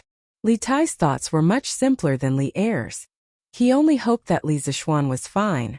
As long as Li Zishuan was alive, Yanhuang College would continue to exist. Li'er nodded and said, "All right, it's getting late. Chinga, you should go and rest." It was indeed getting late. In a while, the rooster would start crowing. Li Tai stood up and cupped his hands. "Then I'll take my leave. Father, you should rest early too." "Well, go." Li'er grunted. Li Tai packed up the telegraph and turned to leave the Sweet Dew Hall. Chapter 1559. More than 2 hours ago, we received news that last night, Turkic Great General Ashina Shirkun led 50,000 elite wolf cavalry into the pass and routed the garrisons of Yanmen Pass, Yonghe Pass, and Medu Pass. Turkic state teacher Wu Jie, after stealing the academy's secret dossier, wanted to meet up with Ashina Shirkun. At Longmen Pass, He engaged in a major battle with the Marquis of Yongan's army. The Marquis of Yongan fought with all his strength, and although he was no match, he left behind the Yanhuang College dossier that Wu Jie had stolen. Wu Jie fled and successfully met up with Ashina Shirkun at Medu Pass. Afterward, Ashina Shirkun and Wu Jie charged back into Longmen Pass, wanting to steal the academy dossier. The garrisons of Longmen Pass defended with all their strength, and with the timely arrival of Xu Bao and the reinforcements of Qizhou provincial governor Wang Ranbiao, they were able to push back the Turkic army. Duke Yi led his army in pursuit and joined forces with the garrisons of Yunzhou, Daizhou, Shuo, and Yuzhou to encircle the Turkic army. Ashina Shirkun and Wu Jie did their utmost to break out, but in the end, they only managed to escape back to the steppe with around 1,000 soldiers.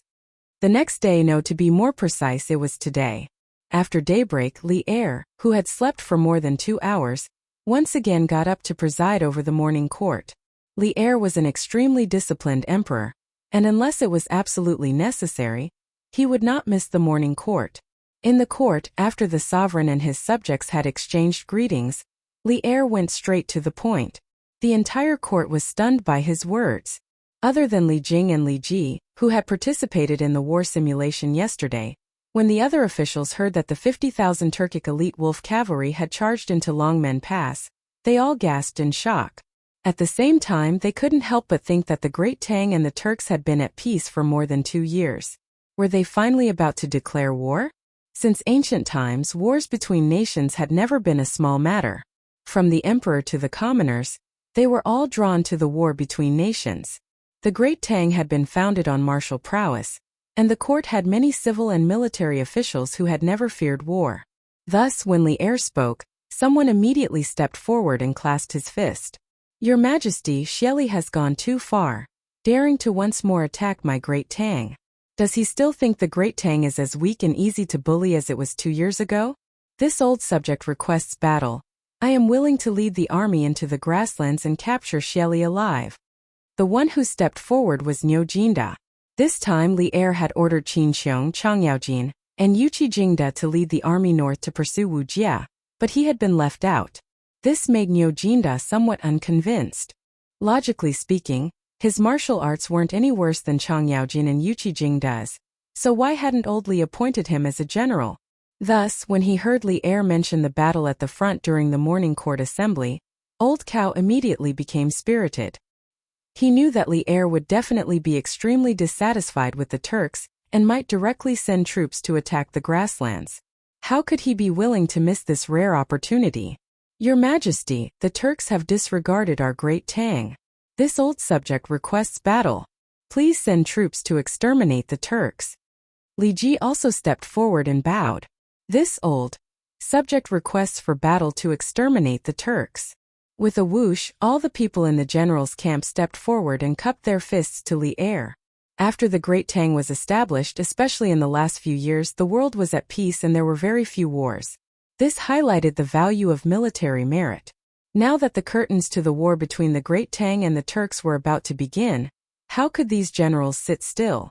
They all wanted to get a share, some, of the spoils contributions, in this kingdom war. With the generals like this, the civil officials did not show any weakness. The civil officials of the beginning of the Great Tang were not all pedantic scholars. Many civil officials not only knew how to ride horses and shoot arrows, some could even pick up swords and sabers and knew some martial arts. Seeing the generals express their stance, many civil officials could no longer sit still. "Your Majesty, our Great Tang has been recuperating for the last 2 years. Not only is the people's livelihood flourishing, our national treasury is also growing by the day. Now, Xieli has sent an army to invade the borders of our Great Tang. This is not putting your Majesty in his eyes, not putting our Great Tang in his eyes. Since ancient times, if a sovereign is humiliated, a subject dies. If your Majesty decides to go on a campaign against the Turks, this old subject, Wei Zheng, is willing to accompany the army." Wei Zheng took 2 steps forward and cupped his fists angrily. Even though Wei Zheng usually scolded Li Er, what was the saying again? The deeper the love, the more the blame. Even though this saying was not very appropriate for Wei Zheng and Li Er, Wei Zheng's goal in scolding Li Er was to hope that Li Er could become a sage. In the 2 years since Li Er ascended the throne, Even though there were still some areas where he was lacking, he had not made any major mistakes. He was already very close to the sage in Wei Zheng's heart. Seeing that the Great Tang was getting better and better, more and more prosperous, the Turks were actually marching south and invading the Great Tang's territory. Even though Wei Zheng was only a civil official, he was also filled with patriotism. For this country, he was willing to personally go to the front lines and kill the enemy. Wei Zheng was definitely not just saying this. If there was really a need, he would immediately return home to pack his things and prepare to follow the army. The spirit of a scholar, full of vigor. This was precisely Wei Zheng's current state. At this time there was no need to be calm. What was needed was the spirit of a scholar and the strength of patriotism. Your Majesty, Left Minister Wei is right. Now that our Great Tang is strong and prosperous, our strength is no longer the same as before. Shelley sent his army to invade our Great Tang's borders. This is looking down on our Great Tang's prestige. Only by severely punishing and killing the chicken to warn the monkey can our Great Tang's borders be completely stable. Only then can the surrounding small countries put away their thoughts of coveting Great Tang. Your subject believes that the imperial court should send out troops, and also has the ability to send out troops to suppress the Turks. Fang Xianling also stood out with Wei Zheng and cupped his fists towards Li Er. This old subject agrees. Zhang Sun Wuji pondered for a moment, then stepped forward and cupped his fists. With his secondment, the rest of the civil officials also couldn't wait to clasp their fists towards Li Er. Your subject agrees. Your Majesty, please send out troops to suppress the Turks. The civil and military officials of the imperial court, from top to bottom, were united in their support of war. This was the Great Tang. This was the attitude of the civil and military officials of the Great Tang towards war. It was said that the Great Tang was strong and the Song was weak. This wasn't without reason. It was precisely because of the Great Tang's martial spirit that caused them to be able to stand out bravely and fight for the country when faced with a war between countries. It was unlike the Song dynasty, where almost no one in the entire imperial court could stand out when faced with a war. Most of them were in favor of peace. They only wanted a moment of peace. Who cared if their descendants would be slaughtered by other races in the future? Good. My beloved subjects are indeed the pillars of the country. I am very comforted. Seeing that his subjects were all eager to go to war, Li Er was very happy. He laughed and said, now that the locust plague in the Guangzhou region has mostly been quelled, even if there are some places that haven't been quelled, the food stored in Taicang and Hanjiakang is more than enough to deal with the disaster. The 6 departments of the imperial court should be able to free up their hands and prepare for the upcoming war. For this attack on the Turks, I plan to send out 300,000 soldiers. These 300,000 soldiers will be transferred from the Chang'an 12 guards. Along the way, I will recruit the elite soldiers of the various provinces to expand the army to 400,000. I want to fight with Xieli on the grassland. Officials of the 6 ministries within 3 months, they must prepare the provisions, armor, war horses and medicine needed for an army of 300,000. Officers and soldiers of Chang'an during these 2 months, they must step up their training and must not slack off in the slightest. Zhen will enter the camp to inspect. If anyone is found slacking off in training, the officers in the camp will definitely punish them severely. 3 months later, the army will officially set out.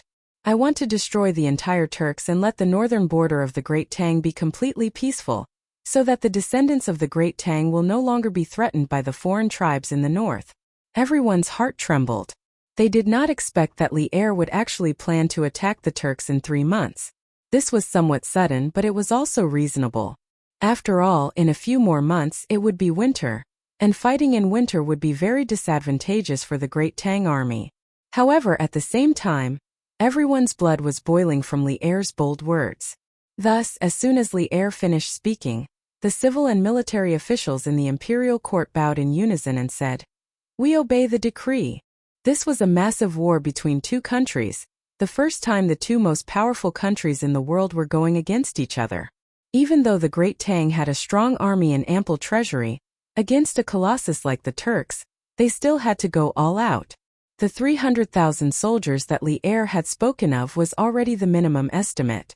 It wasn't that he didn't want to send more soldiers, but deep in the steppe and engaging in long-range battles was an extremely arduous challenge. The more soldiers there were, the more difficult it would be to resupply. 300 to 400,000 soldiers was already the limit of what the supply line could maintain. Any more and there would be problems with supplies.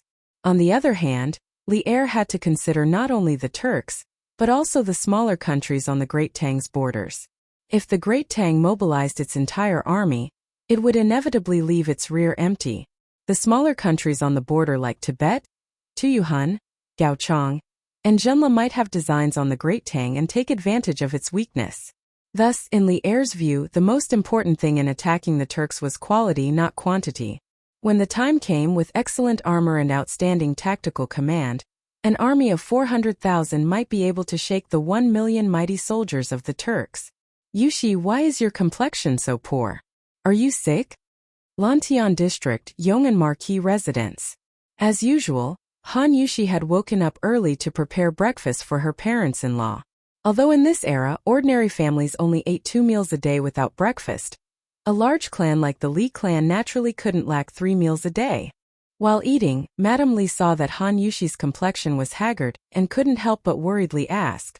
Han Yushi forced a smile. Mother, I'm fine. Don't worry, I just didn't sleep well last night. Ichi, silly child, do you think that mother doesn't know you? Madame Li stared at Han Yushi's face for a few moments before sighing and asking, Are you worried about little Xian? So worried that you couldn't sleep last night? Mother, I'm not. Husband is highly skilled in martial arts, so there's nothing to worry about. He'll definitely be able to return safely in a few days. Han Yushi hurriedly shook her head and explained. I'm just worried about the academy, so in a little while, I want to go to the academy to take a look. Yanhuang College has always stood aloof from worldly affairs. This time they've suffered a great calamity, and Xianer is hundreds of miles away. Yushi, you should go to the academy to take a look. This old man also heard that old Mr. Li Gang is bedridden. This old man will also visit him later. Li Jingma, who was sitting next to Madame Li, said in a deep voice. Ichi, old Mr. Li is a person of virtue and prestige. He's been untainted his entire life. He's clearly at the age where he can enjoy the rest of his life, yet he still insists on teaching at the academy. In terms of character, how many people in the world can compare to him? But I didn't expect old Mr. Li to be bedridden after this illness. I don't know if Dr. Sun has a way to cure Mr. Wenji. Hearing this, Mrs. Li sighed with a sad expression. Father, mother, let's not talk about this for now. The food is getting cold. Hurry up and eat. Come on, you eat too. Han Yushi hurriedly said when she saw that the atmosphere in the room was a little depressing.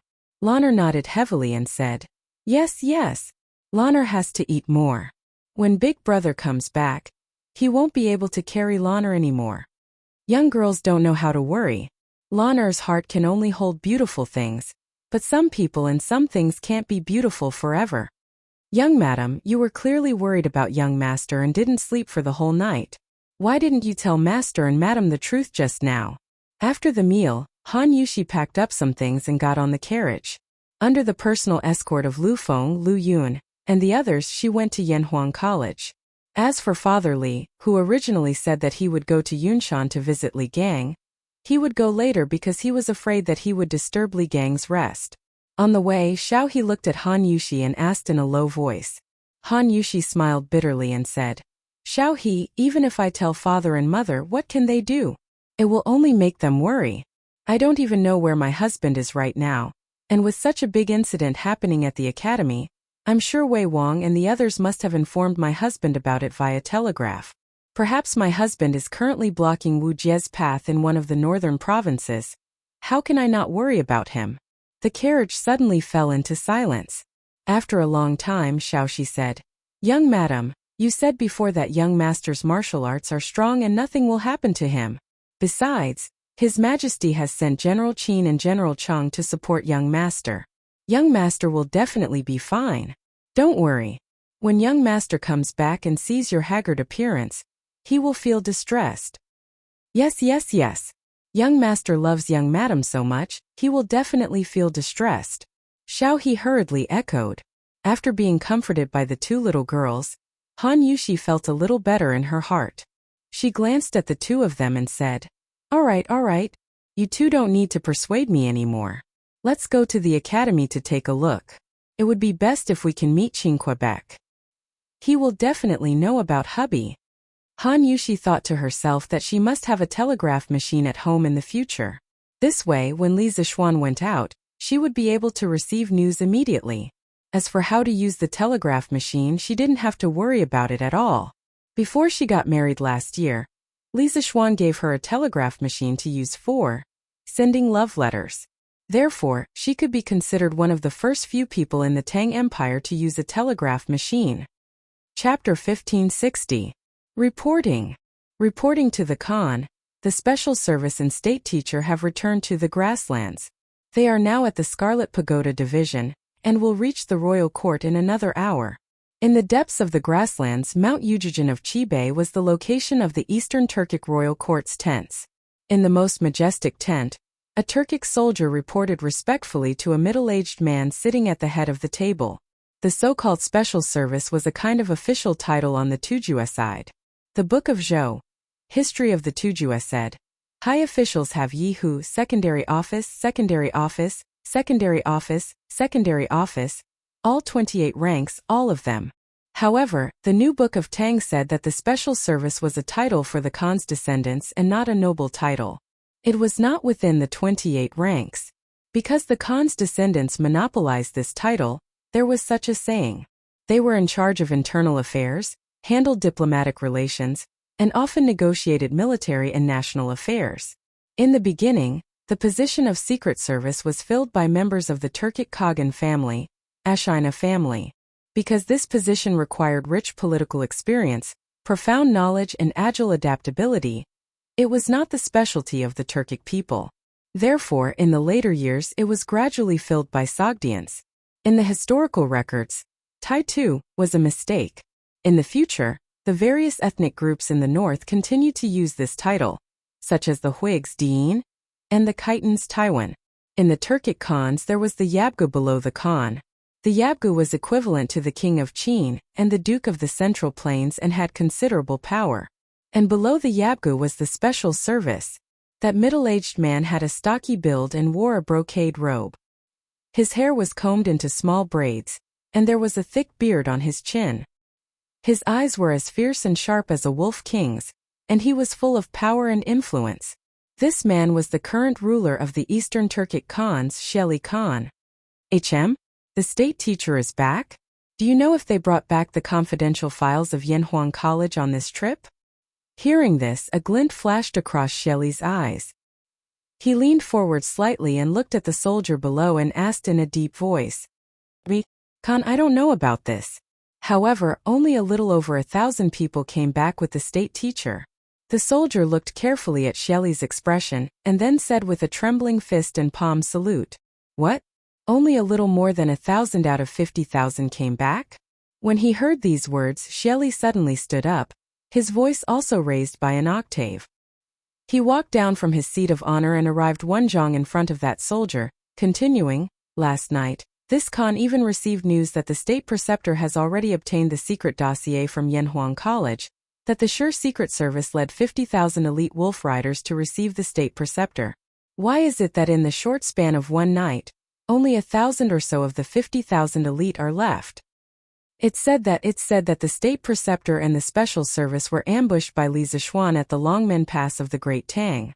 Later, they were surrounded by the combined forces of the northern provinces of the Great Tang, and were almost completely wiped out. The messenger carefully reported to Xieli. Speaking of which, this kind of messenger soldier was considered a high-risk job. When they delivered bad news, they had to be prepared to be killed by their superiors to vent their anger. Li Zixuan again. A hint of surprise flashed through Shelley's eyes, but then he felt that this result was somewhat illogical.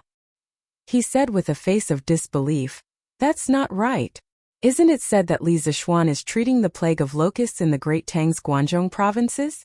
Then why was he able to set up an ambush in advance on the state preceptor's way back to the grasslands?" The messenger soldier immediately had a troubled expression. This lowly one does not know.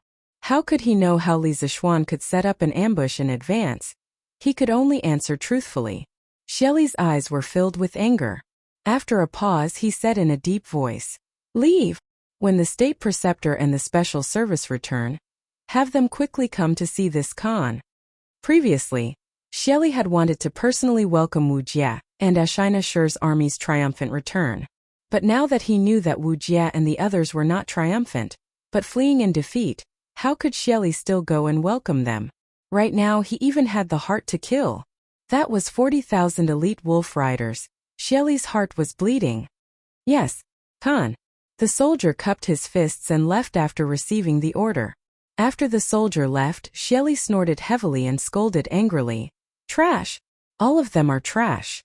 A great grandmaster expert and 50,000 elite troops actually fell at the hands of a small Li Zishuan. Could it be that this kid is really the nemesis of our Turks? "Great Khan, calm your anger." Seeing that Xieli was unable to calm down, a middle-aged man in luxurious clothes stepped forward and bowed to Xieli, saying, "Whether it is the state preceptor or the special service, they are both good ministers and fierce generals of our Turks. Although they were defeated in this battle, it is not to the extent of harming their muscles and bones. Moreover, after the state preceptor and the others return and after the great Khan understands the details of this battle, we can then make a decision. Do not create enmity with the state preceptor and the special service because of a moment of anger." This person was Ashina Simo, who had gone to Chang'an to ask Li Er to hand over the Khitan chieftain 2 months ago. Back then, he had also held the position of Eastern Turkic Khagan, but later on, he had taken the initiative to abdicate. In terms of blood relationship, Ashina Simo and Xieli could be considered uncle and nephew. Xieli frowned for a while, feeling that Ashina Simo's words were very reasonable. He could not help but nod, saying, Simo's words are reasonable. Let's see what they say in a while." The inside of the tent quickly fell into silence. About an hour later, a flurry of footsteps came from outside the tent, and a soldier quickly walked in. Bowing, he said, "Reporting to the Great Khan, the state preceptor and the special service request an audience outside the tent. Let them in." Xieli had long since calmed down, and he expressionlessly nodded. "Yes." The soldier turned around and exited the tent. Not long after, Wu Jie, who was wearing a black robe that had already formed a shell, and Ashina Shi Er, who was wearing a blood-red leather armor, walked into the tent. Together they saluted Xieli. "Greetings, Khan." The state preceptor and the special service may dispense with the formalities. Seeing that the two were covered in blood, Xieli's expression changed slightly, and his tone became somewhat gentler. After the two straightened up, Xieli asked in a low voice, "The special service, this Khan heard that you and the state preceptor were ambushed by Li Zishuan in the Great Tang and suffered heavy casualties. Just what happened? Quickly tell me." Hearing this, Ashina Simo hurriedly bowed and said, "Reporting to the Great Khan, this ambush in the Great Tang was all due to the greed of the state preceptor for advancing prematurely. At that time I had already met up with the state preceptor at the Great Tang's Horse Dipper Pass, but I learned that the secret files that the state preceptor took from Yanhuang College were snatched by Li Zishuan at the Longmen Pass. At that time, Li Zishuan was already seriously injured by the state preceptor. I was unwilling to give up and wanted to take back those secret files and capture Li Zishuan alive, so I led the army back to the Longmen Pass. My army could have broken through the gates of the Longmen Pass quickly, but spiritual master Lingshu's junior brother suddenly rushed to the battlefield and won some time for the Great Tang's army. After that, Qin Shubao, Chang Yaojian, and the rest of the Great Tang's army arrived with reinforcements and chased after us. Later, outside the Yonghe Pass, my army was besieged by the Great Tang's army. After a narrow escape, the state preceptor and I escaped from the Great Tang and returned to the grasslands. But this time when we entered the Great Tang, my army suffered more than 48,000 casualties, while the Great Tang's army suffered more than 60,000 casualties. I was greedy and rash, causing the army to be besieged by the Great Tang's army and suffer heavy casualties. I am willing to accept all punishment." Ashina Shi did not shift the blame and directly took all the blame.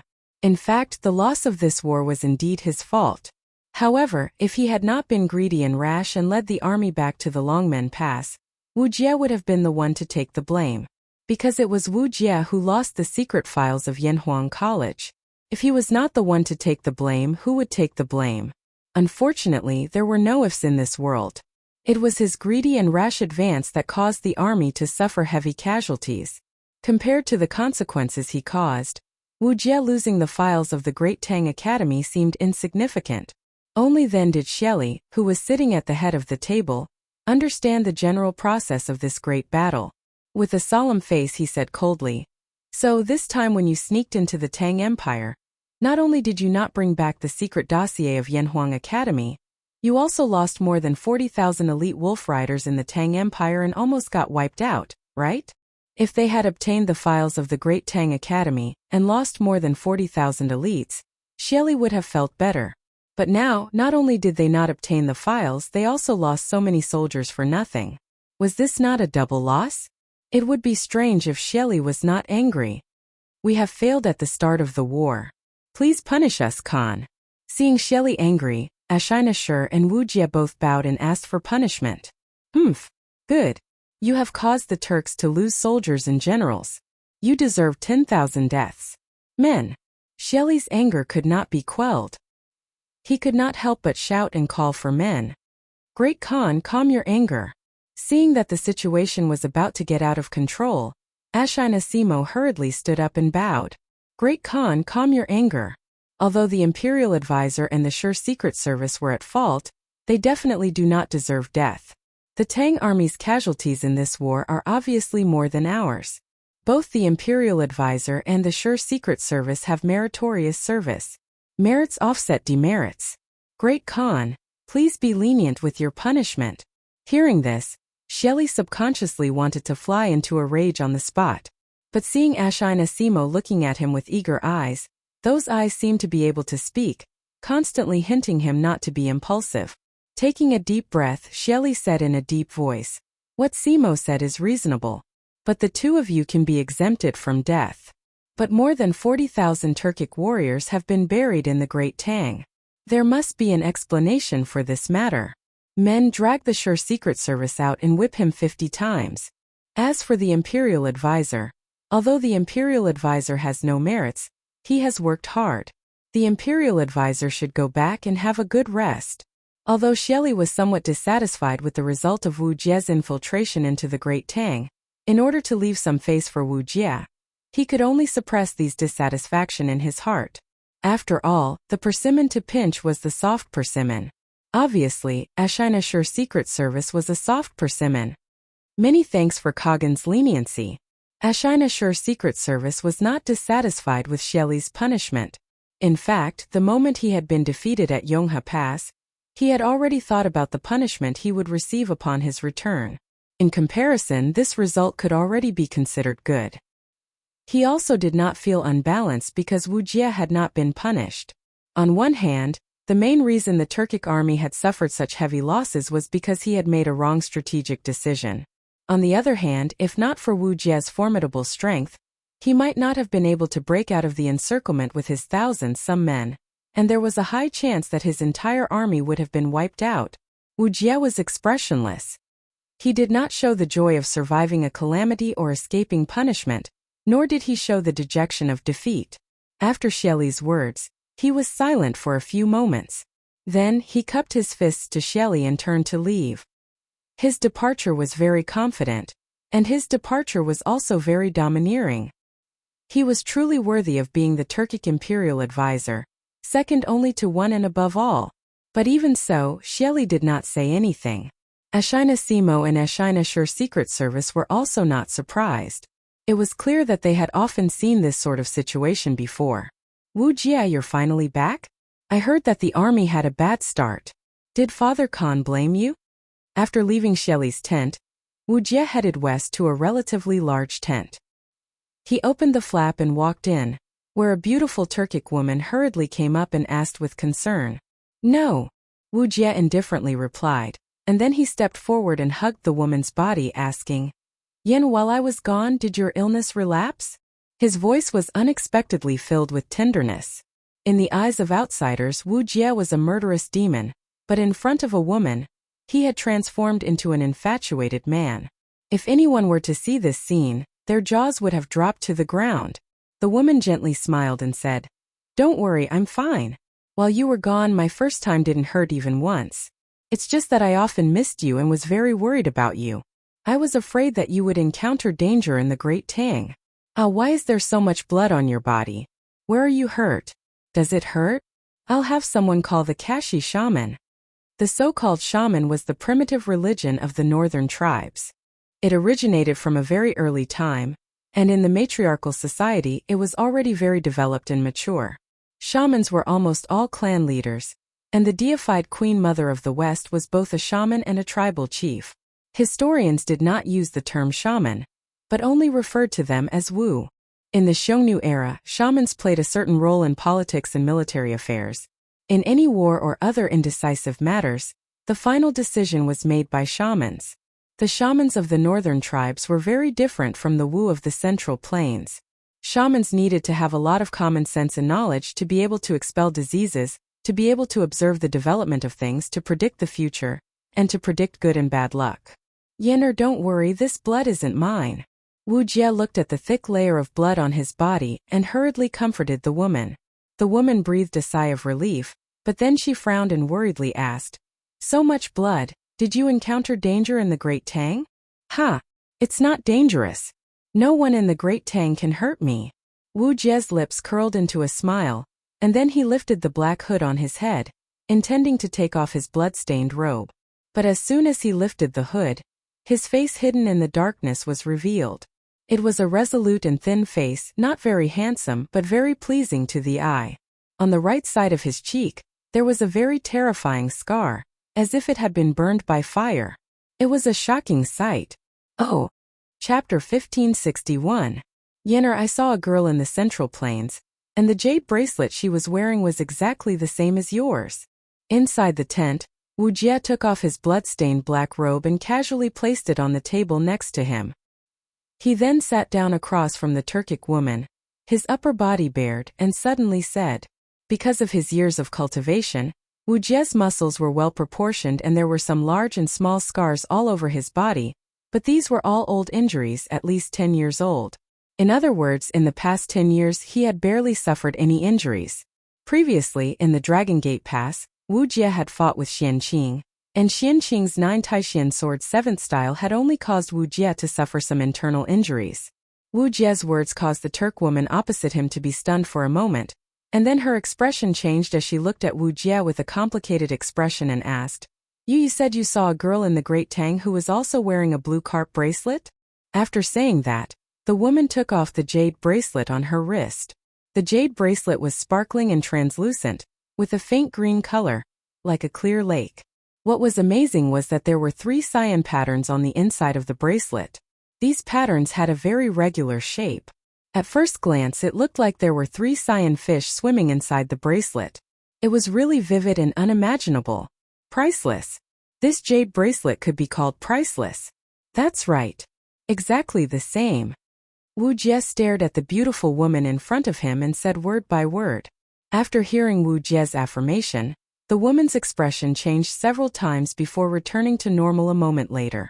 Brushing her hair back from her forehead, she pretended to be calm and said, "How could there be such a coincidence in this world?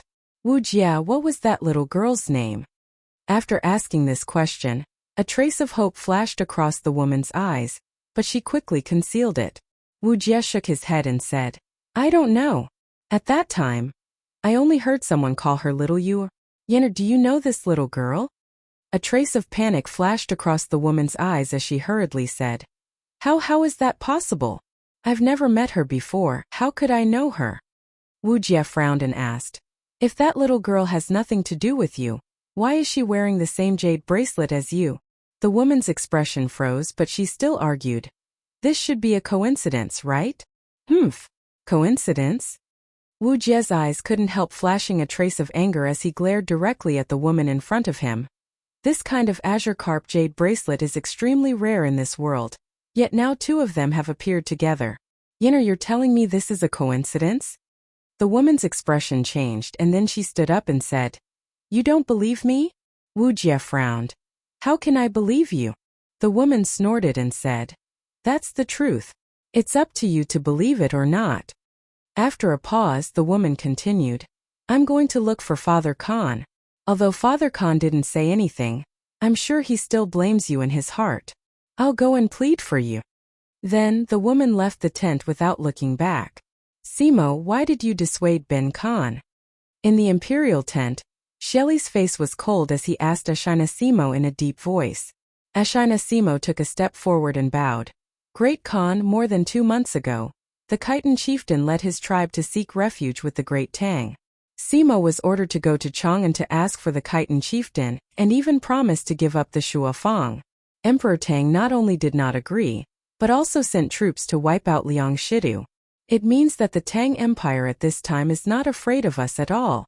This time, the Imperial Tutor and the Sure Secret Service led troops to infiltrate the Tang Empire. The Tang Empire will most likely mobilize troops to attack the grasslands.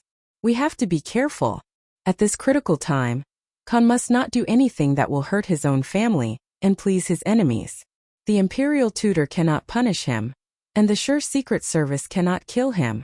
I asked Khan to consider the bigger picture."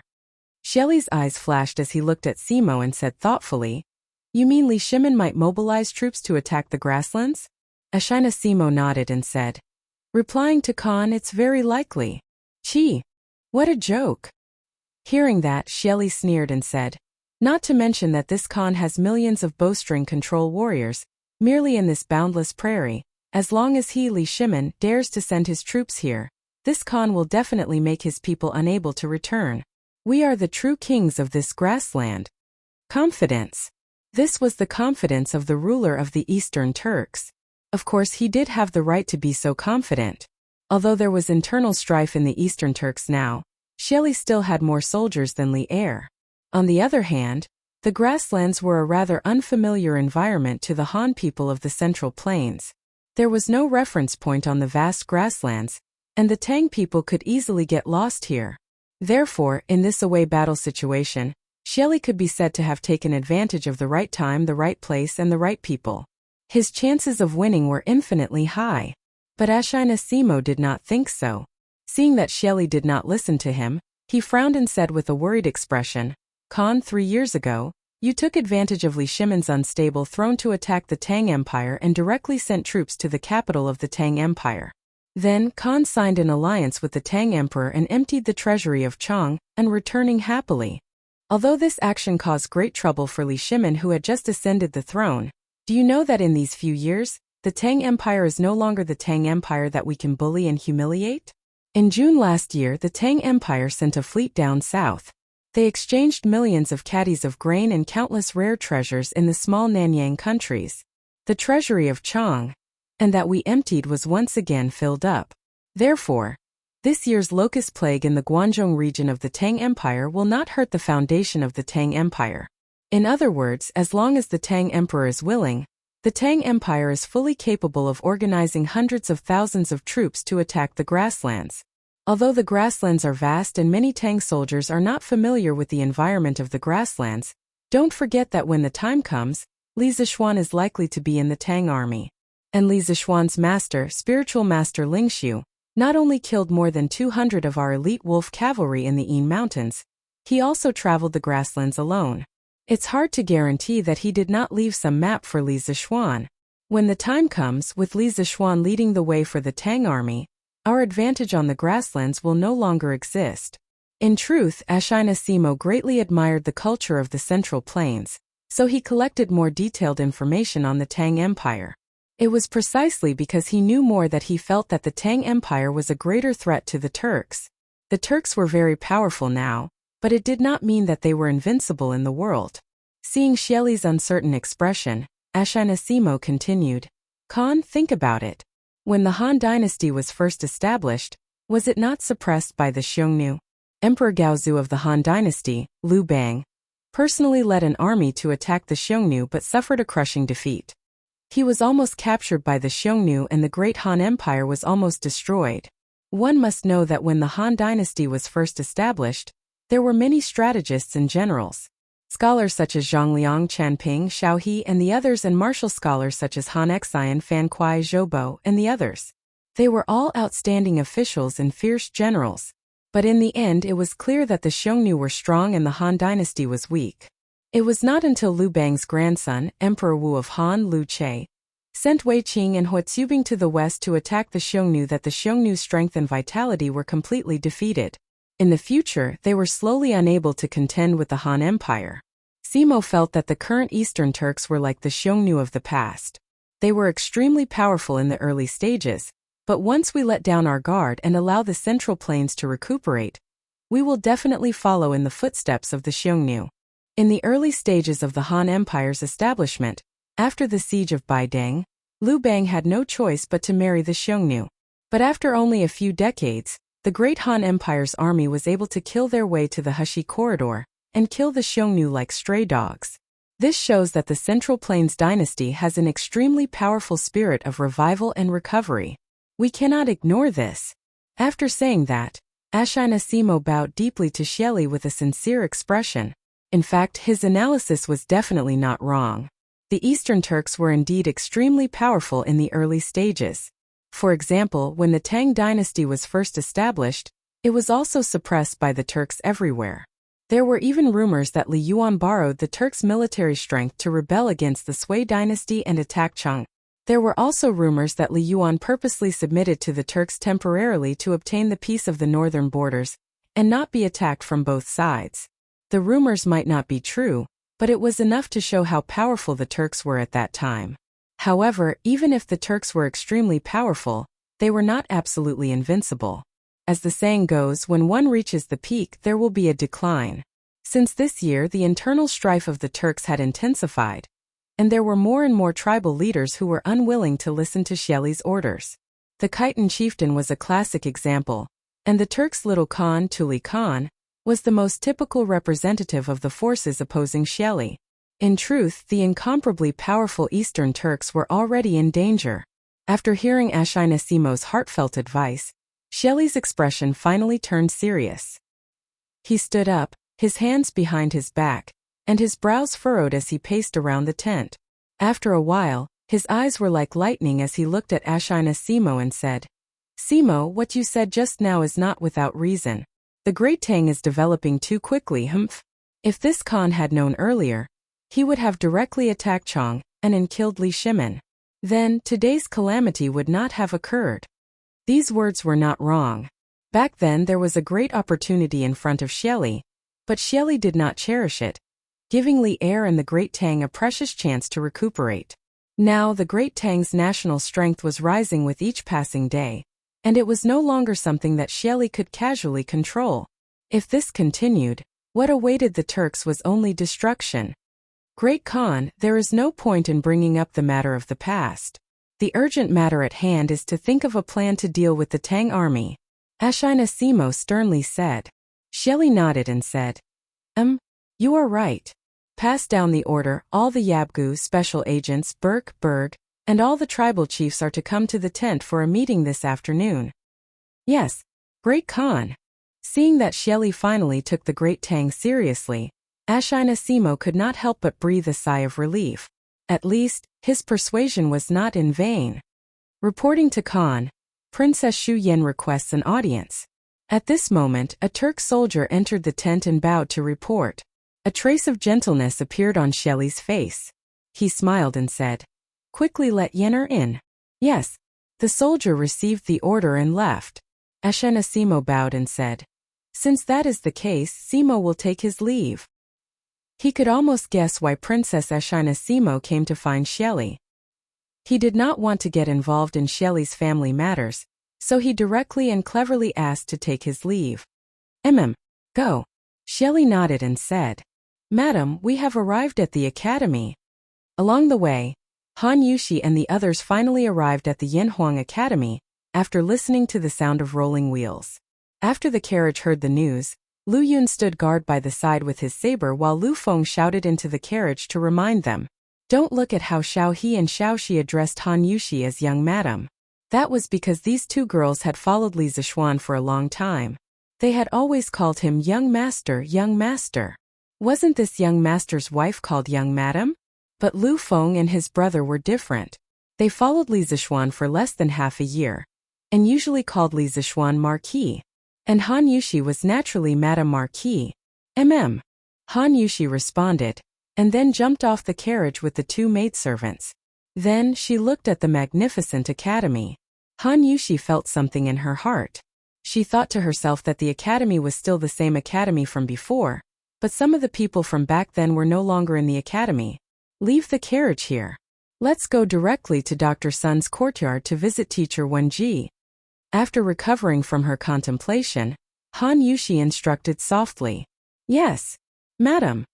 Lu Feng cupped his fist and accepted the order. Some of the guards of the House of Marquis went to the front to open the way, and some followed behind Han Yushi in case of any accidents.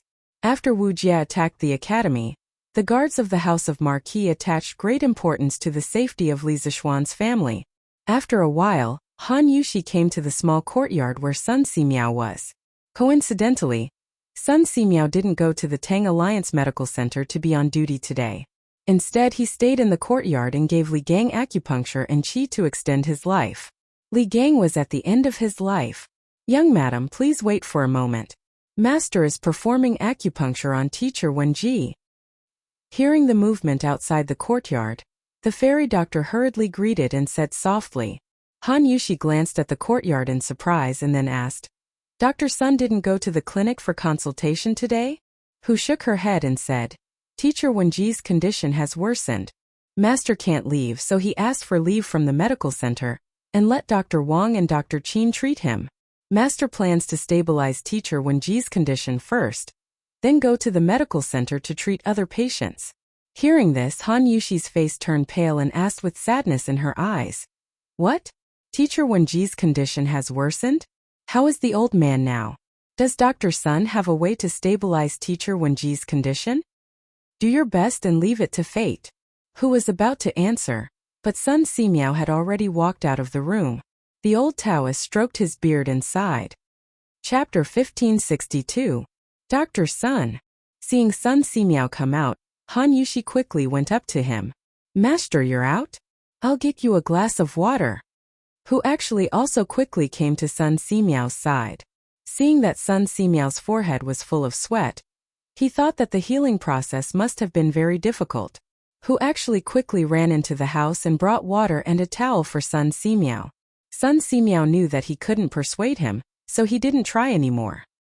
He pointed to the stone bench under the big tree in the yard and said, Aunt Han, Mrs. Li, let's go over there and sit. He originally wanted to call Han Yushi Miss Han, but on second thought, Han Yushi got married last year, so it was very inappropriate to call her Miss Han, so he quickly changed his words. Although Sun Simiao was an outsider, his ambition was to practice medicine and save people. He needed to deal with people every day, so Sun Simiao still knew some of the ways of the world. Dr. Sun, please. Han Yushi nodded, then moved aside to let Sun Simiao go first. Sun Simiao didn't refuse. He walked to the stone bench and stone table under the big tree in the yard, and the two sat opposite each other. As soon as they sat down, Han Yushi couldn't wait to ask, Dr. Sun, how is Mr. Wenji's condition? Alas, it's a long story. Sun Simiao sighed. At this time, Hu actually brought 2 teacups, a pot of tea, and a sweat towel with the help of Xiao He and Xiao Shi. Xiao He poured tea for Sun Simiao and Han Yushi, who actually took the sweat towel and wanted to help Sun Simiao wipe his sweat, but Sun Simiao took the sweat towel and wiped it himself. Then he looked at Han Yushi and continued, Mr. Wenji only suffered minor injuries that night and has been cured long ago. However, the old man is already old, and these minor injuries have triggered other old diseases in his body. The old man can't bear it and is bedridden. At this time, relying solely on the medicine to strengthen the corporeity can no longer stabilize the old man's condition. This poor Taoist can only use acupuncture to transfer qi, and the 1,000-year-old ginseng sent by Qin Ke to help Mr. Wenji maintain the normal operation of his heart meridians. But this is not a long-term solution. Although this poor Taoist knows how to cultivate qi, the qi in my body is far inferior to that of a martial artist like Shaoxian. 3 days, this poor Taoist can at most extend teacher Wenji's life for 3 days. 3 days. Hearing this, Han Yushi's expression changed greatly. Only now did she know that Li Gang's condition was so serious. After thinking about it, she asked anxiously, Dr. Sun, is there really no other way? Teacher Wenji is a man of noble character and has lived a clean life. Now that he has finally reached the age where he can enjoy the rest of his life, You must save him. Sun Simiao smiled bitterly and said, It's not that I don't want to save him, but my ability is limited. Mr. Wenji is now at the end of his rope, and there's nothing I can do to save him. Unless there are martial artists in this world who are skilled in both medicine and martial arts, they might be able to help Teacher Wenji by some time. Han Yushi was not stupid. She quickly understood what Sun Simiao meant. She said with a worried expression, But time is tight. Where can we find someone who cultivates both medicine and martial arts? Sun Simiao frowned and pondered for a moment before suddenly saying, Perhaps little Xian can. My husband? Han Yushi's eyes lit up, and endless hope rose in her heart. However, not long after, her eyes dimmed again. Frowning, Han Yushi shook her head and said softly, My husband is now in the north intercepting the Turkic state preceptor. We don't know which county he is in, whether he is in danger, and whether he can escape. Teacher Wenji can only hold on for 3 days. My husband might not be able to make it in time. That kid is doing very well now. He is not in danger. Call him back. Just as Han Yushi finished speaking, a vigorous voice suddenly came from the gate of the courtyard. Everyone looked towards the source of the voice and was shocked. Who else could it be but Li Er? Greetings, Your Majesty. Han Yushi quickly got up and bowed to Li Er with Xiao He, Xiao Shi, Hu Jing, and the others. Sun Simiao stood up and cupped his hands to Li Er, saying, Greetings, Your Majesty. Li Er waved his hand and said, No need to be so polite. I came here today to visit Teacher Wenji. I didn't expect to hear your conversation outside the courtyard. Sit down. Previously, when he learned from Li Tai that Li Gang was seriously ill and bedridden, Li Er had thought of visiting him. Although Li Gang used to be Li Jianqing's teacher, the old man had a noble character. He only cared about teaching and educating people all his life. He never got involved in those political struggles, and enjoyed a very high reputation in the literary world. Li Shimin could tolerate Wei Zheng, who repeatedly suggested to Li Jianqing to kill the king of Qin. How could he not tolerate Li Gang? Therefore, when the morning court session ended, Li Er quickly ordered Zhao Song to prepare a carriage and went directly to Sun Simiao's courtyard on Yunshan Mountain. Thank you, Your Majesty. Under Li Er's signal, everyone sat down. At this time, Han Yushi remembered what Li Er said just now and couldn't help but ask, Your Majesty, you said that my husband is doing very well now? Is that true? Li Er nodded slightly and said, Of course it's true. This morning, Qin Ke received an urgent battle report from Meng Wenhao. Last night, Li Zishuan blocked Wu Jie at Longmen Pass and stole the secret files of Yanhuang College. Although he was seriously injured, Taoist Master Xianqing of Longhu Mountain suddenly arrived. Not only did he defeat the enemy, but he also cured all of Li Zishuan's internal injuries. If I need someone who is skilled in both medicine and martial arts, I can ask Li Zishuan to hurry back. Sun Simiao cupped his hands and said, If Xiaoxian can come back, that would be great. If I remember correctly, Xiaoxian also knows how to perform acupuncture. Oh, by the way, Your Majesty just said that Taoist Master Xianqing of Longhu Mountain is also at Longmen Pass? That's great. If Taoist Master Xianqing can come back with Xiaoxian, Teacher Wenji might be saved. Li Er's face lit up and said, Good. I will send someone to ask Qin Ke to immediately send a telegram to Li Zishuan and urgently summon him and Taoist Master Xianqing to return to the capital. Speaking of which, Li Tai was still crazily sleeping in his bed. In the wee hours of the morning, he was waiting for news from the front line and almost fainted. Your Majesty is wise. Sun Simiao breathed a sigh of relief in his heart. It wasn't that his medical skills weren't good, but that Li Gang was now at the end of his life. Forcefully extending his life was against the heavens. Sun Simiao's medical skills were indisputable, but sometimes medical skills weren't omnipotent. I will go and see Teacher Wenji. After handing over the matter to the eunuch beside him, Li Er stood up and said, Chapter 1563. Young martial uncle, I remember you started your closed-door training last year. You suddenly came down the mountain this time. Have you broken through to the great Grandmaster realm? After a simple breakfast in Longmen Pass, Li Zishuan followed Xianqing to stroll among the tents and check if there were any severely injured sergeants who needed help. After checking on the recovery of several seriously injured sergeants, Li Zishuan suddenly asked Xianqing, Speaking of which, ever since he recovered from his injuries last night, he had been busy treating the wounds of the heavily injured soldiers in the barracks until dawn. If it wasn't for the military doctor that Hong Wenxing had sent someone to invite over, he would have been busy until now. After that, he went back to the corner tower and slept for more than 2 hours. But even so, Li Zixuan didn't feel sleepy at all. Instead, he felt refreshed. It was mainly because with the help of Xianqing last night, Li Zixuan broke through to the late stage of the Great Grandmaster realm. His mental strength also soared a lot. Not sleeping for a day had no effect on him at all. Besides, when he fought Wu Jie alone, he was exhausted and fell into a coma. He had slept for several hours. When he was interrogated by Xianqing last night, Li Zixuan was in a panic. He was afraid that his identity as a time traveler would be exposed. But after a night of digestion and contemplation, he felt a lot more at ease. But he began to wonder why his young martial uncle would appear here at this time. To reach the Great Grandmaster realm, in addition to talent and hard work, you need more opportunities and martial arts comprehension. It's easier said than done. Xianqing carried the heavy sword case on his back and walked with his hands behind his back. He answered Li Zixuan's question with a blank face. Li Zixuan, who was a little behind Xianqing, glanced at the sword case on Xianqing's back. In the memory of his predecessor, no matter where his young martial uncle went, he would carry a sword on his back. He remembered that his young martial uncle once said, "The sword never leaves the body. As long as the sword is with you, the sword is Xianqing's best brother. It will never betray him." It was because of this almost crazy obsession that Xianqing's talent in swordsmanship was rarely matched by others.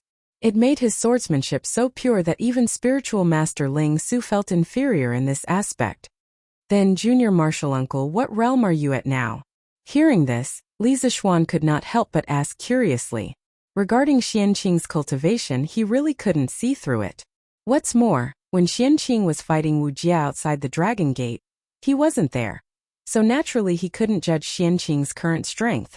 In his impression, Xianqing was already at the peak of the supreme power realm before he started his closed-door training. With his talent and aptitude, he must have made great progress in the past year of closed-door training. Half-step to Great Grandmaster.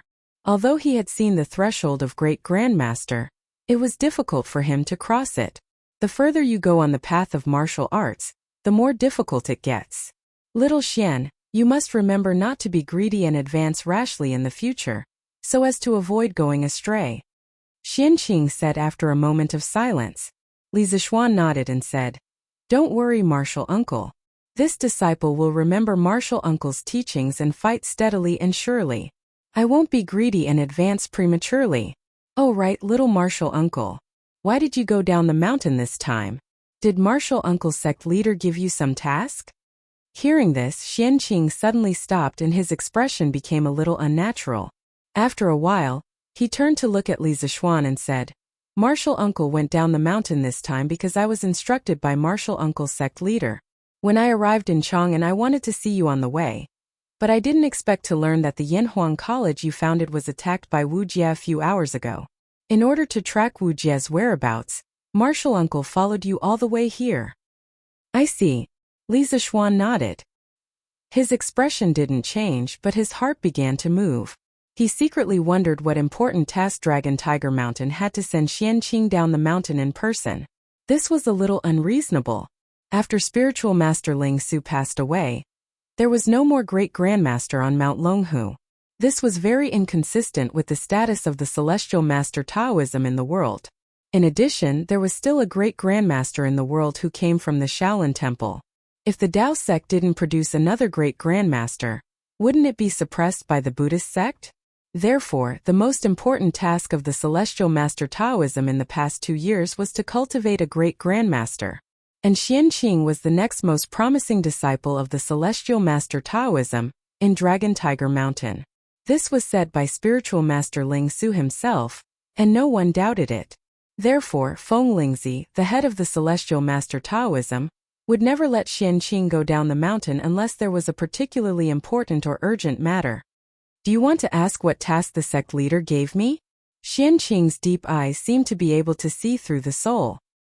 He fixed his gaze on Li Zishuan and asked after a while. Martial uncle, if it's inconvenient for you to say, then forget it. Li Zishuan was stunned at first, and then he said unexpectedly. The implication was that he really wanted to know what task the sect leader of the Celestial Master Taoism had given Xianqing.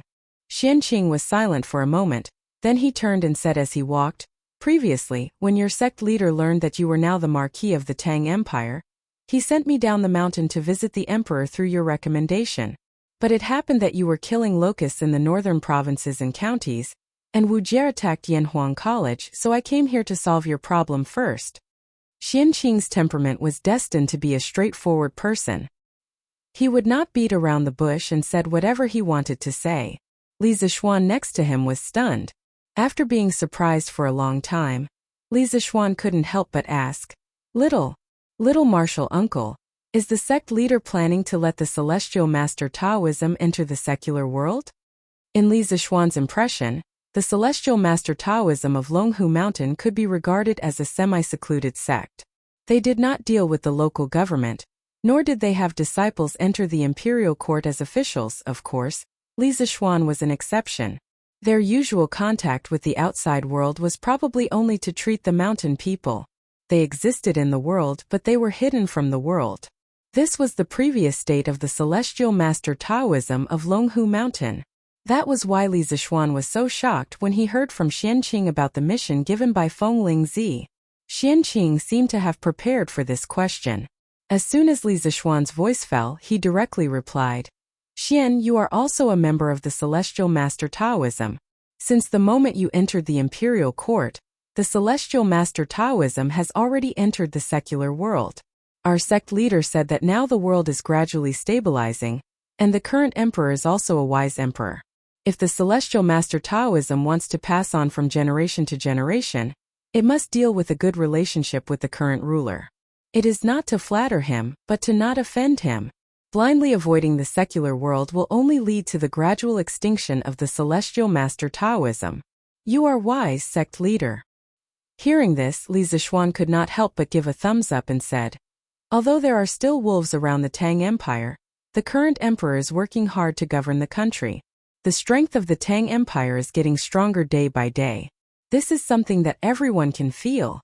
If Taoism wants to pass on for a long time, it should not hide from the secular world. Only when the world knows the positive role of Taoism in the Tang Empire will there be a steady stream of people who want to cultivate Taoism. Taoism is like this, and so is the Celestial Master Taoism of Longhu Mountain. In the next 10 or 20 years, the Tang Empire will undergo earth-shaking changes and become unprecedentedly powerful. For the Celestial Master Taoism, there are only two choices.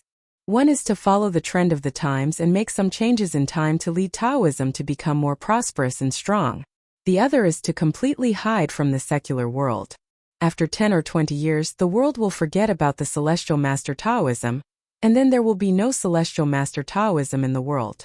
Besides, if the Celestial Master Taoism cultivates in seclusion, what is the difference between it and those Buddhist monks who only know how to eat vegetarian food, chant Buddhist scriptures, burn incense, and knock on wooden fish? Sect Master Martial Uncle's decision is undoubtedly a very wise one. As a member of Taoism, Li Zishuan naturally wanted to see Taoism become more and more prosperous and strong. In addition, Taoism was a local sect in the Central Plains. He did not want Taoism to be completely suppressed by Buddhism. Compared with the Buddhist monks who only ate vegetarian food and chanted Buddhist scriptures and did not work, he preferred Taoism's way of cultivating in seclusion.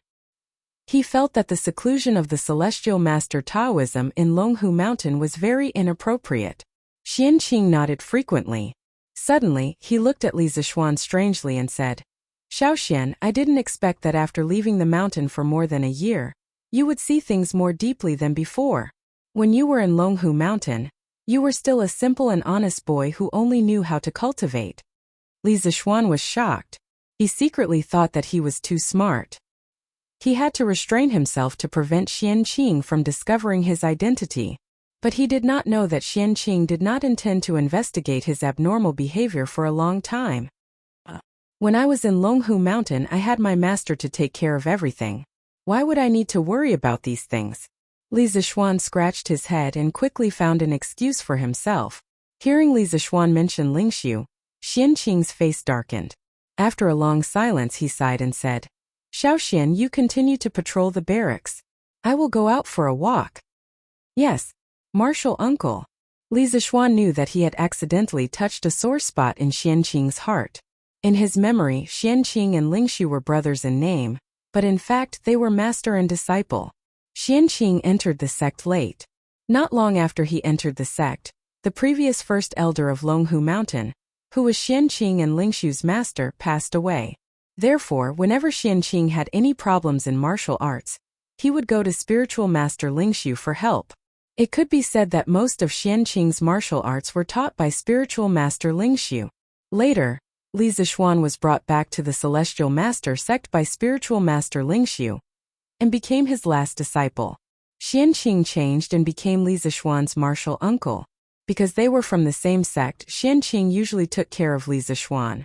The relationship between the two was quite good. Chapter 1564.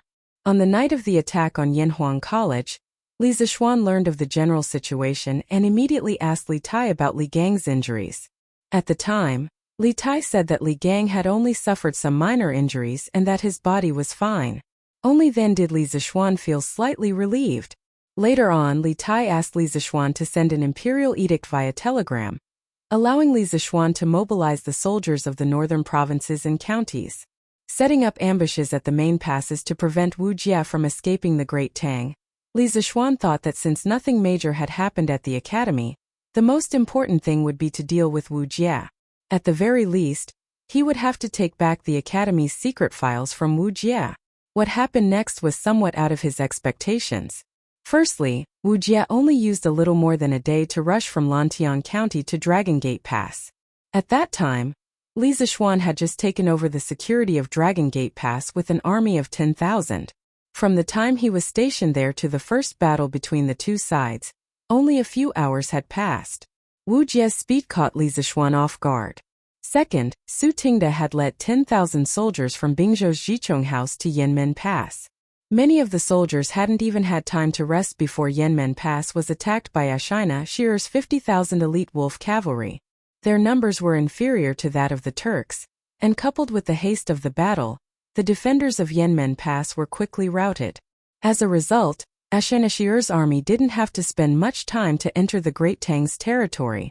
These two unexpected events had almost caused Longmen Pass to fall, and even caused the Yanhuang College's files to almost fall back into Wu Jie's hands. Fortunately, Shui Rengue and Xianqing had stepped in at the critical moment to help, and Wang Renbiao's 30,000 Qizhou soldiers had also arrived. Last night, when Li Zixuan woke up from his coma and learned of what had happened at Longmen Pass, he couldn't help but sigh in his heart. Could this be the protagonist of Heaven's Blessing? Little Xian, His Highness King of Wei probably replied to you like that because he didn't want you to be distracted while dealing with Wu Jie in the north. Don't blame him. Li Zixuan found it difficult to accept this sudden news. Right at this moment, Qin Chong walked over from somewhere and said in a low voice, "Before the army left, this old man made a trip to Yanhuang College. According to Mr. Kong Gue, Mr. Wenji's condition is indeed very serious. Now that the matter here has been settled, little Xian, you should quickly return to Cloud Mountain to take a look." Li Zixuan's expression was a little sluggish as he nodded and said, "Yes, Uncle Qin. I'll pack my luggage and hurry back to Cloud Mountain." Li Gang's serious illness was a huge blow to Li Zixuan. According to the original history, Li Gang died 5 years after Zhengguan, which meant that Li Gang still had at least 3 years to live. But now, because he had temporarily handed the academy over to Li Gang, Cloud Mountain had coincidentally been attacked by Wu Jie, causing Li Gang to be injured and bedridden. His life could even be at risk at any time. If not for Sun Simiao's superb medical skills, Li Gang would have already passed away. Li Zixuan couldn't help but sigh. He had changed history, but he had also changed the fate of many people. For example, Su Tingde and the 10,000 Tang soldiers who died at Yanmen Pass. If not for his existence, they would still be living well in Bing Province's subjugation residence. They were all brave and fearless soldiers of the Tang Empire, but because of his appearance, they died prematurely on the battlefield. There was also Li Gang. If not for his repeated pleas to the old man to come out, Li Gang would be comfortably teaching Li Changqian in the imperial palace right now. How could he have encountered such a life-and-death crisis? All of this made Li Zishuan feel guilty, and at the same time, a trace of confusion appeared in his heart. He felt that on his path to making the Great Tang even more prosperous, he had inadvertently taken the lives of many innocents. Even though he had done it unintentionally, the truth was that he was shouldering more and more lives. Li Zishuan suddenly felt that his shoulders were very, very heavy. Remember to call Daoist Xianqing. Qin Qiong saw Li Zishuan's brow furrowed in pain, and he couldn't help but feel somewhat distressed, but he still loudly reminded him. I know, Uncle Qin. Li Zishuan didn't turn his head, only responded in a low voice. This child is good at everything, but sometimes his heart is too soft.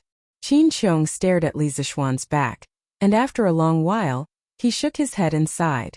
Teacher Wenji? It's Li Gang, right?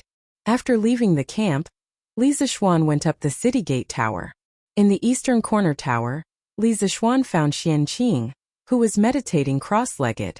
He briefly told Xianqing about Li Gang's serious illness, and how Sun Simiao needed their martial uncle and nephew to go back together to help. After hearing this, Xianqing frowned and said, Then let's go back to Lantian immediately. Without any hesitation, Xianqing agreed to Li Zishuan's request. Li Zishuan had spent so much effort before, but he didn't expect Xianqing to agree so easily. Li Zishuan couldn't get used to this super-efficient communication method, so he was a little confused at this moment. What are you waiting for? You and I quickly pack our luggage and go back to Lantian. Seeing Li Zishuan standing there in a daze, Xianqing couldn't help but frown and urge him. Yes, little martial uncle. Li Zishuan came back to his senses and hurriedly cupped his hands in obeisance. He couldn't help but think in his heart, little martial uncle's personality really hasn't changed. Not only is he a man of few words, but he is also swift and decisive. He is simply a model of doing more and talking less. The bosses of modern big companies must like a real person like little martial uncle. In fact, in Xianqing's opinion, Li Gang had been the imperial tutor of 2 princes and had a good reputation among the scholars. Now that he was injured and even bedridden because of Li Zishuan's Yanhuang College, he, as his martial uncle, had to go and help no matter what. Besides, the purpose of his trip down the mountain this time was to visit Li Heir in the imperial palace. Tracking Wu Jie was just a side quest he had issued for himself. Now that the side quest had been completed, it was time for him to return to the main quest.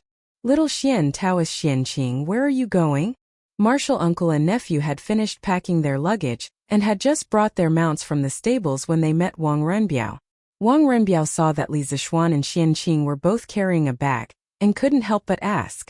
There was another person behind him, and that was Leng Yuyao. Seeing that the person who came was Wang Renbiao, Li Zishuan couldn't help but be startled. Then he felt ashamed. If it wasn't for Wang Renbiao leading the army in time yesterday, it was unknown whether or not Longmen Pass could be completely defended. Wang Renbiao was willing to take the risk of being suspected by his superiors and lead the army of Qizhou to support Longmen Pass 2 or 3 times. Li Zishuan didn't even have time to thank him, and almost directly returned to Lantian County without saying anything. He really didn't do it properly and felt sorry for Wang Renbiao's deep friendship. It's Renbiao. You've come at the right time. I have something to tell you. Li Zishuan coughed awkwardly and then shamelessly said with some apology, I just received news from Qingke that teacher Wenji suffered some minor injuries in order to protect the academy that night. Due to his old age, he was bedridden and now his life is in danger. As the Yamacho of Yanhuang College and my youngest martial uncle is quite proficient in medical skills, we must return to Yunshan as soon as possible to save teacher Wenji's life. Wang Renbiao was shocked when he heard that. His expression was serious and he said with some worry, Is there such a thing?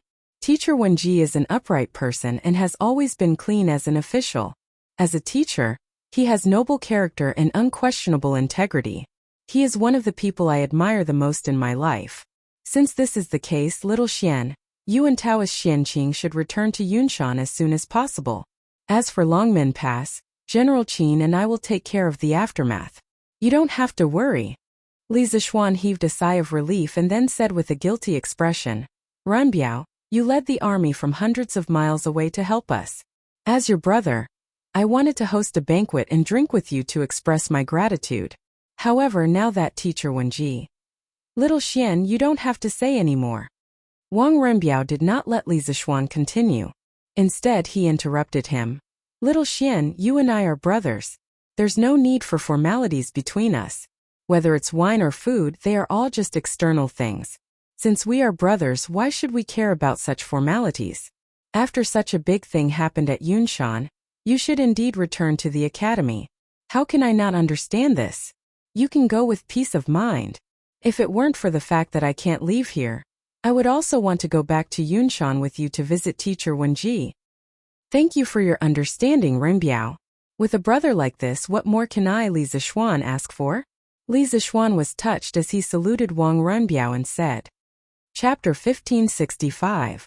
There was no such thing as an impenetrable wall in this world. The news of Wang Renbiao and Li Jingchu's relationship had already reached the ears of the elders of the Wang family of Taiyuan a few days ago. Li Jingchu was just a merchant's daughter. In the eyes of these elders, who had very serious views on family status, Li Jingchu was far from being worthy of the eldest son of the Wang family. Therefore, there was almost no suspense. Almost everyone in the Wang family opposed this marriage. Some elders even threatened that if Wang Renbiao insisted on marrying Li Jingchu, he was no longer worthy of being the eldest son of the Wang family, and had to be expelled from the family as a punishment. As Wang Renbiao's father and the current head of the Wang family of Taiyuan, Wang Yu naturally knew about this matter. On one side was his son, and on the other side was his family. Old Wang was actually in a difficult position. Li Zixuan's casual guess hit the nail on the head. Hearing this, Wang Renbiao couldn't help but be startled. He wanted to deny it, but facing Li Zixuan's aggressive gaze, he sighed and said, Xiaoxian, you guessed right. Little Xian, your guess is correct. Recently, the elders of the family have indeed expressed their dissatisfaction with my marriage with Jingchu. In 2 days, my mother will also personally come to Qizhou. If I insist on being with Jingchu, it's very likely that my name will be removed from the family. At that time, I should no longer be the provincial governor of Qizhou. Therefore, I have the heart but not the ability to help Shuirengui. Hearing this, Li Zixuan's heart sank. When he learned that Wang Renbiao had fallen in love with a merchant's daughter, he guessed that this matter would cause a violent reaction from the Wang family. This was because in history, Wang Renbiao's mother, Princess Tong'an, didn't like Wang Renbiao's wife because of her low birth. As a result, after Wang Renbiao died of illness, his wife and son were directly expelled from the family and completely became an orphan and widow. Renbiao, I'll go back to Chang'an to treat teacher Wenji first. As for the Wang family, I'll write a letter to your father and see if he can favor you for once. Besides, even if the Wang family wants to abolish your position as the eldest son of the Wang family, they can't take away your position as the provincial governor of Qizhou. This is an official position conferred upon you by the current emperor. If the emperor doesn't speak, you can't be removed. If the Wang clan sends someone into the palace, I will also plead for you in front of His Majesty. You don't have to worry too much. After pondering for a moment, Li Zixuan said slowly, in Yunshan, Li Gang was critically ill, and this was an extremely urgent matter. Even if Li Zixuan wanted to help Wang Renbiao, he didn't have the time right now. In addition, this was a family matter of the Wang clan. He didn't want to and couldn't get too involved. The only thing he could do was act as an outsider and do what he could. For example, if the Wang clan wanted to use Princess Tong and Li Zixuan's relationship to remove Wang Renbiao from his position as governor of Qizhou, Li Zixuan would definitely speak up for him. Wang Renbiao smiled in relief. Regarding the position of governor of Qizhou, I don't really care about it. You don't have to worry about me, Xiaoxian. You should return to Yunshan to treat teacher Wenji. Even if I don't have the identity of the Wang family's eldest son and the position of Qizhou's provincial governor, I won't starve to death. Even if I'm really at my wit's end, I can still rely on you, right? Xiaoxian, you won't reject me, right? Of course not. Li Zixuan said seriously. We'll always be brothers. Brothers should share weal and woe together. The worst outcome of this is that not only will you lose the identity of the Wang family's eldest son, but you'll also lose the position of governor of Qizhou. But even so, what's the harm? You're still my brother Li Zishuan. Haha, Xiao Xian. I'm already satisfied with your words. Wang Renbiao couldn't help but smile. Then he looked at the sun and said seriously to Li Zishuan, Xiao Xian, Teacher Wenji's condition is still more important. It's almost 9 in the morning. You should leave as soon as possible. Li Zishuan nodded and cupped his hands in farewell. All right. Renbiao, we'll meet again. We'll meet again. Wang Renbiao cupped his hands and said indifferently. Li Zishuan and Xianqing got on their horses and left Longmen Pass, heading south. Giddy up! Giddy up! Whitey, faster! Faster! On the official road from Jiangzhou to Chang'an, 2 men were galloping on horseback. The man in front was slightly younger. He was handsome and tall. As the horse was galloping, his hair was pulled back by the wind. The man in the back was slightly older. He was in his 20s or 30s. Although he was handsome, the expression on his face was rather cold. He gave off a feeling that strangers should not approach him. Xiao Xian, where did you get this horse? It's even faster than a Fergana horse. Xianqing, who didn't like to talk, finally couldn't help but ask after seeing the speed of Whitey under Li Zishuan. The horse he was riding was a mount that had accompanied him for many years. It was one of the best horses and he spent a lot of money on it. But now, compared to the big white horse under Li Zishuan, it suddenly paled in comparison. The big white horse seemed to have the energy to continue accelerating, but the big black horse he was riding was already running at full speed. How could Xianqing not be surprised? Hearing this, Li Zishuan turned around to look at Xianqing's position. He realized that the distance between the two of them was about 30 feet. Thus, he hurriedly slowed down the speed of the horse and replied, Junior Marshal Uncle, my father bought this horse from the Hu people 2 years ago. After returning home from Mount Longhu last year, I realized that I had some affinity with this horse, so I asked my father for it to be my mount. I see. Xianqing nodded and didn't ask further. He knew that Li Zishuan was anxious to go back to Chang'an to visit Li Gang, so he said, Xiao Xian, your horse doesn't seem to be running at full speed. Don't worry about me, go back to Yunshan at full speed and check on Teacher Wenji's injuries first. I'll be there soon. Li Zishuan hesitated for a moment, but finally nodded and said, Okay. Youngest uncle, I'll go first. You can go directly to Yunshan, I'll be waiting for you there. Okay. Be careful. Xianqing said in a low voice. Li Zishuan turned his head to face the front, then patted Whitey's neck and said anxiously, Whitey, hurry up. Whitey seemed to be able to feel Li Zishuan's anxiety. As soon as Li Zishuan finished speaking, Whitey's speed suddenly increased by 20%, and it was still accelerating. The distance between Li Zishuan and Xianqing was getting farther and farther. Last year, when Han Yuxi was kidnapped to Xiefeng Stockade, Li Zishuan felt Whitey's extreme speed when he went to save her. However, it was only a short distance back then, and the whole city was only about 40 miles away. This time it was different. The distance between Jiang Province and Chang'an was about 500 to 600 miles. Li Zishuan didn't know how long Whitey could last at full speed, but in order to save Li Gang, who was in critical condition, he could only take one step at a time. At worst, he could wait for Whitey to get tired and use his qinggong to rush for a while. Whitey could follow behind him and rest while running. After resting, he could get back on the horse and continue to run. Brother Crown Prince, is Brother Xiao Xian really okay now? Not long after the morning assembly, Chang'e came directly to the East Palace and found Li Changqian. She asked directly when she saw him. Obviously, some of the discussion in the morning assembly had reached Chang'e's ears. Li Changqian frowned and said, Chang'e, you've heard about the war in the north? Chang'e nodded and said, Yes. Previously, when I passed by Taiji Palace, the officials had just finished their morning assembly. Uncle and Minister Fong talked about it.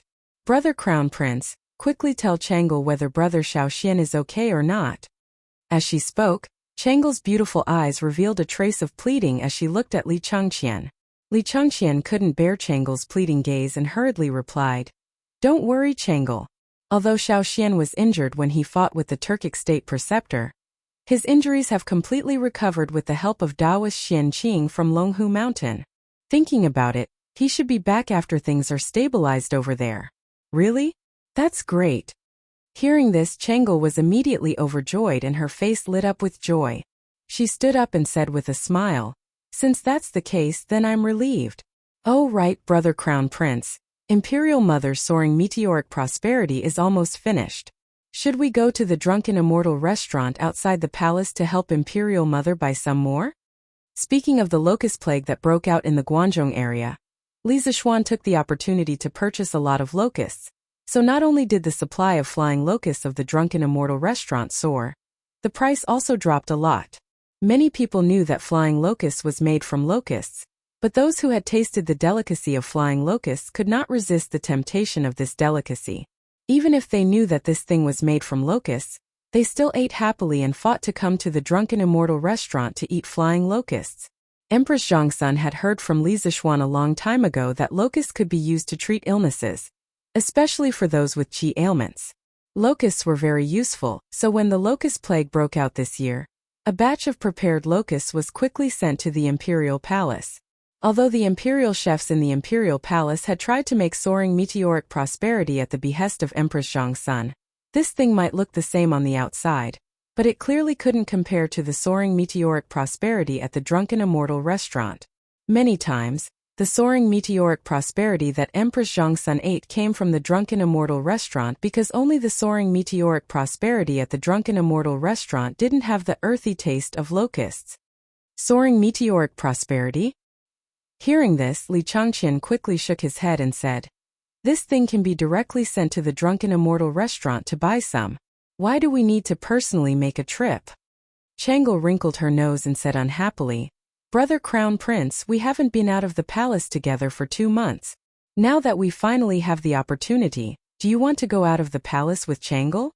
The imperial palace symbolized a life of luxury, but at the same time, for the princes and princesses, the imperial palace was almost equivalent to a cage.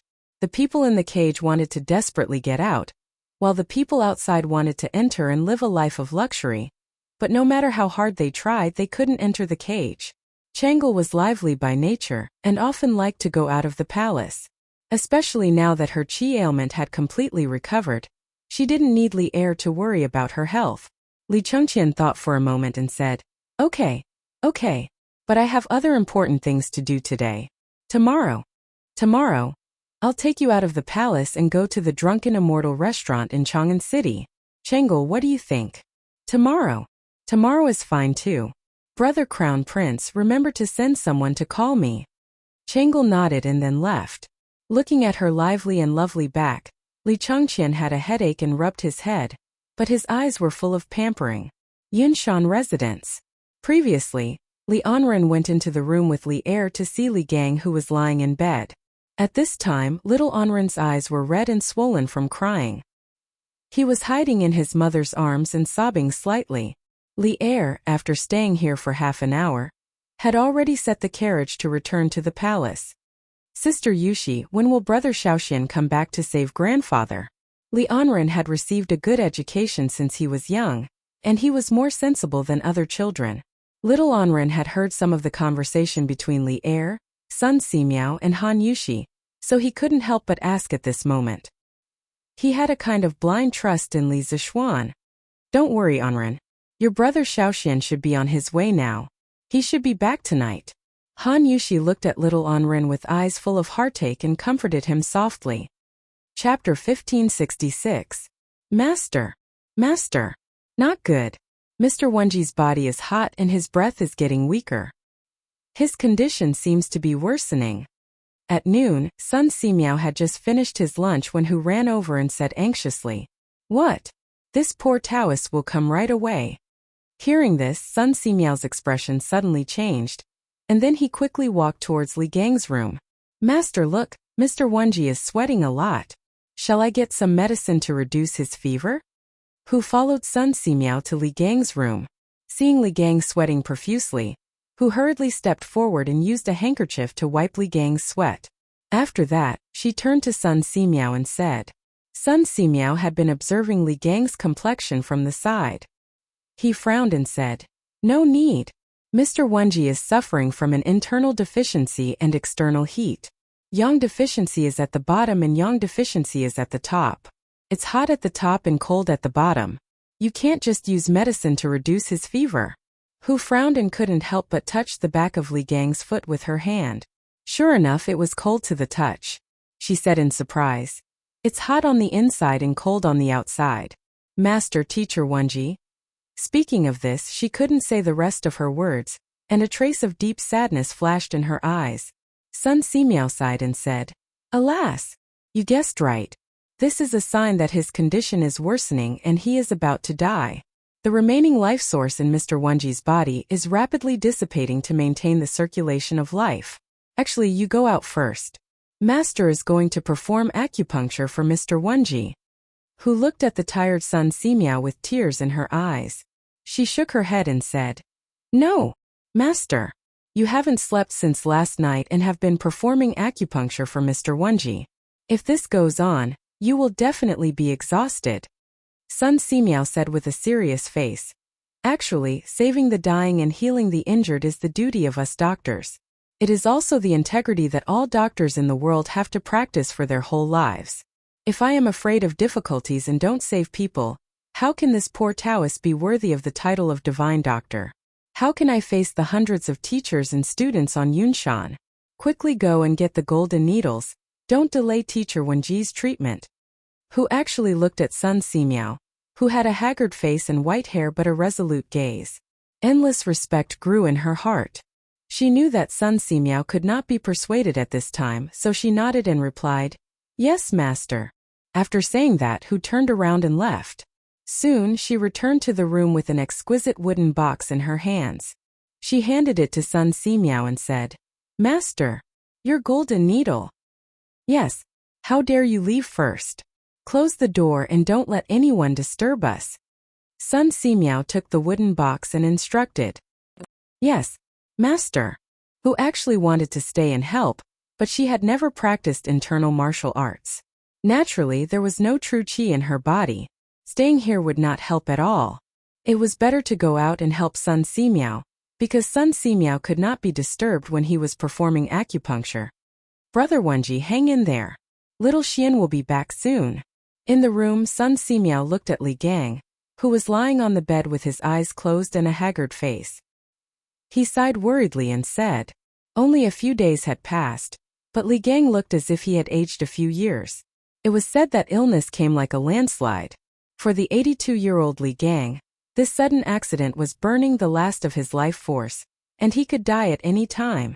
In fact, just looking at age, Sun Simiao was older than Li Gang by 6 years. However, Sun Simiao paid attention to health and had been practicing Taoist true qi.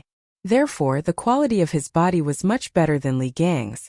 The same injury on Li Gang might be fatal, but on Sun Simiao, it was estimated that he would be fine after 2 days of recuperation. After sighing with emotion, Sun Simiao went forward to help Li Gang up. Half lying on the bed, he removed his outer robe and took out the golden needles from the wooden box. With lightning speed, he pierced 3 golden needles into the Zhongting Jiawei and Juk acupoints on Li Gang's chest. These 3 acupoints were close to the heart, and if the strength was wrong or the position was off, it would be fatal. Ordinary doctors would be extremely careful when piercing these 3 acupoints, but Sun Simiao pierced all 3 at the same time. His movements were as smooth as flowing water, without a trace of hesitation. After the golden needles were pierced into the 3 acupoints, Sun Simiao did not stop. He used his right hand to twirl the golden needles on the Zhongting, Fengwei, and Juk acupoints. Traces of Taoist true qi passed through the golden needles and slowly into Li Gang's body. Soon, the 3 golden needles began to vibrate together. Sun Simiao opened his palm and an even more majestic true qi flowed from his palm into the golden needles. Then through the golden needles, it was guided into Li Gang's heart meridian. Sun Simiao's goal was very simple. He wanted to use his Taoist true qi to supply energy to Li Gang's heart meridian, thereby reducing the consumption of Li Gang's life force. Li Gang's condition had reached such a stage that it was impossible to save him with the power of the medicinal stone. Because all medicine was 30% poisonous, any medicinal herb required the human body to use the liver, kidneys, and other organs to break it down in order for the medicine to work in the body. And all of this required energy to support it. Li Gang was already at the end of his life. It was already difficult for him to maintain the basic activities of life. If he were to take any more medicine, it would undoubtedly speed up his death. Because he understood this, Sun Simiao temporarily gave up on using medicine and switched to the method of transferring qi through the golden needles. It was just that this method of transferring qi through the golden needles consumed too much true qi. In less than 15 minutes, Sun Simiao's forehead was full of sweat. But Sun Simiao did not have any intention of stopping. He was still transferring qi through Li Gang with a serious face. Gradually, as time passed, Sun Simiao's face became paler and paler. However, Li Gang's face gradually became rosy. After some time, Sun Simiao finally could not hold on any longer. He lost his balance and almost fell onto the bed. Luckily, Old Sun's hands and feet were still agile. He held onto the beam of the bed in time and steadied himself. Taoist Sun, don't waste your energy. I know that my time is up. I can't drag you down with me. Unexpectedly at this moment, Li Gang, who had been in a deep sleep all this time, opened his eyes and spoke softly. Brother Wenji, you're awake. Hearing Li Gang's voice, Sun Simiao finally heaved a sigh of relief. He stood up straight and looked at Li Gang with a face of joy and said, Wenji, what you said is wrong. What do you mean by wasting my energy? Before I treat a patient, I will never care if that person can be saved or not. Because no matter what kind of patient it is, I will try my best to save them. Until the last moment, life or death is uncertain. Li Gang used all his strength to move the corners of his mouth and smiled. Taoist Sun's medical ethics are noble and your medical skills are superb. Who doesn't know of this? Who doesn't know? But I am already at the age where I have one foot in the grave. If I die, so be it. Letting Taoist Sun waste his energy and affect the treatment of other patients is a huge sin. Sun Simiao sighed and said, I only used up some true qi. After resting for a few days, I will recover. But Wenji, you must hold on. Xiao Xian received the news and is already on his way back. With his help, Wenji, there is hope that your illness can be controlled. Hearing this, Li Gang was shocked and said, Yamacho is coming back? What about the Tuju Estate Preceptor? Have the secret scrolls of the Academy been recovered? Sun Simiao replied, Don't worry. The Tuju Estate Preceptor has already escaped back to the grasslands. All the secret scrolls of the Academy have been recovered by Xiao Xian. He is now rushing back to Yunshan. So Brother Wenji, you must hold on. Hearing this, Li Gang's face suddenly flushed red. He smiled and said, Good, good.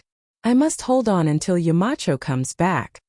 Seeing this, Sun Simiao secretly cursed in his heart. At this time, Li Gang's face was flushed red.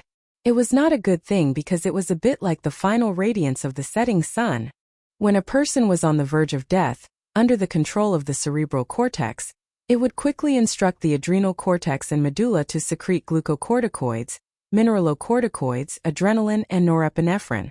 They could all stimulate the heart, constrict the blood vessels, and raise blood pressure. This would mobilize all the positive factors in the body, causing the patient to wake up from a coma.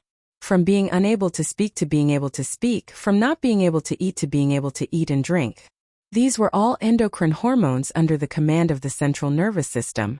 The final radiance of the setting sun had certain benefits for the patient and his family. If the person the patient was anxious to see was still on the way, it could prolong the patient's life to fulfill his long-cherished wish. If the patient still had things to say, it could also prolong the patient's life for a period of time.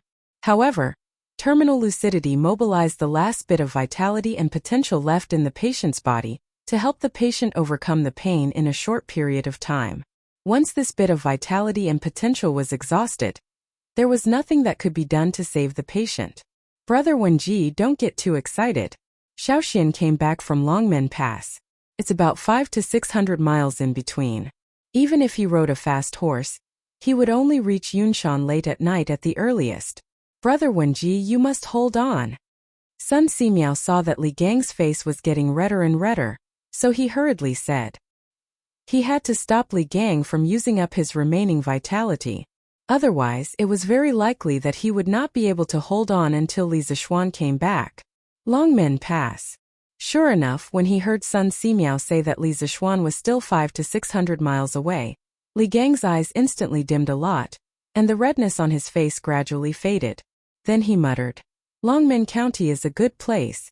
If I remember correctly, Mr. Wang also came from Longmen Pass. I must wait until Yamacho comes back. Faith. Sometimes faith was a very magical thing. As long as there was a thought in one's heart, one would be able to persevere. Sun Simiao wanted to tell Li Gang about the time it would take for Li Zishuan to reach Yunshan. He wanted to instill in Li Gang's heart that he had to persevere until Li Zishuan came back. Seeing that Li Gang had finally calmed down, Sun Simiao secretly heaved a sigh of relief and said, "Wenji, have a good rest first. I'll make some porridge for you to fill your stomach." "Thank you," Li Gang said weakly. After Sun Simiao helped Li Gang lie back on the bed, he turned around and left the room. At this moment, the sun outside had already moved to the southwest. It was about 5 in the afternoon. This healing process actually lasted for more than 2 hours. Master, are you okay?" Hu Yao, who had been guarding outside the room, saw Sun Simiao walk out with a pale face. She quickly went up and supported Sun Simiao with a worried expression. "I'm fine. I just need to rest." Sun Simiao waved his hand, then turned to look at Hu Yao and said, "Yao, I'll give you a prescription. Quickly go and get the herbs according to the prescription. There can't be any mistakes." "Prescription? Get the herbs?" Hu Yao heard this and her eyes widened. She said with a shocked expression, "Master, are you planning to use medicine on Teacher Wenji? But Teacher Wenji's body is so weak now. How can he withstand the medicinal properties of various herbs?" Hu Yao was respectfully called Little Fairy Doctor by many people. She still had this bit of medical knowledge. Even if Sun Simiao did not say it, she knew that with Sun Simiao's current body, he would not be able to withstand the power of the medicinal stone no matter what. Sun Simiao sighed deeply and said, "Teacher Wenji faintly showed signs of terminal lucidity just now, but I suppressed it. The speed of his deterioration is more serious than I thought. Now, even if Shaoxian and Daoist Xianqing came to help, they might not be able to completely cure Wenji. So the only thing we can do now is to take a risk." "Master, why do we take a risk?" Hu Yao asked curiously. Sun Simiao paused for a moment and opened his mouth to explain. Wenji is now completely relying on his will to support himself. Once Shaoxian returns, this will dissipate and Wenji will also show signs of terminal lucidity. At this time, the functions of all the organs in his body will be normal. Although after this short period of normalcy, he will exhaust his life force and die. I can take advantage of this period of time when Wenji's body is normal to let the medicine enter his body and extend the time of terminal lucidity through the golden needle. As long as the medicine can take effect during this period of time, it can cure the symptoms and cure the root cause, fundamentally saving Teacher Wenji's life. And this terminal lucidity will become a revival from the dead. Chapter 1567. Ginseng nourishes the 5 viscera, calms the spirit, stabilizes the soul. Antler nourishes the kidney, generates the essence, strengthens the muscles and bones. Sanchi stops bleeding and removes blood stasis, unclogs the meridians and relieves pain. Amber calms the nerves and facilitates the water flow. Placenta nourishes the innate, nourishes the qi and nourishes the blood.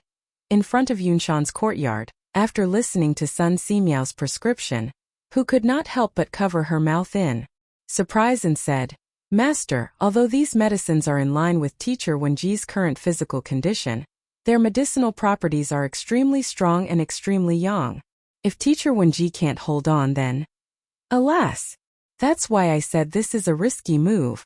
Sun Simiao sighed helplessly and said, "With Wenji's current condition, even if little Xian Taoist Xianqing and I join hands, we can only help Teacher Wenji extend his life for a few more days.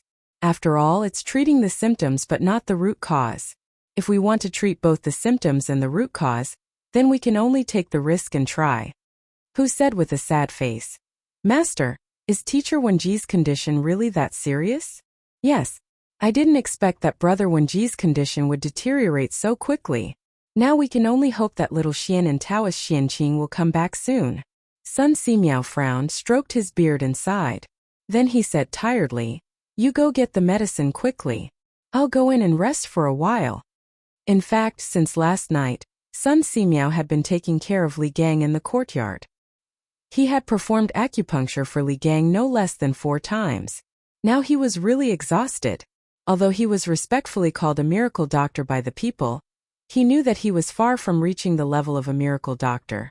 At most, he knew more than ordinary people in pharmacology, pathology, and diagnosis experience. Facing a patient like Li Gang who was extremely weak and could not use medicine, Sun Simiao also felt a little powerless. This was the same principle as a clever housewife could not cook without rice.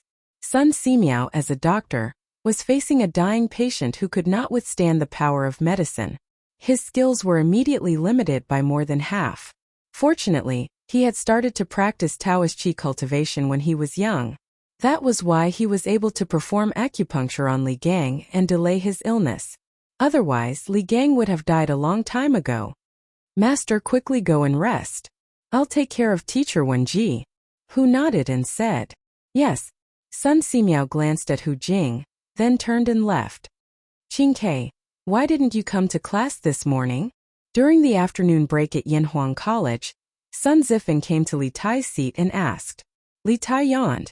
Last night, he and Li Er had stayed up the entire night in the Sweet Nectar Hall. In the morning, when he was snoring in his sleep, he was woken up by an imperial eunuch who asked him to send a telegram to urge Li Zishuan to come back quickly. After the imperial eunuch left, Li Tai tossed and turned for a long time before falling asleep. This was because the news of Li Gang's critical condition made his heart very heavy. Go. Don't mention it. Last night, I accompanied my father in the palace to wait for news from the front lines. I fell asleep at about 5 o'clock in the morning, and was even woken up to send an urgent report to Yamacho. How could I have the energy to come to class? Li Tai glanced at Sun Zifan and said unhappily, news from the front lines? Sun Zifan's eyes lit up when he heard this. He exclaimed, Ching, what news from the front lines? Was that hateful Turkic state preceptor captured? Also, how is Yamacho now? Is he injured? He was so pleased with himself that his voice was a little loud. The other students around heard this and pricked up their ears curiously. Those who were far away couldn't help but come closer, wanting to get the first-hand news. Li Tai looked around and then glared at Sun Zifan. He said in a low voice, what are you shouting for? Do you think your father doesn't know about the news from the front lines? Why don't you go back and ask your father directly? No, it's only Wednesday today. The academy isn't on holiday, so how can I ask my father? Go, what are you looking at? Class is about to start. Won't you all go back to your seats? Sun Zifan complained for a while, but then he realized that he had overreacted and hurriedly waved his hands at the surrounding students. No, Zifan Qingke, how is Yamacho? Not only are you concerned about Yamacho, but so are we. Wang Meng retorted, unafraid of Sun Zifan's might. The other students immediately joined in the commotion. Wang Meng is right. We are all concerned about Yamacho's safety. Qingke, quickly tell us. That's right. Also, has the Turkic state preceptor who stole the academy's secret files been captured? Mr. Zhang San, Mr. Imo, and Mr. Wenji are all seriously injured. Nothing must happen to Yamacho. Since Yanhuang College was attacked by Wu Jie that night, all the secret files were stolen. In addition, the bearded guest and Mo Huai were seriously injured, and the academy's acting Yamacho, Li Gang, was bedridden. For the newly established Yanhuang College, this was undoubtedly a very painful blow. The academy was currently without a leader, and everyone was in a state of panic. All the students urgently wanted to hear some good news, especially the students in Class 1 who were closest to Li Zishuan. They were most concerned about Li Zishuan's current situation. Everyone listen to me. Li Tai's face darkened. He could feel the worry and anxiety in the students' voices. Thinking about it, last night's battle in the north wasn't considered a secret. He pressed his hand down and said, last night Wu Jie fought with Yamacho at the Dragon Gate. Yamacho was seriously injured, but he was able to take the secret files that Wu Jie stole from the academy. After Wu Jie broke through the Dragon Gate, he successfully met up with the Ashina Serpent's army. What? Yamacho was seriously injured by Wu Jie? I already said that the Turkic state preceptor's martial arts are so high. Yamacho can't fight him alone. Now that Yamacho is also injured, what will the academy do? Fortunately, the academy's files were taken back by Yamacho. What's the point of those files being taken back? For the academy, Yamacho is the most important. With Yamacho, what can Yinhuang College not create? When the students heard that Li Zixuan was seriously injured by Wu Jia, they couldn't help but discuss loudly. To them, this news was no different from a bolt from the blue. After a while, the whole classroom was in chaos, and a feeling of panic quietly spread. This was because Li Zixuan was the sky of the Yinhuang Academy. All of them had resolutely joined the Yinhuang Academy because of Li Zixuan. If Li Zixuan fell, it would be tantamount to the collapse of the sky for them. How could this not make them panic? Silence. Everyone listen to me, I'm not done yet. Seeing the students in chaos, Li Tai hurriedly shouted, Yamacho is fine. Let me finish. Yamacho was later rescued by Taoist Xianqing of Mount Longhu and is now in peace.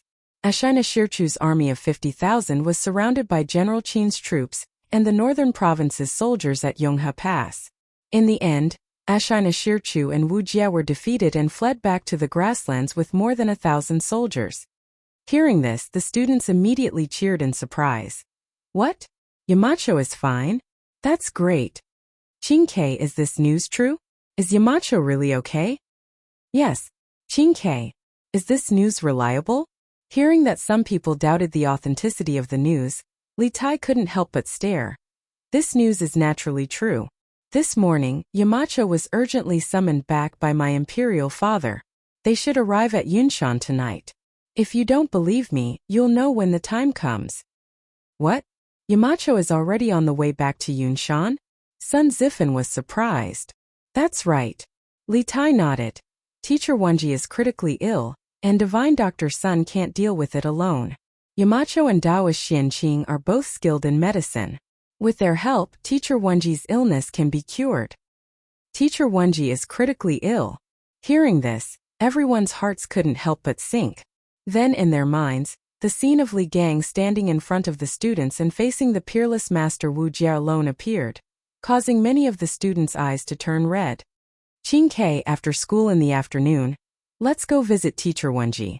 Qin Huayu sighed and said, Okay. Li Tai nodded. In fact, even without Qin Huayu's suggestion, he also planned to visit Li Gang in the courtyard. I want to go too. Sun Zifan hurriedly agreed. I want to go too. Yuchi Baolin also spoke up. I want to go too. I want to go too. Not long after, all the students in the classroom started shouting at the same time. The sun was setting in the west. On the official road outside Yongji City in Puzhou, Li Zixuan was riding alone. As for Xianqing, he had already been left far behind. Along the way, Big White's speed and endurance had greatly exceeded his expectations. Basically, after riding Big White for 40 to 50 kilometers, and then using his Qinggong to rush for another 3 to 4 kilometers, Big White would be able to recover more than half of its strength. After that, he would be able to ride Big White and gallop wildly again. For example, the Turkic cavalry rode on 2 horses. This kind of long-distance attack could greatly increase their speed. Li Zixuan didn't have 2 horses, so he could only use this method of riding alone. Overall, his speed wasn't any slower than the speed of a single person riding 2 horses. According to the imperial edict that Li Er had sent to him through the telegraph, he only needed to rush from Longmen Pass to Yunshan. There was no need for him to rush so desperately. However, Li Zixuan had a vague, ominous premonition in his heart. As he got closer to Chang'an, the ominous premonition became stronger. Teacher Wenji, you must hold on. Although Li Zixuan didn't want this ominous premonition to be related to Li Gang, at this time, other than Li Gang's illness, he couldn't think of anything else that could make him feel so uneasy. Therefore, he could only pray silently as he ran. At Yunshan, after the afternoon classes, the students of Class 1 were led by Li Tai to Sun Simiao's courtyard to visit Li Gang. The students of the other classes also rushed over when they heard that Li Gang was critically ill. After a while, Sun Simiao's courtyard was filled with hundreds of students. It's actually a girl. Where's Teacher Wenji? The students all wanted to visit Teacher Wenji when they heard that he was critically ill. Li Tai, who was standing at the front of the group, asked Hu Jing, who had gone out to check on the situation. Li Gang usually treated the students of the academy very well. None of the students disrespected or disliked him. Although there were hundreds of people gathered outside the courtyard, No one made a fuss. Everyone was watching Li Tai and Hu Jing negotiate. They didn't dare to make a sound, for fear of disturbing Li Gang, who was recuperating in the room. It was precisely because the students did not kick up a fuss that Hu Jing's expression became slightly better.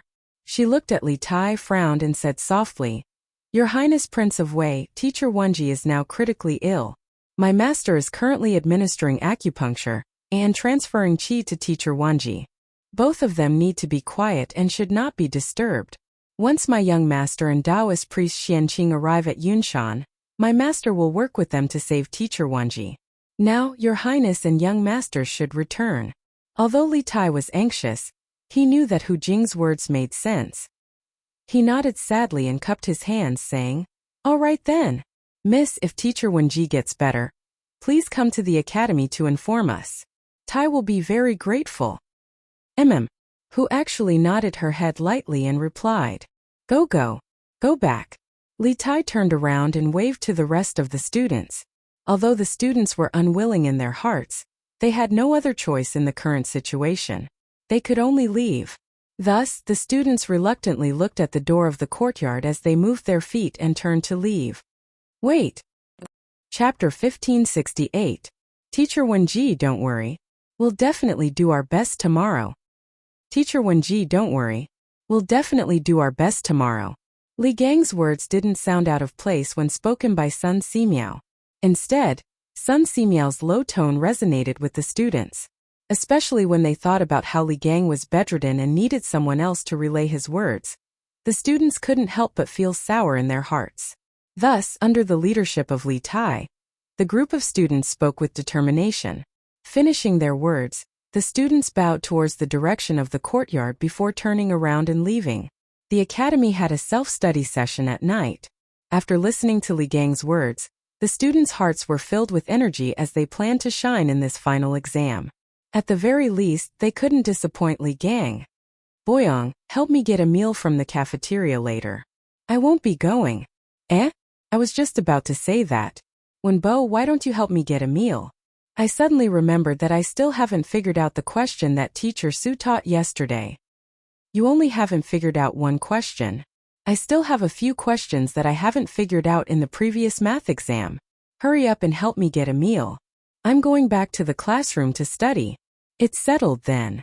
After the exam, I'll treat you to a big meal at the Drunken Immortal restaurant." No, I don't want to go to the Drunken Immortal restaurant. I want to study." After leaving the courtyard, the students hastened their footsteps and walked towards the academy. Many students didn't even bother to eat dinner in order to be able to cram before the exam. At this time, if anyone were to disturb their studies, that person would be their life and death enemy, and would definitely not be forgiven. "Master, are you hungry? I'll go and cook for you." After the students left, the courtyard instantly became quiet. Hu actually raised his head and looked towards Sun Simiao and asked. Sun Simiao thought for a moment and said, "No need to trouble yourself. Go to the academy's cafeteria and get some porridge. Brother Wenji can only eat this now." "Yes, master." Hu actually responded and hurriedly went to the kitchen to get cutlery. Sun Simiao looked in the direction where the students left and sighed with a complicated expression. A moment later, he returned to Li Gang's room with his hands behind his back. "Taoist son, have the children gone back?" When Li Gang heard the sound of the door being pushed open, he quickly opened his eyes and turned his head to look at Sun Simiao. "They're all going back." Sun Simiao walked to the bedside and bent down to check Li Gang's pulse. "It's good that he left. It's good that they're gone. These children are still young and have a good time to learn. How can they waste their time on an old man like me?" Hearing this, Li Gang's face relaxed as he muttered to himself. Sun Simiao frowned. After an entire afternoon, Li Gang's pulse had become even weaker. This meant that Li Gang's life was rapidly draining away. This was not a good sign.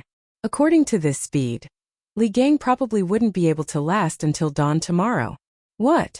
Is it because my body can't take it anymore? Li Gang had lived for a long time and had the ability to observe people's expressions. He quickly noticed Sun Simiao's serious expression. After thinking for a while, he understood. However, there wasn't the slightest fear on his face. Instead, he smiled faintly. Life and death were nothing. After these few days of struggling back and forth between life and death, Li Gang had already seen through life and death. In fact, his heart was already prepared for death. Brother Wenji, the students of the academy all hope that you can recover as soon as possible. You must hold on. She actually went to the cafeteria to get some porridge. Eat some before you rest. I estimate that Xiaoxian will be back in a few hours. Regarding Li Gang's illness, Sun Simiao chose to avoid talking about it. At this time, the most important thing was to stimulate Li Gang's desire for life. Yamacho, Li Gang murmured, and his eyes suddenly became deep. Then, he turned to look at Sun Simiao. When their eyes met, Li Gang sighed and said, Taoist son, this old man is not afraid of death, but this old man also doesn't want to die. Since Yanhuang College was established last year, a group of children have been cultivated into talents that are absolutely useful to the Tang Empire in just 1 year. Any one of these children is 100 times better than those weak scholars at the foot of the mountain who only know how to talk and talk without any illness. In Yanhuang College, this old man saw the hope of a prosperous Tang Empire and a prosperous Central Plains. This old man can't bear to part with this new and high-spirited college, and even more can't bear to part with this group of vigorous and hard-working children. This old man really wants to see Yanhuang College become the most respected institution in the Tang Empire.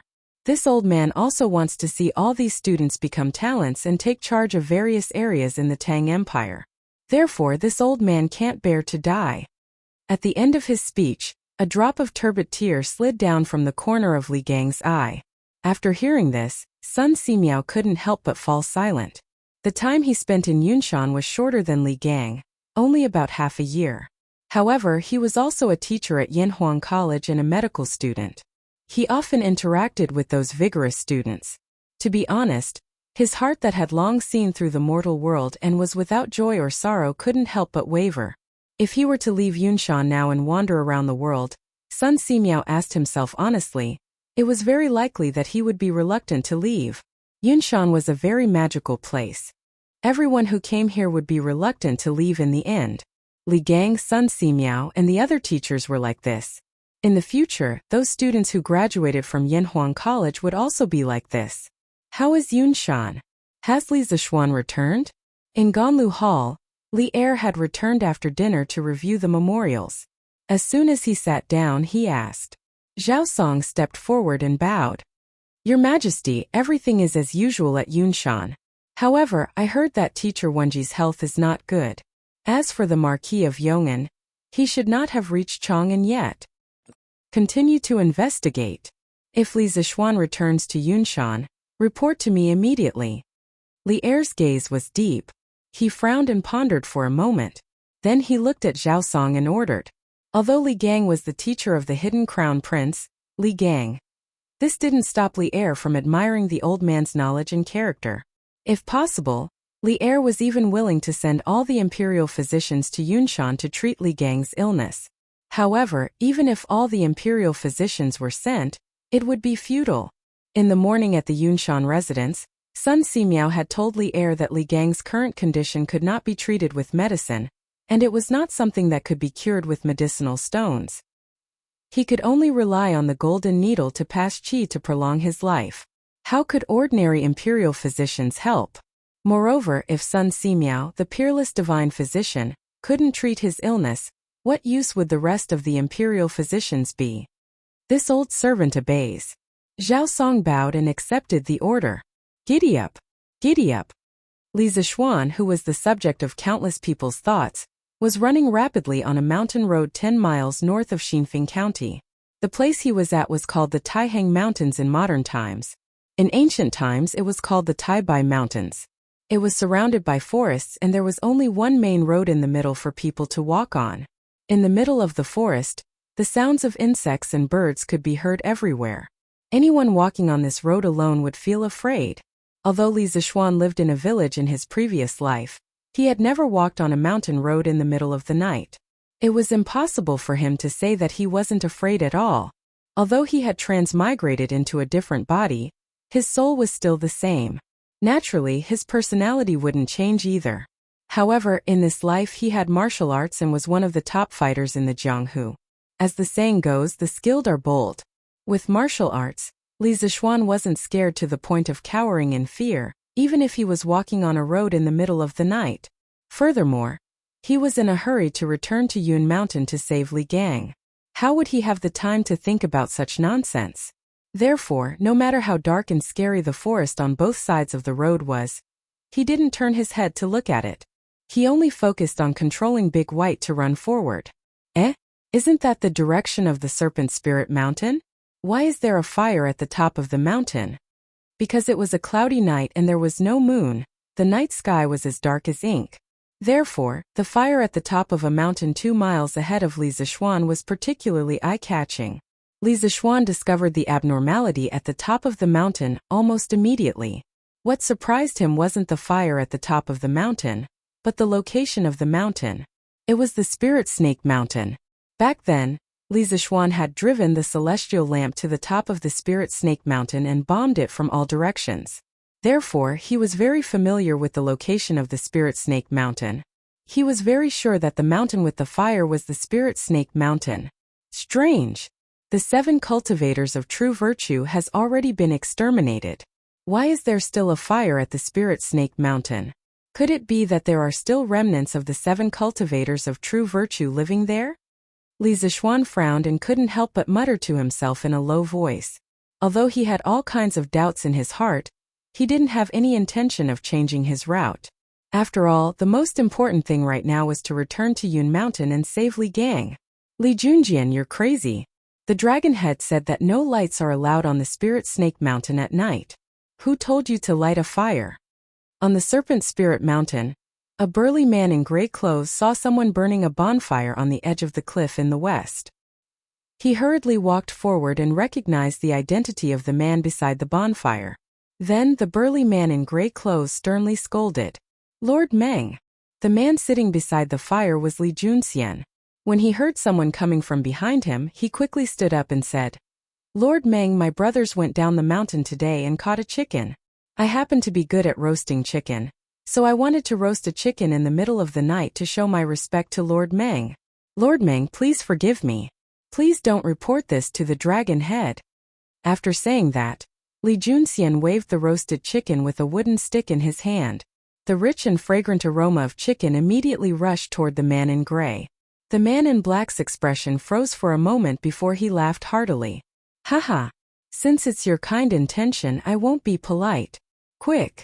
Put out the fire and don't let anyone see it. Yes, Lord Meng. Chapter 1569. Mr. Wenji. After Li Zishuan got off his horse, he didn't even have time to rest. He directly rushed into the courtyard and sensed the fluctuation of true energy in the room near the west side. Then without thinking, he walked in that direction and pushed the door open. Li Zishuan's heart ached when he saw the haggard Li Gang lying on the hospital bed with his eyes closed. He felt both grief and self-reproach as he called out to Li Gang. Xiaoxian, you're back. Sun Simiao's body trembled, which almost affected the acupuncture. After stabilizing his hands, Sun Simiao turned around and said excitedly. At the same time, his tensed heart finally relaxed. However, this relaxation caused his entire body to become unsteady. Taoist Sun. Li Zishuan saw Sun Simiao's excited face at first, but then he put his hand on his forehead and his body swayed. He quickly stepped forward and supported Sun Simiao. At the same time, a pure Taoist genuine qi, no, it was Taoist true essence, followed Li Zishuan's palm and passed into Sun Simiao's body from his back. Taoist Sun, your internal breath is almost exhausted. You'd better have a good rest. It was when he was transmitting his zhenqi to Sun Simiao to nurse his body that he found that Sun Simiao's meridians were dry. Thinking of the scene where Sun Simiao was injecting zhenqi into Li Gang's body before he came in, he instantly understood that old Sun's zhenqi was overused and his physical strength was exhausted. You can't rest. You can't rest. Brother Wenji's breath is weak, and his life is in danger. If he doesn't have genuine qi to sustain his life, I'm afraid he will die.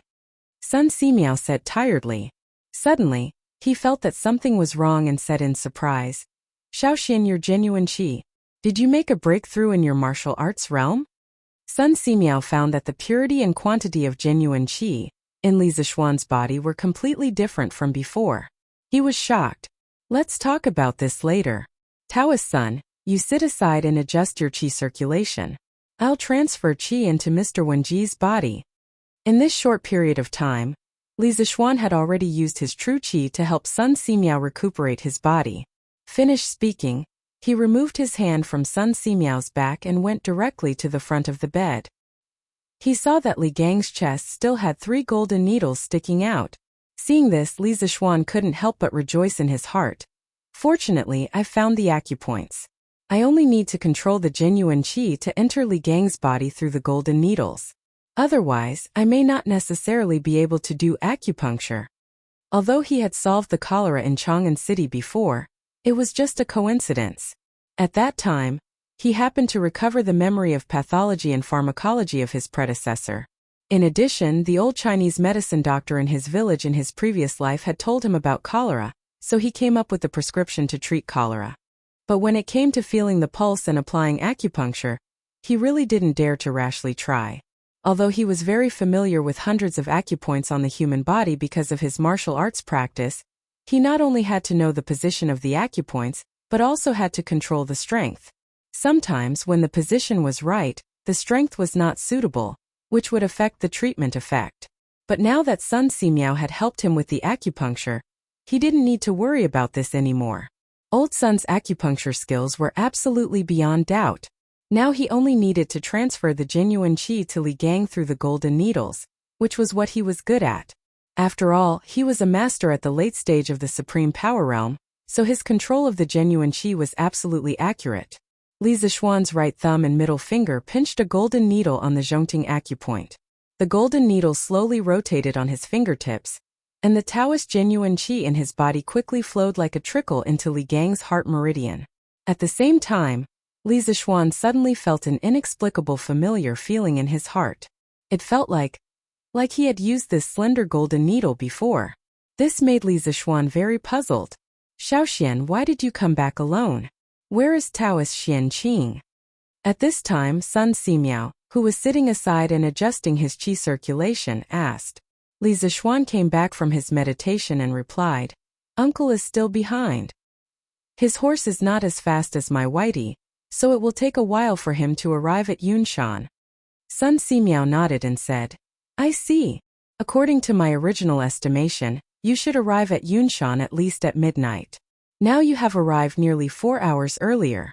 It must be because of your Whitey. Speaking of Whitey, Li Zixuan couldn't help but exclaim, I only knew that Whitey was quite intelligent, but I didn't expect its endurance to be so outstanding. This time, Whitey really played a big part in rushing back to Yunshan from Jiang province. Mr. Wenji's heart seems to be beating more vigorously. Sun Simiao was shocked when he heard this. He quickly got up and said, Really? Let me take a look.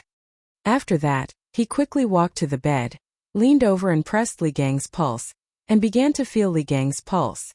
After a while, Sun Simiao straightened up and said with joy, Indeed, little Xian, it seems that your true qi is more effective than mine. I reckon that Brother Wenji will wake up soon. Li Zixuan frowned and said, Although Mr. Wenji's heart is beating more vigorously now, it is still very weak compared to a normal person. Taoist son, what is the source of Mr. Wenji's weakness?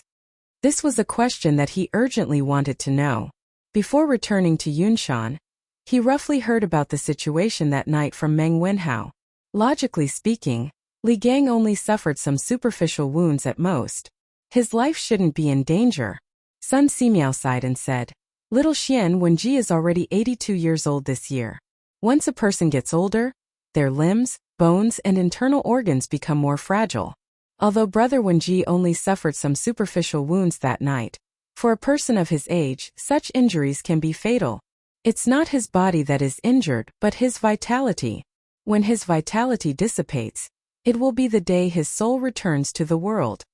Li Zixuan thought for a moment and asked doubtfully, Since he has lost his vitality, why don't you give Mr. Wenji some medicine to consolidate his vitality?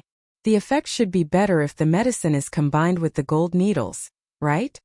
Sun Simiao shook his head and said, When Brother Wenji was first sent here, he could still take some medicine. But later his body became weaker and weaker, to the point where he couldn't withstand the power of the medicine. After all, medicine is 30% poison. He doesn't have the ability to detoxify the poison in the medicine now. Giving him medicine is tantamount to feeding him poison. I see. After hearing this, Li Zixuan knew how weak Li Gang's body was at the moment. Sun Simiao was exhausted from transferring true qi to Li Gang. If he came back later, Li Gang would probably die. Sister Yushi, is brother Little Xian back?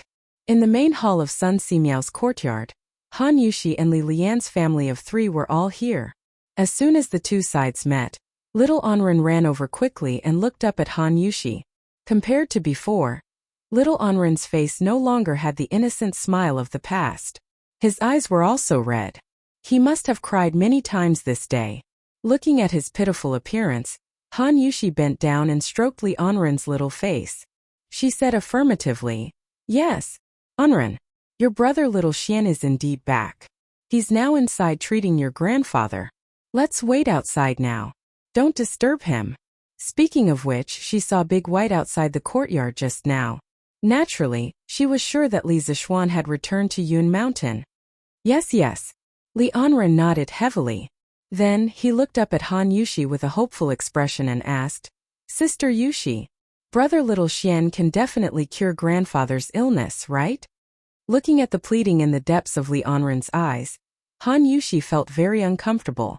This reminded her of the way her mother looked at the doctors in the city when she was about to die. It was exactly the same as the way Li Anren was looking at her now. After a moment of silence, Han Yushi said softly, "He will. Anren, your grandfather's illness will definitely be cured. Yamacho, you're back?" In the room, after about half an hour, Li Gang finally woke up from his deep sleep. After seeing Li Zixuan in front of him, Li Gang was pleasantly surprised. "Yes, I'm back. Mr. Wenji, I'm back late. I've made you suffer."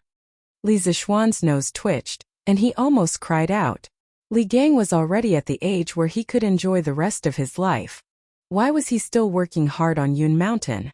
Why was he injured? In the end, wasn't it because of him, Li Zixuan? It's this old man who made Yamacho worry and run around. Alas, once a person gets old, they'll become useless.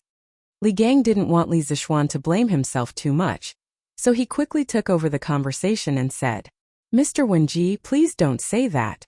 You're the anchor of Yanhuang College. You can't fall.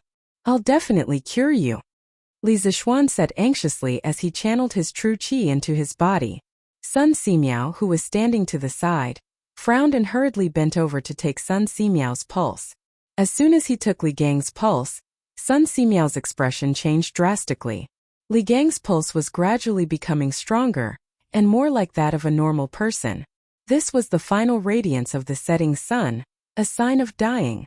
"Master, Mr. Wenji's medicine is ready."